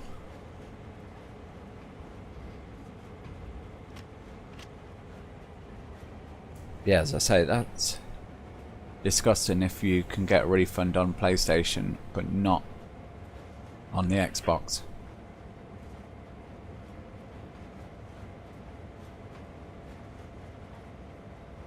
And as I say, if that is the case, I think that's a Microsoft thing rather than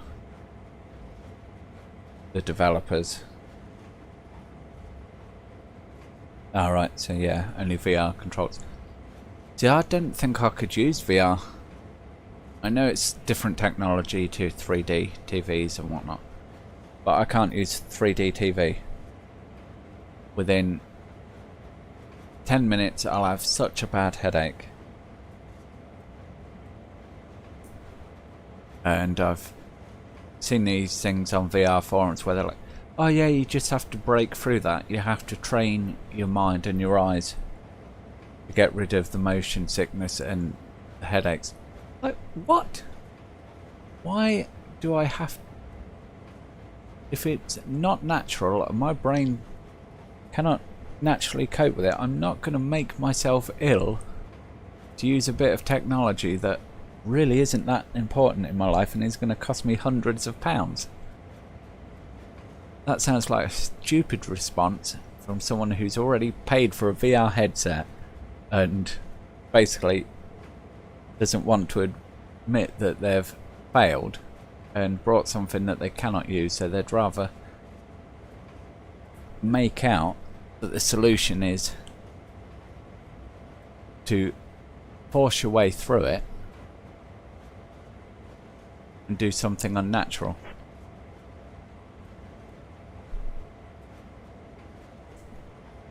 Right, 2.6 miles. Do you know what? I think we're right on the money for...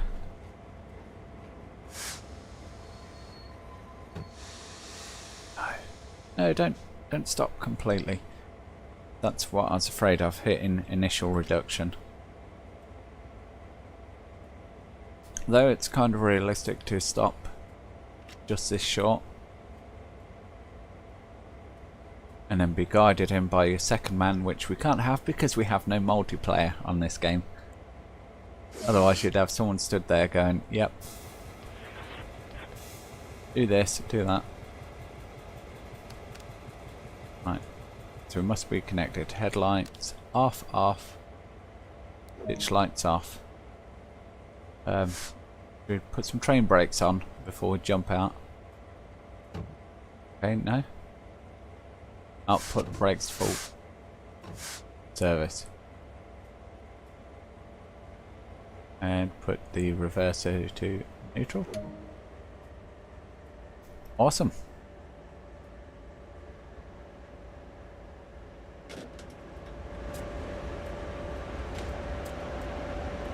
I'm aboard a locomotive that needs moving. Okay. We've got them over there. The logical step is to go and do this one.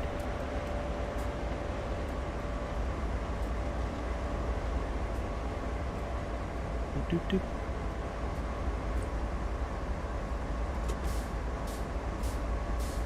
Knock and the door will open. Not in this game, you've got to do it yourself. Right. Pop into the engineer's seat. Right, so these need techno for the loco shop for refueling and refreshment. Yeah.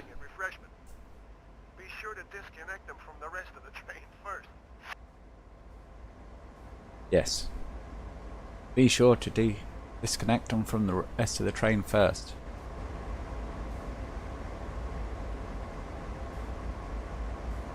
Of course you would.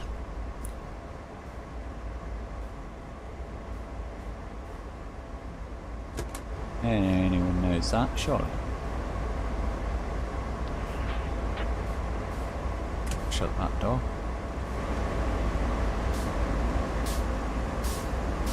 Down here.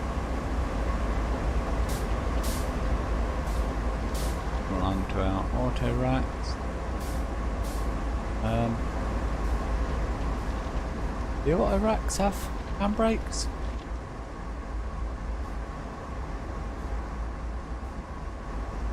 You know what? I don't know now. Are they just held on their brakes? I don't know now.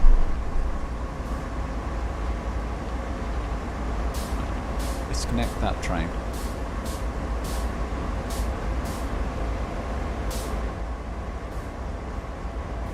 No, we're not jumping in the engineer seat. Right. Distribute power on.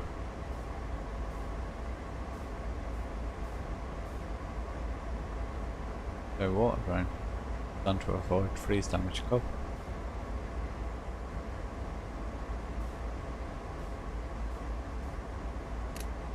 Right, headlights to bright auxiliary. Sit down.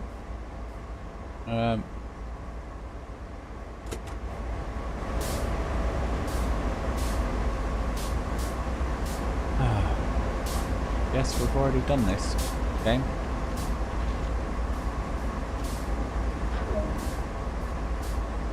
Thank you.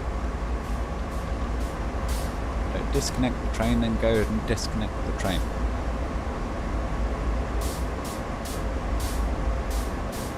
Actually, he's a very nice guy, ex-marine who plays a lot of warships and tank games. Alright. The Mighty Jingles. Yeah, so if he's doing a lot of warship and tank style games, that's why I wouldn't have heard of him. Yeah. So the auto racks are air braked. Cool. Thought they might be, but I just want to double check because obviously I believe they've got a handbrake. Yep, you can see it just there. They've got a handbrake, and coal gondolas have a handbrake. They have to, even though air braked, because the chance of them rolling away and causing massive devastation is too high. Right, so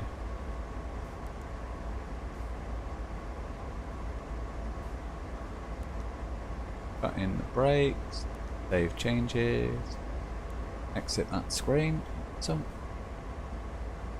and what are you telling me to do there?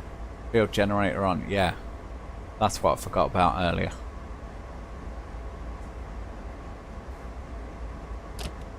Blunk that. And horn twice. Release that. That's released. And oh yeah, pull back.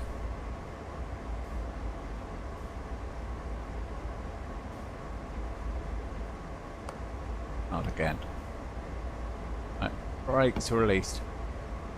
Brakes are released.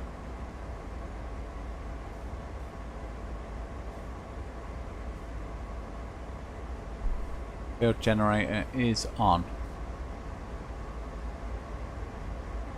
Reverse forward. Bubble, bubble, bubble. What is going on with these locos?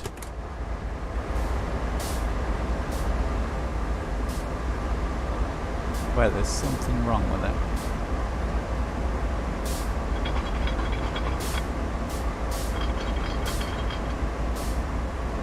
Where it just does not.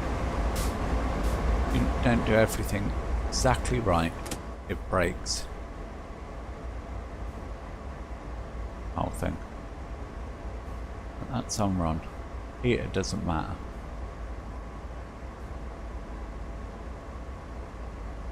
Right.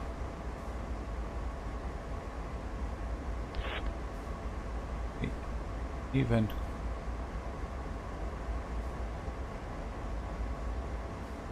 that light, gauge light. Put that on. See, the controls for these buttons are right up here. Obviously, shouldn't be the case.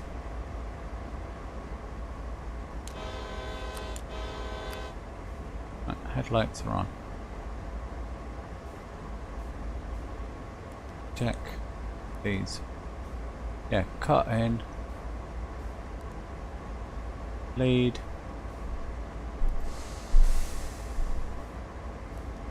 Wonder if it's that.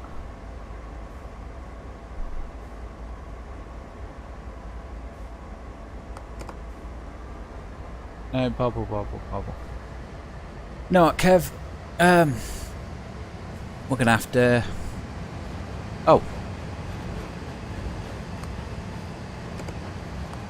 Just about to say we're gonna have to give up with this one. No, it takes off like a jackrabbit. Definitely something not right with these. definitely something not right. Yeah. Yeah, tankers, coal and a few other conflicts. Have a handbrake, yeah. Yeah. British wagons when you have to pull levers. More realistic.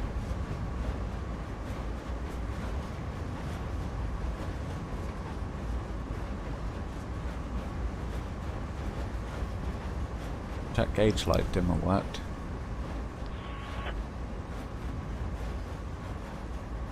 Now how are you supposed to do this like when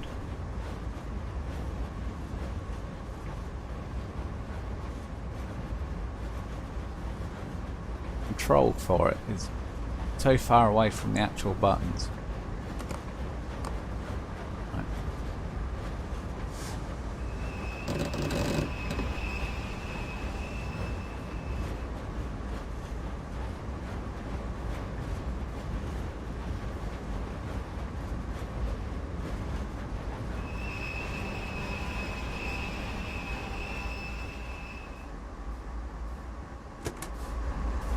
Maybe that's far enough.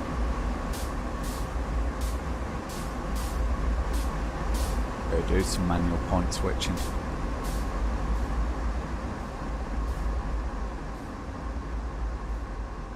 Yeah, definitely have lift off. There you go. Pull a lever.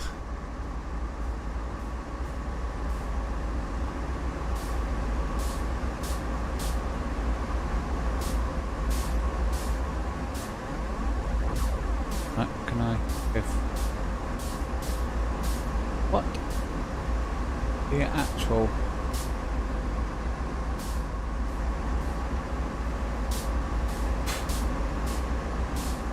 Invisible walls so we couldn't get to our train.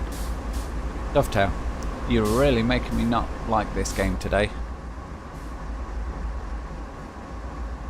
Really not. No. Headlight control single.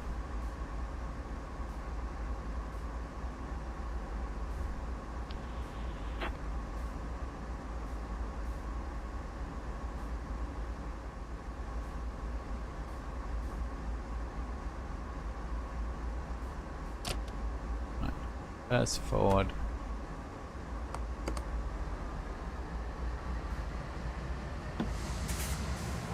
Fail off the brakes.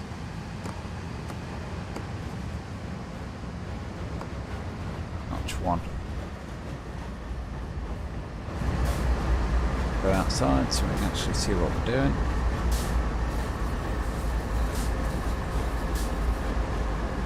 In theory this should be set all the way through.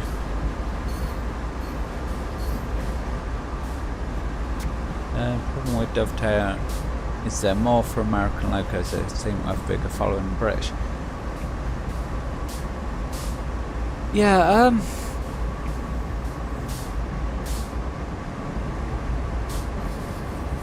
I wonder about that. Whether there is a bigger following or whether it's just, because obviously the US is bigger. So I wonder, obviously they're going to have an actual bigger following, but whether they have a bigger proportional following, I don't know.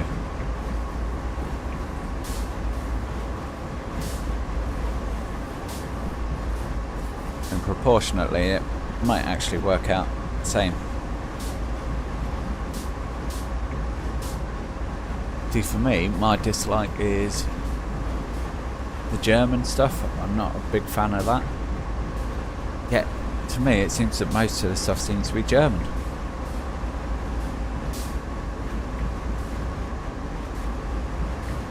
All I ever hear about is the German routes.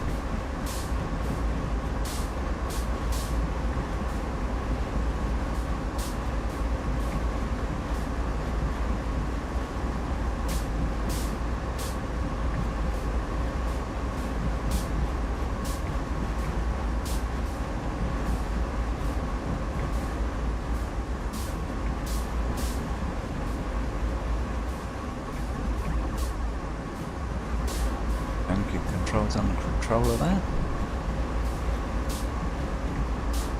As this loco is running. It's not got the headlights. Yeah, we are supposed to be over there, but how the yard is laid out, you can either come this way or you can run it through here and through. But again, yeah, I'm sure points were set to bring this round here.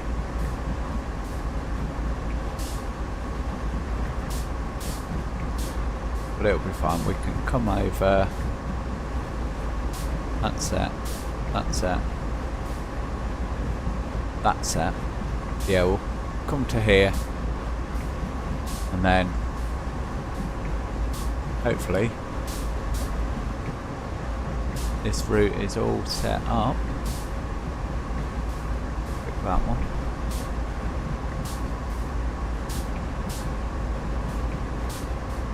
Yeah, that's right. That's right. Yeah. So that is all set up to run us in there.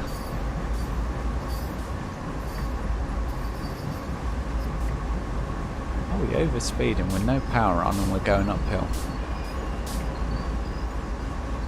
I think it's because there is a dip into the middle part of the yard there. Yeah, if you want British routes you have to buy DLCs or download from Workshop, but even then sometimes you have the DLCs to play Workshop scenarios. Yeah, that was my big thing with Train Sim. Like the previous thing to this is there were so many routes and everything and DLC available for free,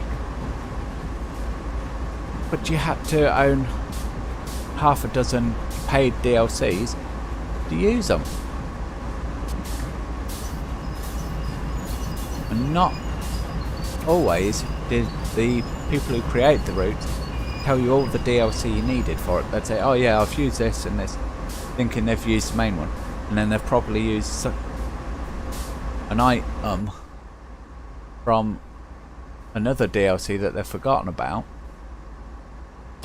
So then you have to go and buy that DLC after paying out for the other ones just to run anything.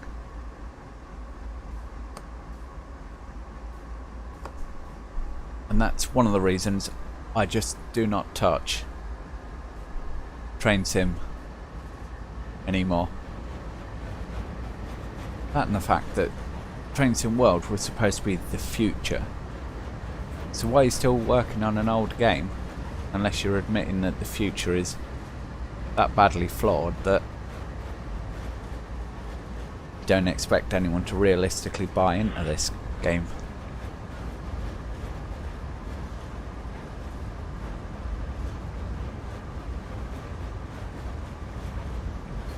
Yeah, this route should now take us over to the shed, refuel, and then we've got to rinse and repeat.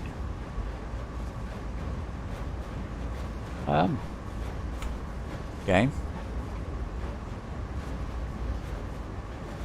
Oh, no, that is right. Whew. Wait, what swings you over here? Does give you a false perspective.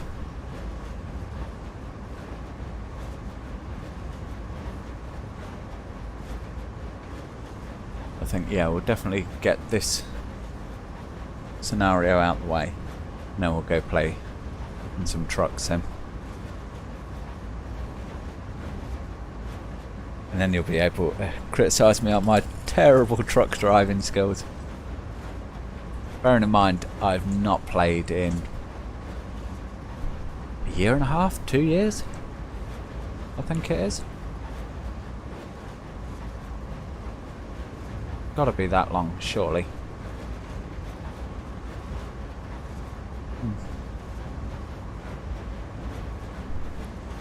And of course, if I'm terrible, I can blame the new wheel.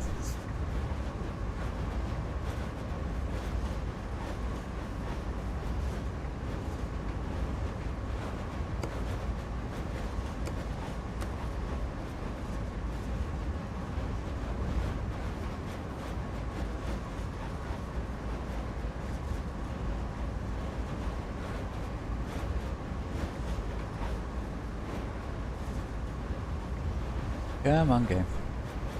Gently does it.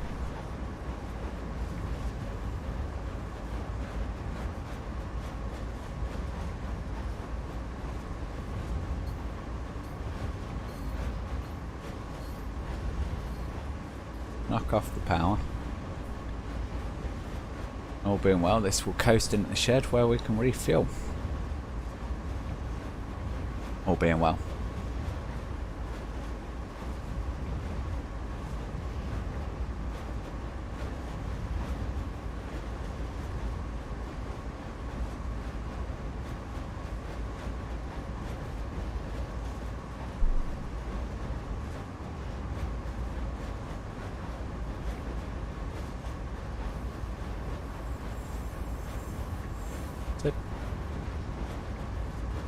Last time I played ETS was November.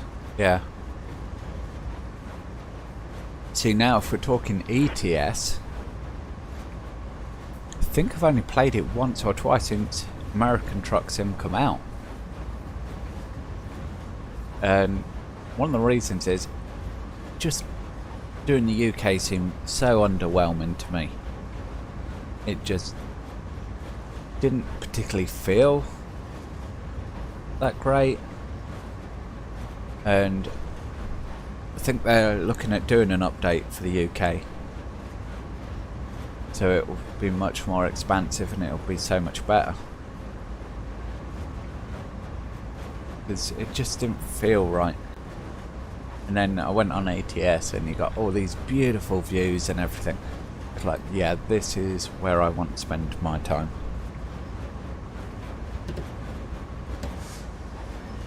But as I say, since the old Logitech Momo wheel, it just kept losing calibration. You couldn't get the correct drivers for it anymore.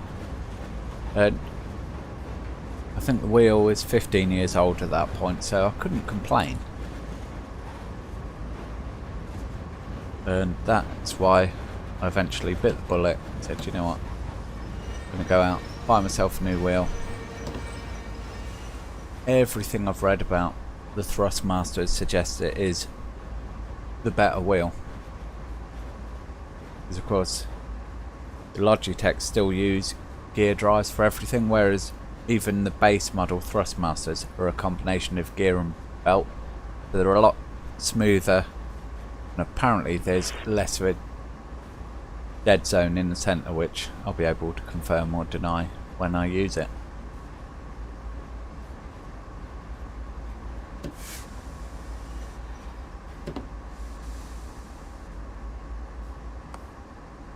As I say, early indications, it definitely feels better.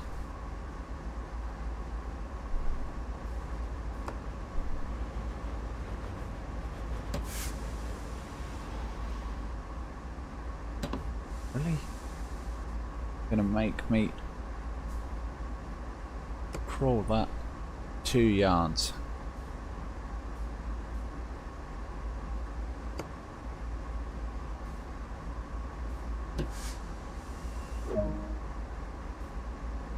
Thank goodness for that. Right. Let's go walkabout.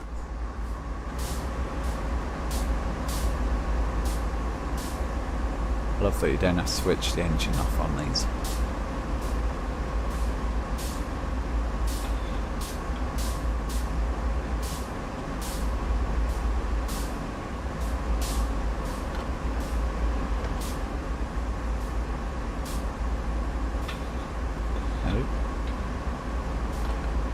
The nozzle. Connect it in.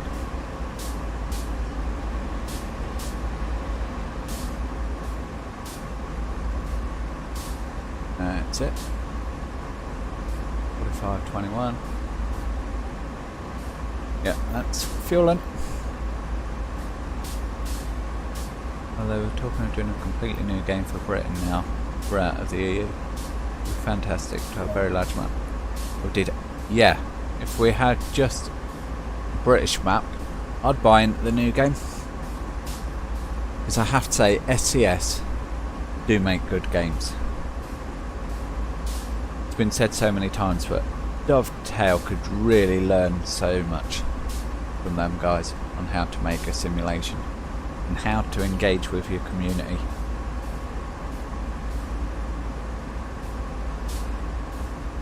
Yeah, filling up. I don't know how big the tank is on these.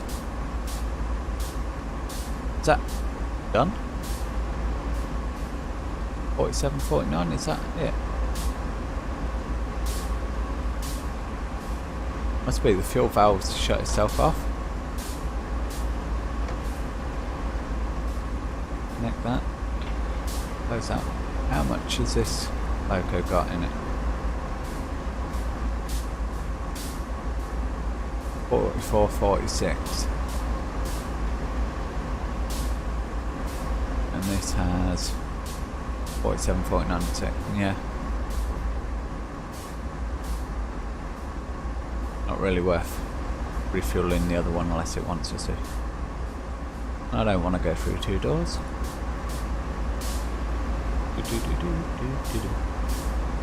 Climb up steps. Go in here. Shut the door and jump through the seat and sit down.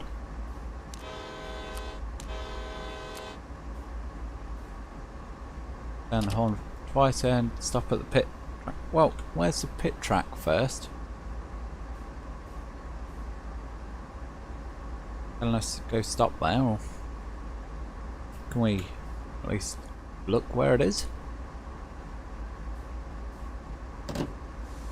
Maybe table the brakes.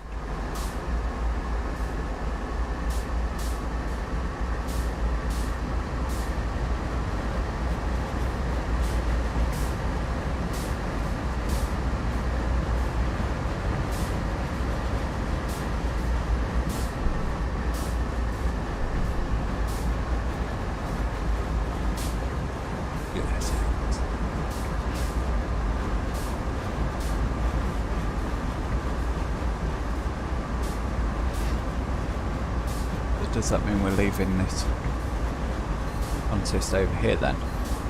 If so, it means we've done these jobs the right way round. It means we haven't got to walk far to the next one.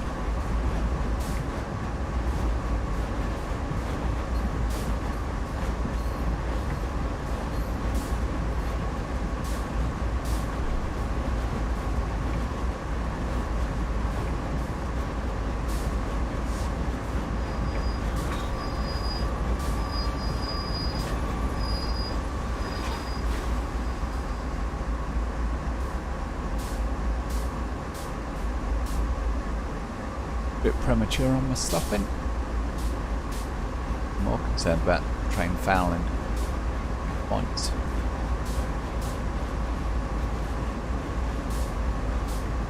That should be alright.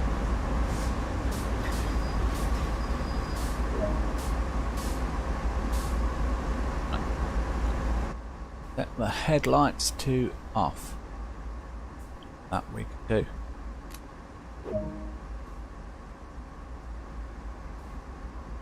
Really? Not gonna power down?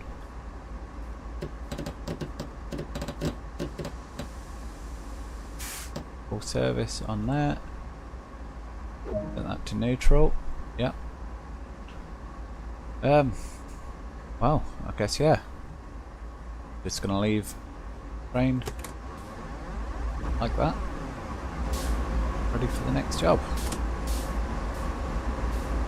Yeah, Pro Mods, I've never actually used any of their stuff. And obviously I've heard of them and I know a lot of people rate them highly.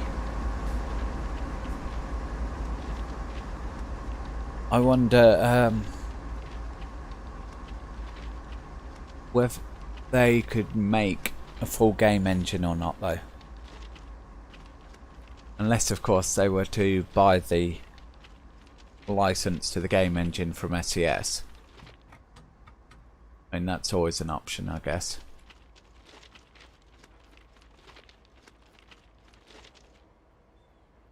Yeah, other than that, I'd hate for Pro Mods to step out on their own and go, oh, actually we're in over our heads, and it fall down. And yes, they make no money from doing the ETS stuff. And didn't they also do the coast to coast map for American Truck? But it's like, the problem with modding and modders is, yeah, they do it all for free and they don't get paid for it, and they do a brilliant job. But the thing is, you know this going into it, and it's like, well, you can get donations from people, and from my mind, if you're donating to someone who's creating content, that's the same as buying it. In my eyes, whether you buy a copy at a fixed price or if you donate to them, you're doing the same thing. They're still generating cash, and as I say, ultimately they choose to make that content, and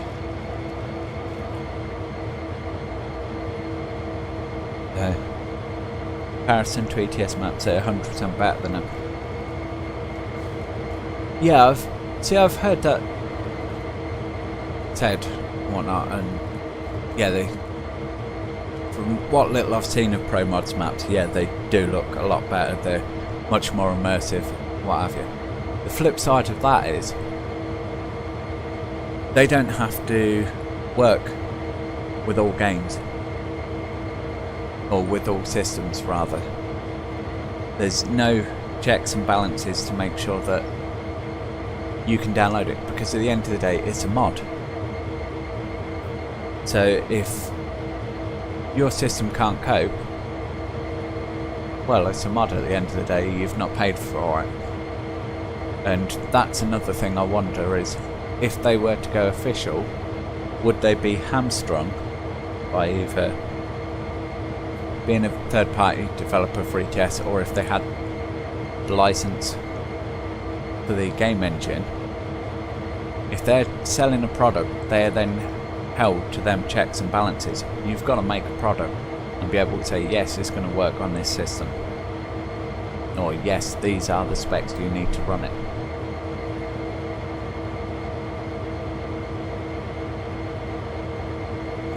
So that's my only concern with that, is could they meet Well, that's clear. that contract? Ed, thanks for helping out. Grab a coffee. You deserve a break. Okay, and let's go grab a coffee. We deserve a break. So are we finished? Don't know now.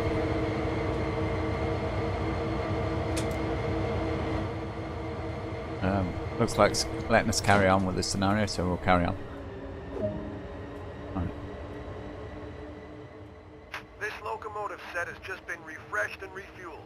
Head out and hook them up to your next assigned train. Right, so we've got to hook this up to the next train. Lights on bright. Pitch lights on.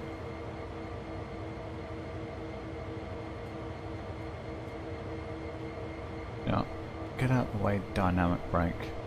Can't. Right, get up then.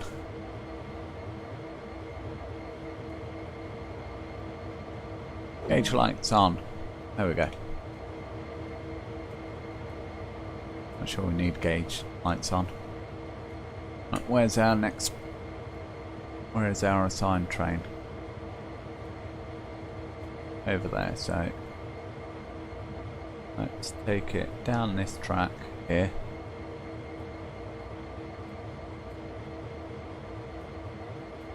Come past.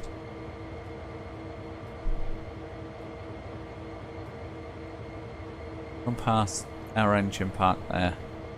Double back up this long. Nope. We need to come all the way back to here. Bit like puzzle game this really. So yeah, bring it right out. Head up here. On this track. Right, this will all be set from where we've done it. Yeah. switch that over.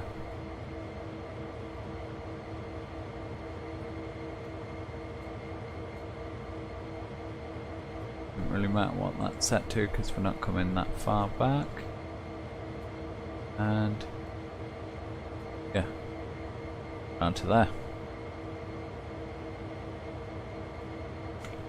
Awesome.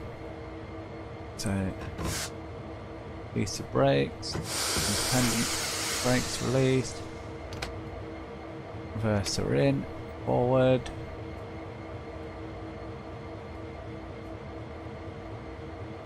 rear headlights not needed, fuel generator on, I don't know why that's off.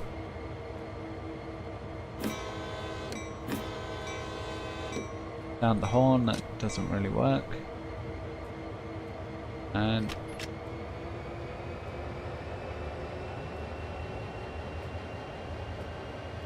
give a squeeze of the throttle. Which of course that's wrong. Because what we haven't done is built up the brake pressure or anything. So yeah, they've done mats for both. When you download ProMod, it's a choice to donate, and I find they're worth every penny.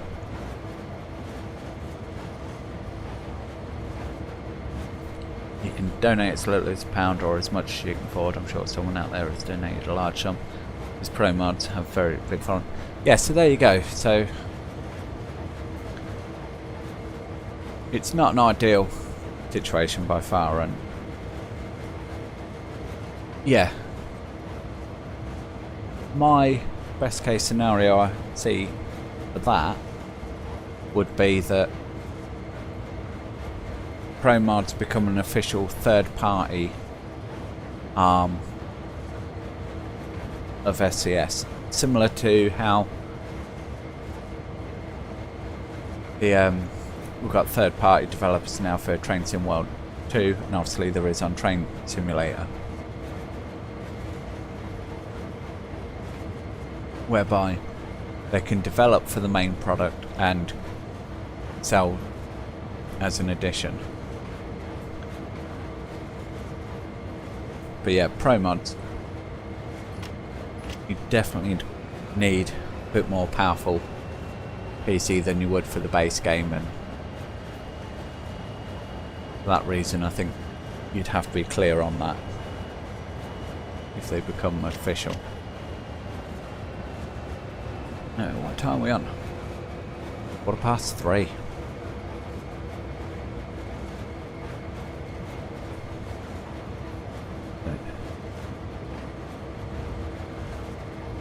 That's insane to think I've been streaming for 5¼ hours now. And all we've managed to do is fill up a train with coal, bring it down to Cumberland, take one set of locos off, refuel them, chuck them over the side, turn another loco around and go put it on a train, and we're now driving this one out to hook up to another train. That is insane.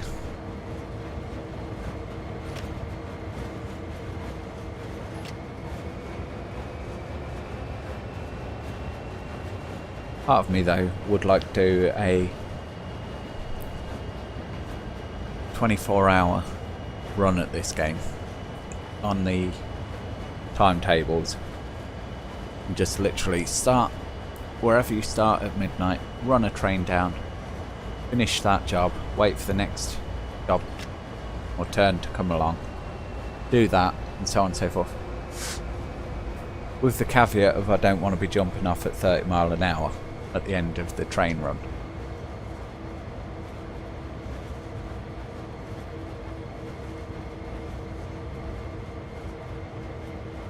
Okay, why is the...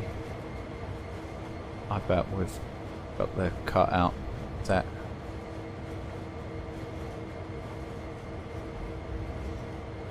Right, so that brake's going to do diddly squat. Set to freight. And nothing. Great. Okay.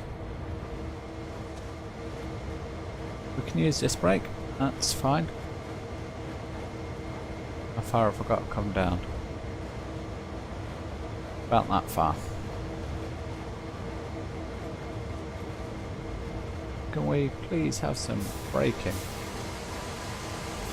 Either that or that.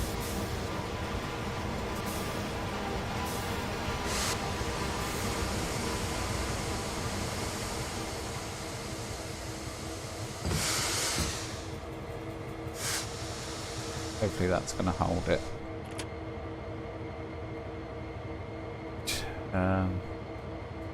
Put that switch there. That's the right one, isn't it? No, it's not, Nick. That's the right one.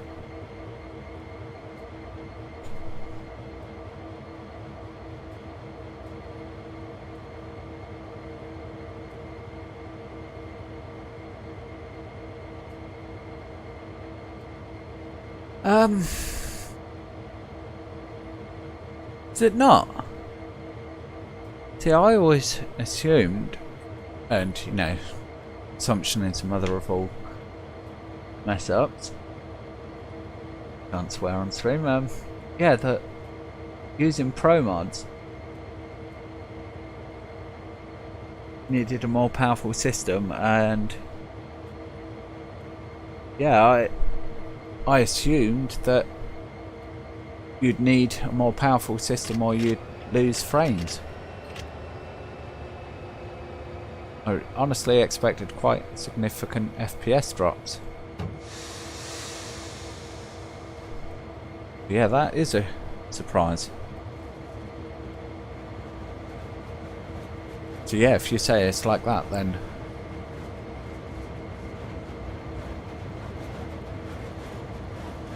yeah, that is curious why. But I should say,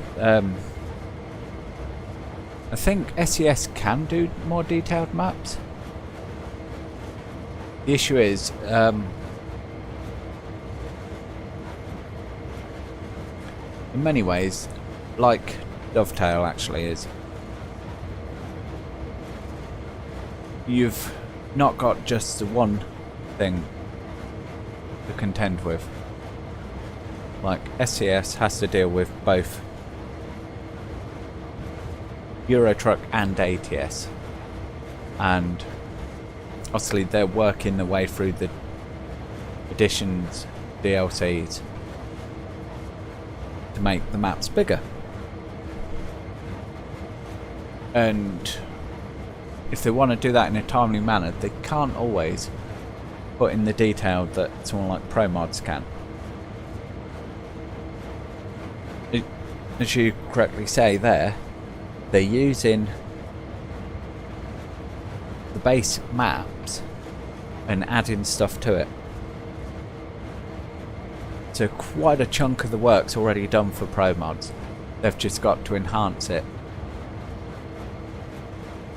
So I imagine it is a lot of work to make these maps for a start.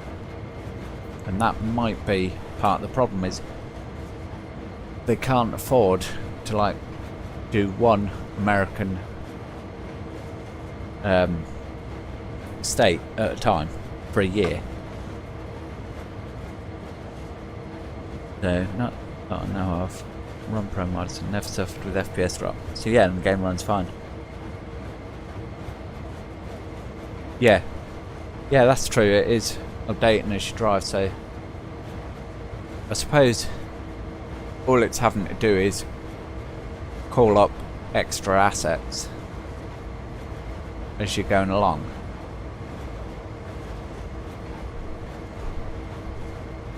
Though saying that, I imagine if you've got a system that just kind of baseline runs the game on lower settings, then just pulling up those extra assets would have an effect. But then all you'd have to do is upgrade your minimum specs for the game if it was a standard part. Yeah, I think, as I say, if you're developing new maps for American Truck all the time and having to add that detailing, Because as I understand it, the coast to coast map, although it looks beautiful, is necessarily very condensed. You'll know better than I will if it's not the case, but the scale of it is very compressed, because obviously you can't have a map that's going to take you 2 or 3 days to drive across it, because yeah, no one wants to play for that long. Although we are kind of pushing towards that with ATS, and I might go and buy some DLCs.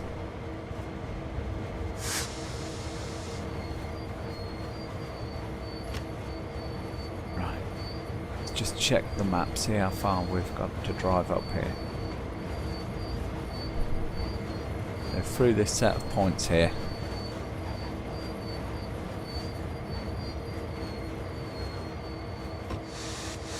release the brakes.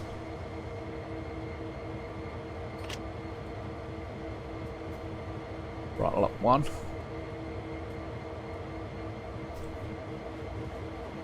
Yeah, see.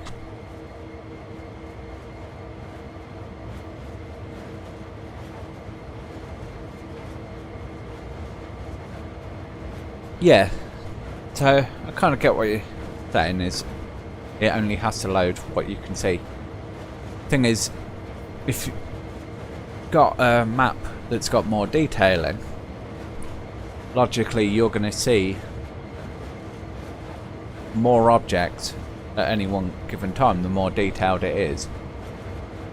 So I would have expected to have an FPS drop, because it's just having to load in more stuff at any one time. Because rather than a bunch of low-res poly trees, if you've got a whole town there, it has to load in that town. And so on. Right. We need to stop here.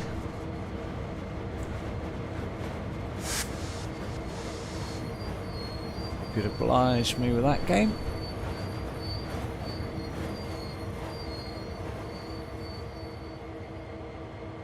Get up, and we'll take a walk and set these points manually.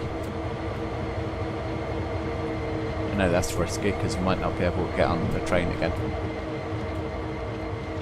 Right, let's just run 100% check.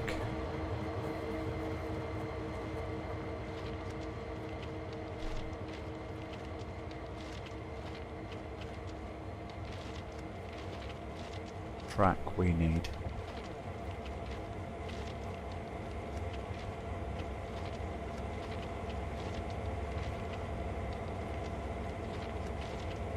I'm guessing it's this one here. But perspective could be playing tricks on us, so no, it's this one.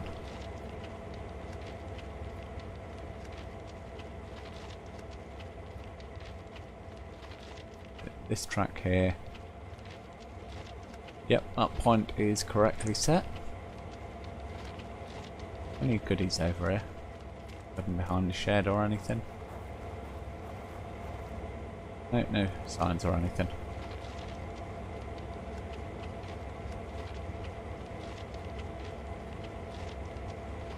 Come around here.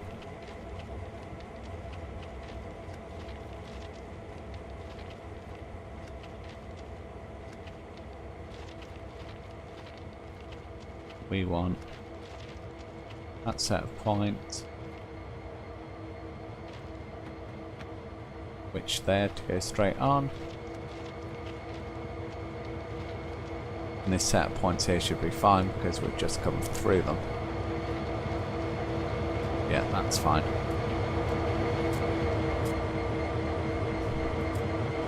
Again, multiplayer. If I had you, Kev, could have been driving the train, I could have gone and set all these points, or vice versa. And that's why I wanted multiplayer.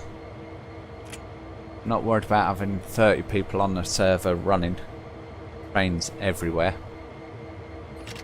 I just wanted 2 or 3 people to be able to play together.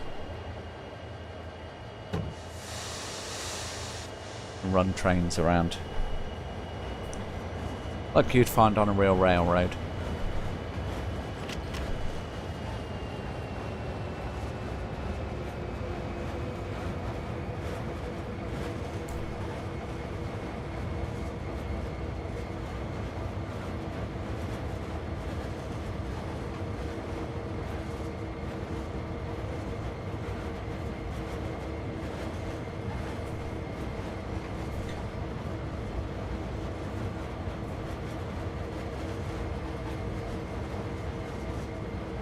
Hoping this is the last job on this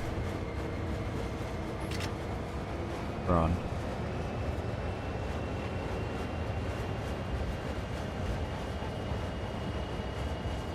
Just a bit more speed would be nice. Thing is, with this being a fixed scenario, we don't have to worry about any of these trains driving off on us.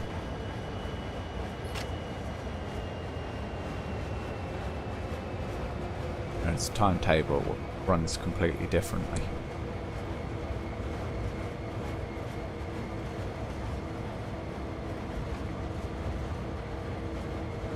Yeah, I know.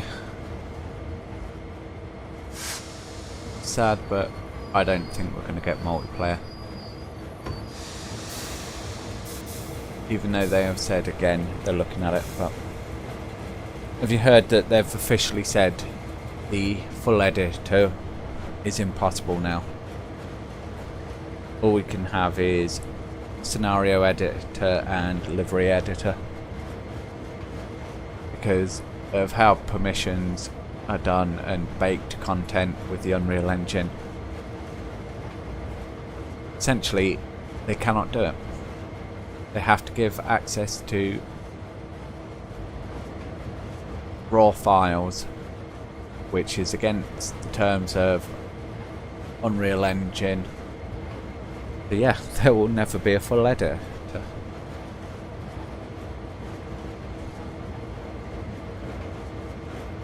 The only DLC we'll see are from approved third parties. It's a shame because there was a group of people who have done all the research and created assets and everything for doing the full Northeast Corridor. Like they've mapped it, marked out where every speed restriction is, every signal post and everything. And yeah, they can't use that data now. They've said they'll not build it for Train Simulator because the game can't do everything they want it to do. They couldn't build the route in that game. They wanted to do it on this route. And yeah, can't. Right, so kill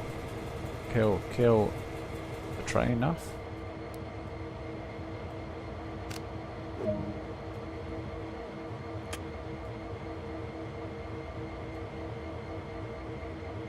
Hit reverser, neutral and full service. Full service, there we go.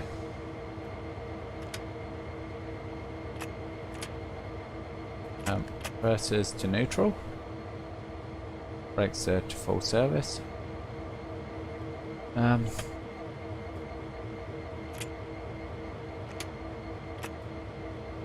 Right.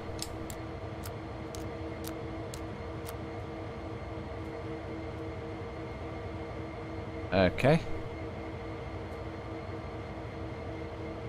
Throttle.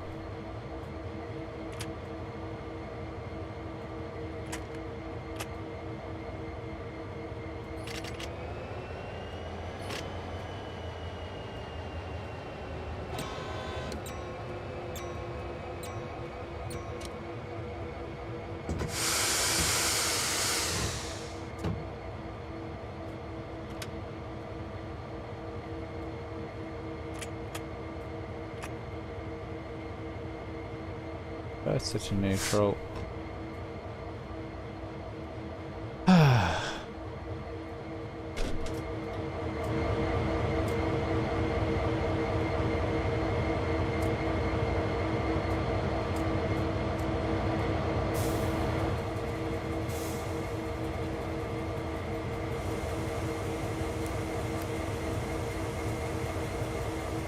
So I've got this far and managed to break it.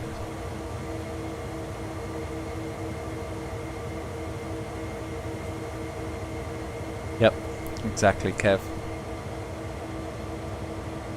Promised things that they didn't know they could deliver on, and when they can't, they just go, not our fault. Stuff you. Right, the dang train is in neutral.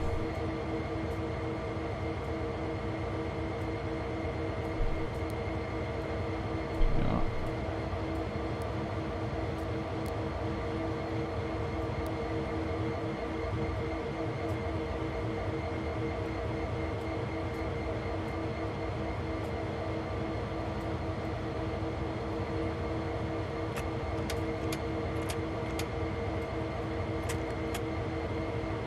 That just about sums up that, doesn't it?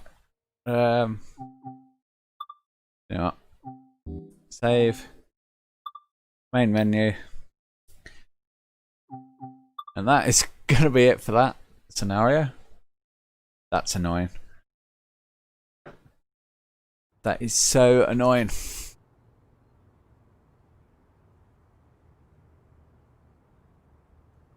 I wonder. Resume saved game. Will it allow us? Say yep.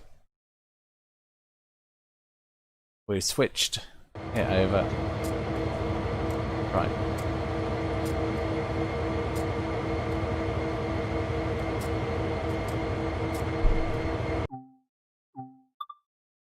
Save with a reverser in.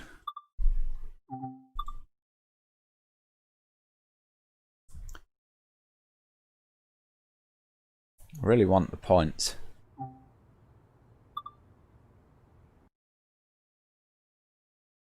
Really, really want the points for that.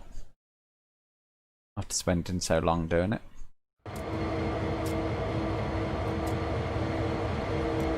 No, it's broken.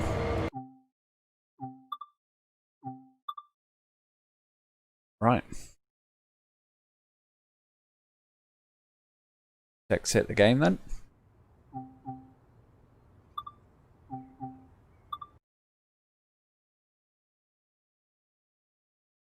So, flick that up.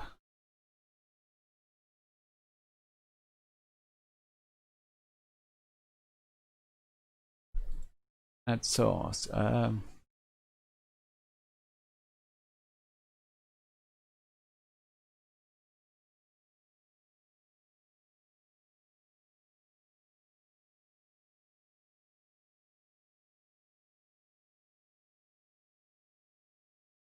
Right. Bear with me because I'm going to have to create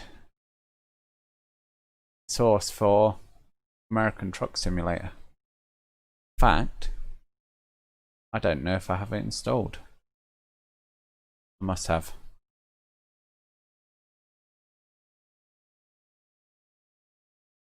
Preparing to launch American Truck Sim.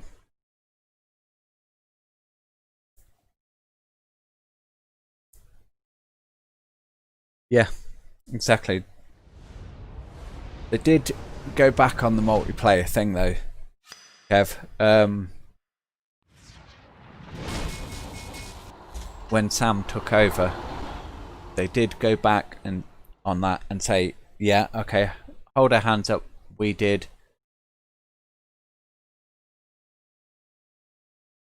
Right, so cursor and controller, new unknown input controller was found. Thrustmaster force feedback wheel. This is good news. Right. You wish to use it to control a mouse cursor in the user interface screens? No. Is this? Right, game upgraded to a newer version. Okay. That's fine.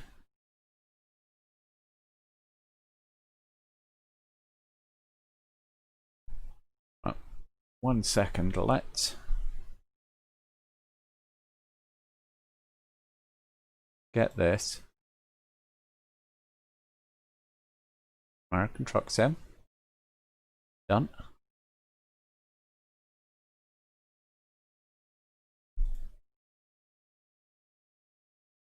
Let's block off them. Yes, there we go. You can see what I can see. 5 hours 38 minutes, and we are on to American Truck Sim.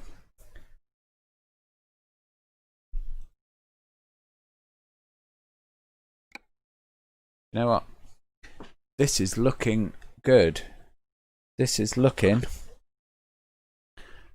like it is automatically reading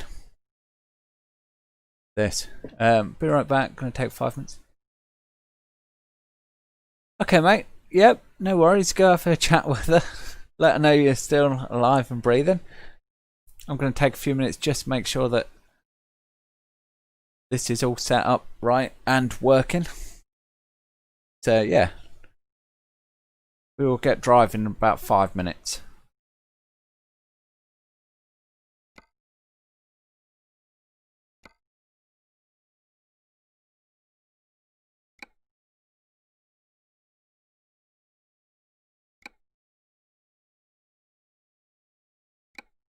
Cool.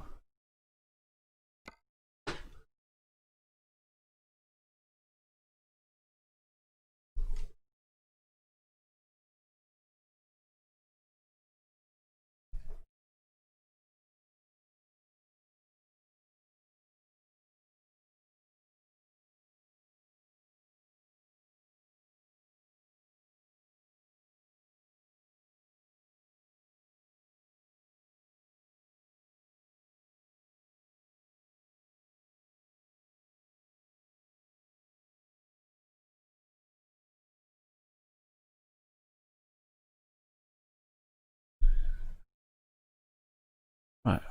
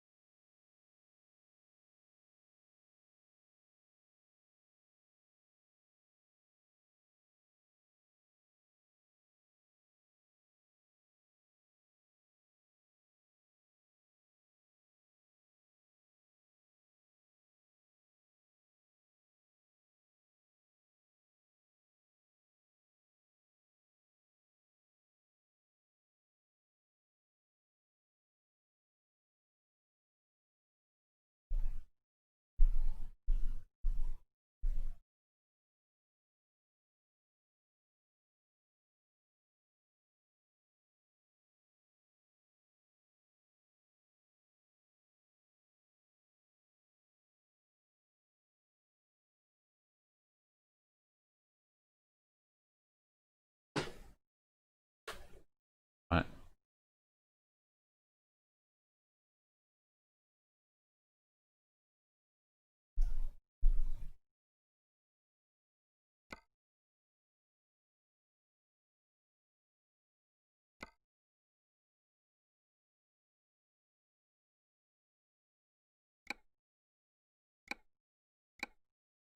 Just gonna have to exit the game and retry.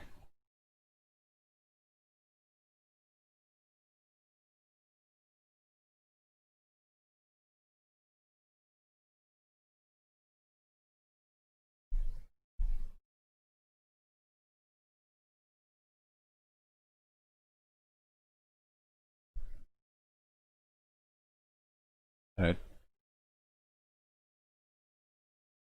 yeah, basically I've just got to install drivers for this steering wheel.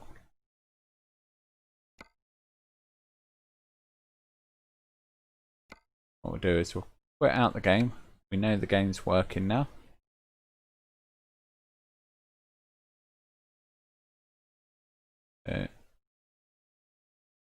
We'll be back onto it in a sec.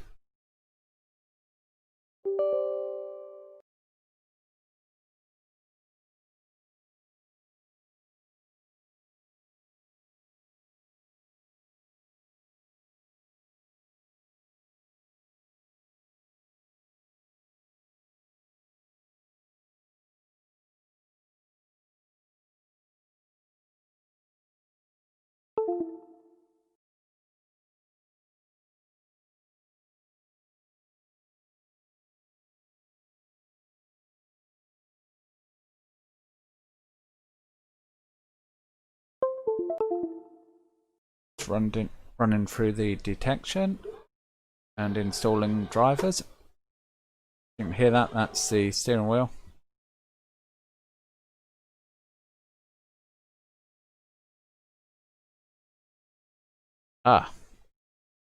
Fortunately, it's saying we're going to have to restart PC. That's annoying.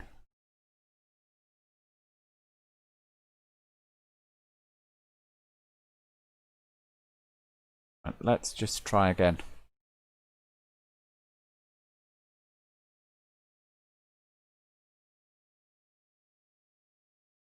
Try firing up the game. Unfortunately, I can't set up. I don't even see. On my desktop, I don't have a button for it.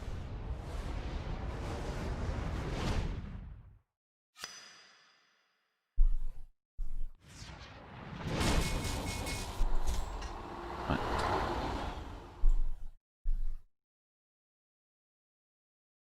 Right.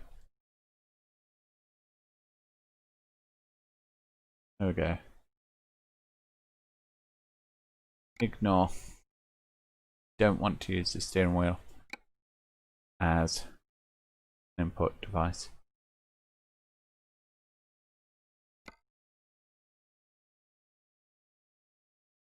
So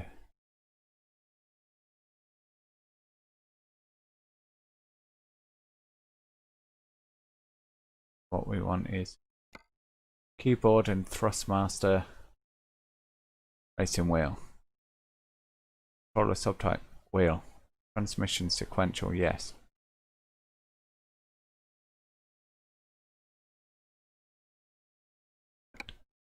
Let's try this.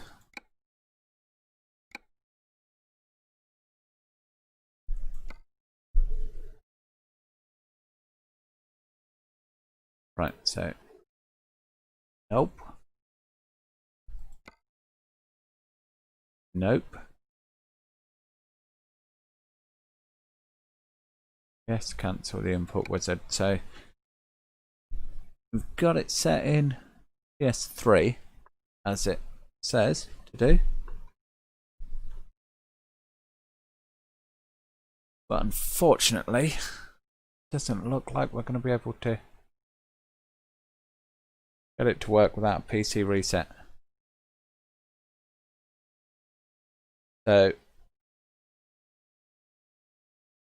Kev, if you hear this,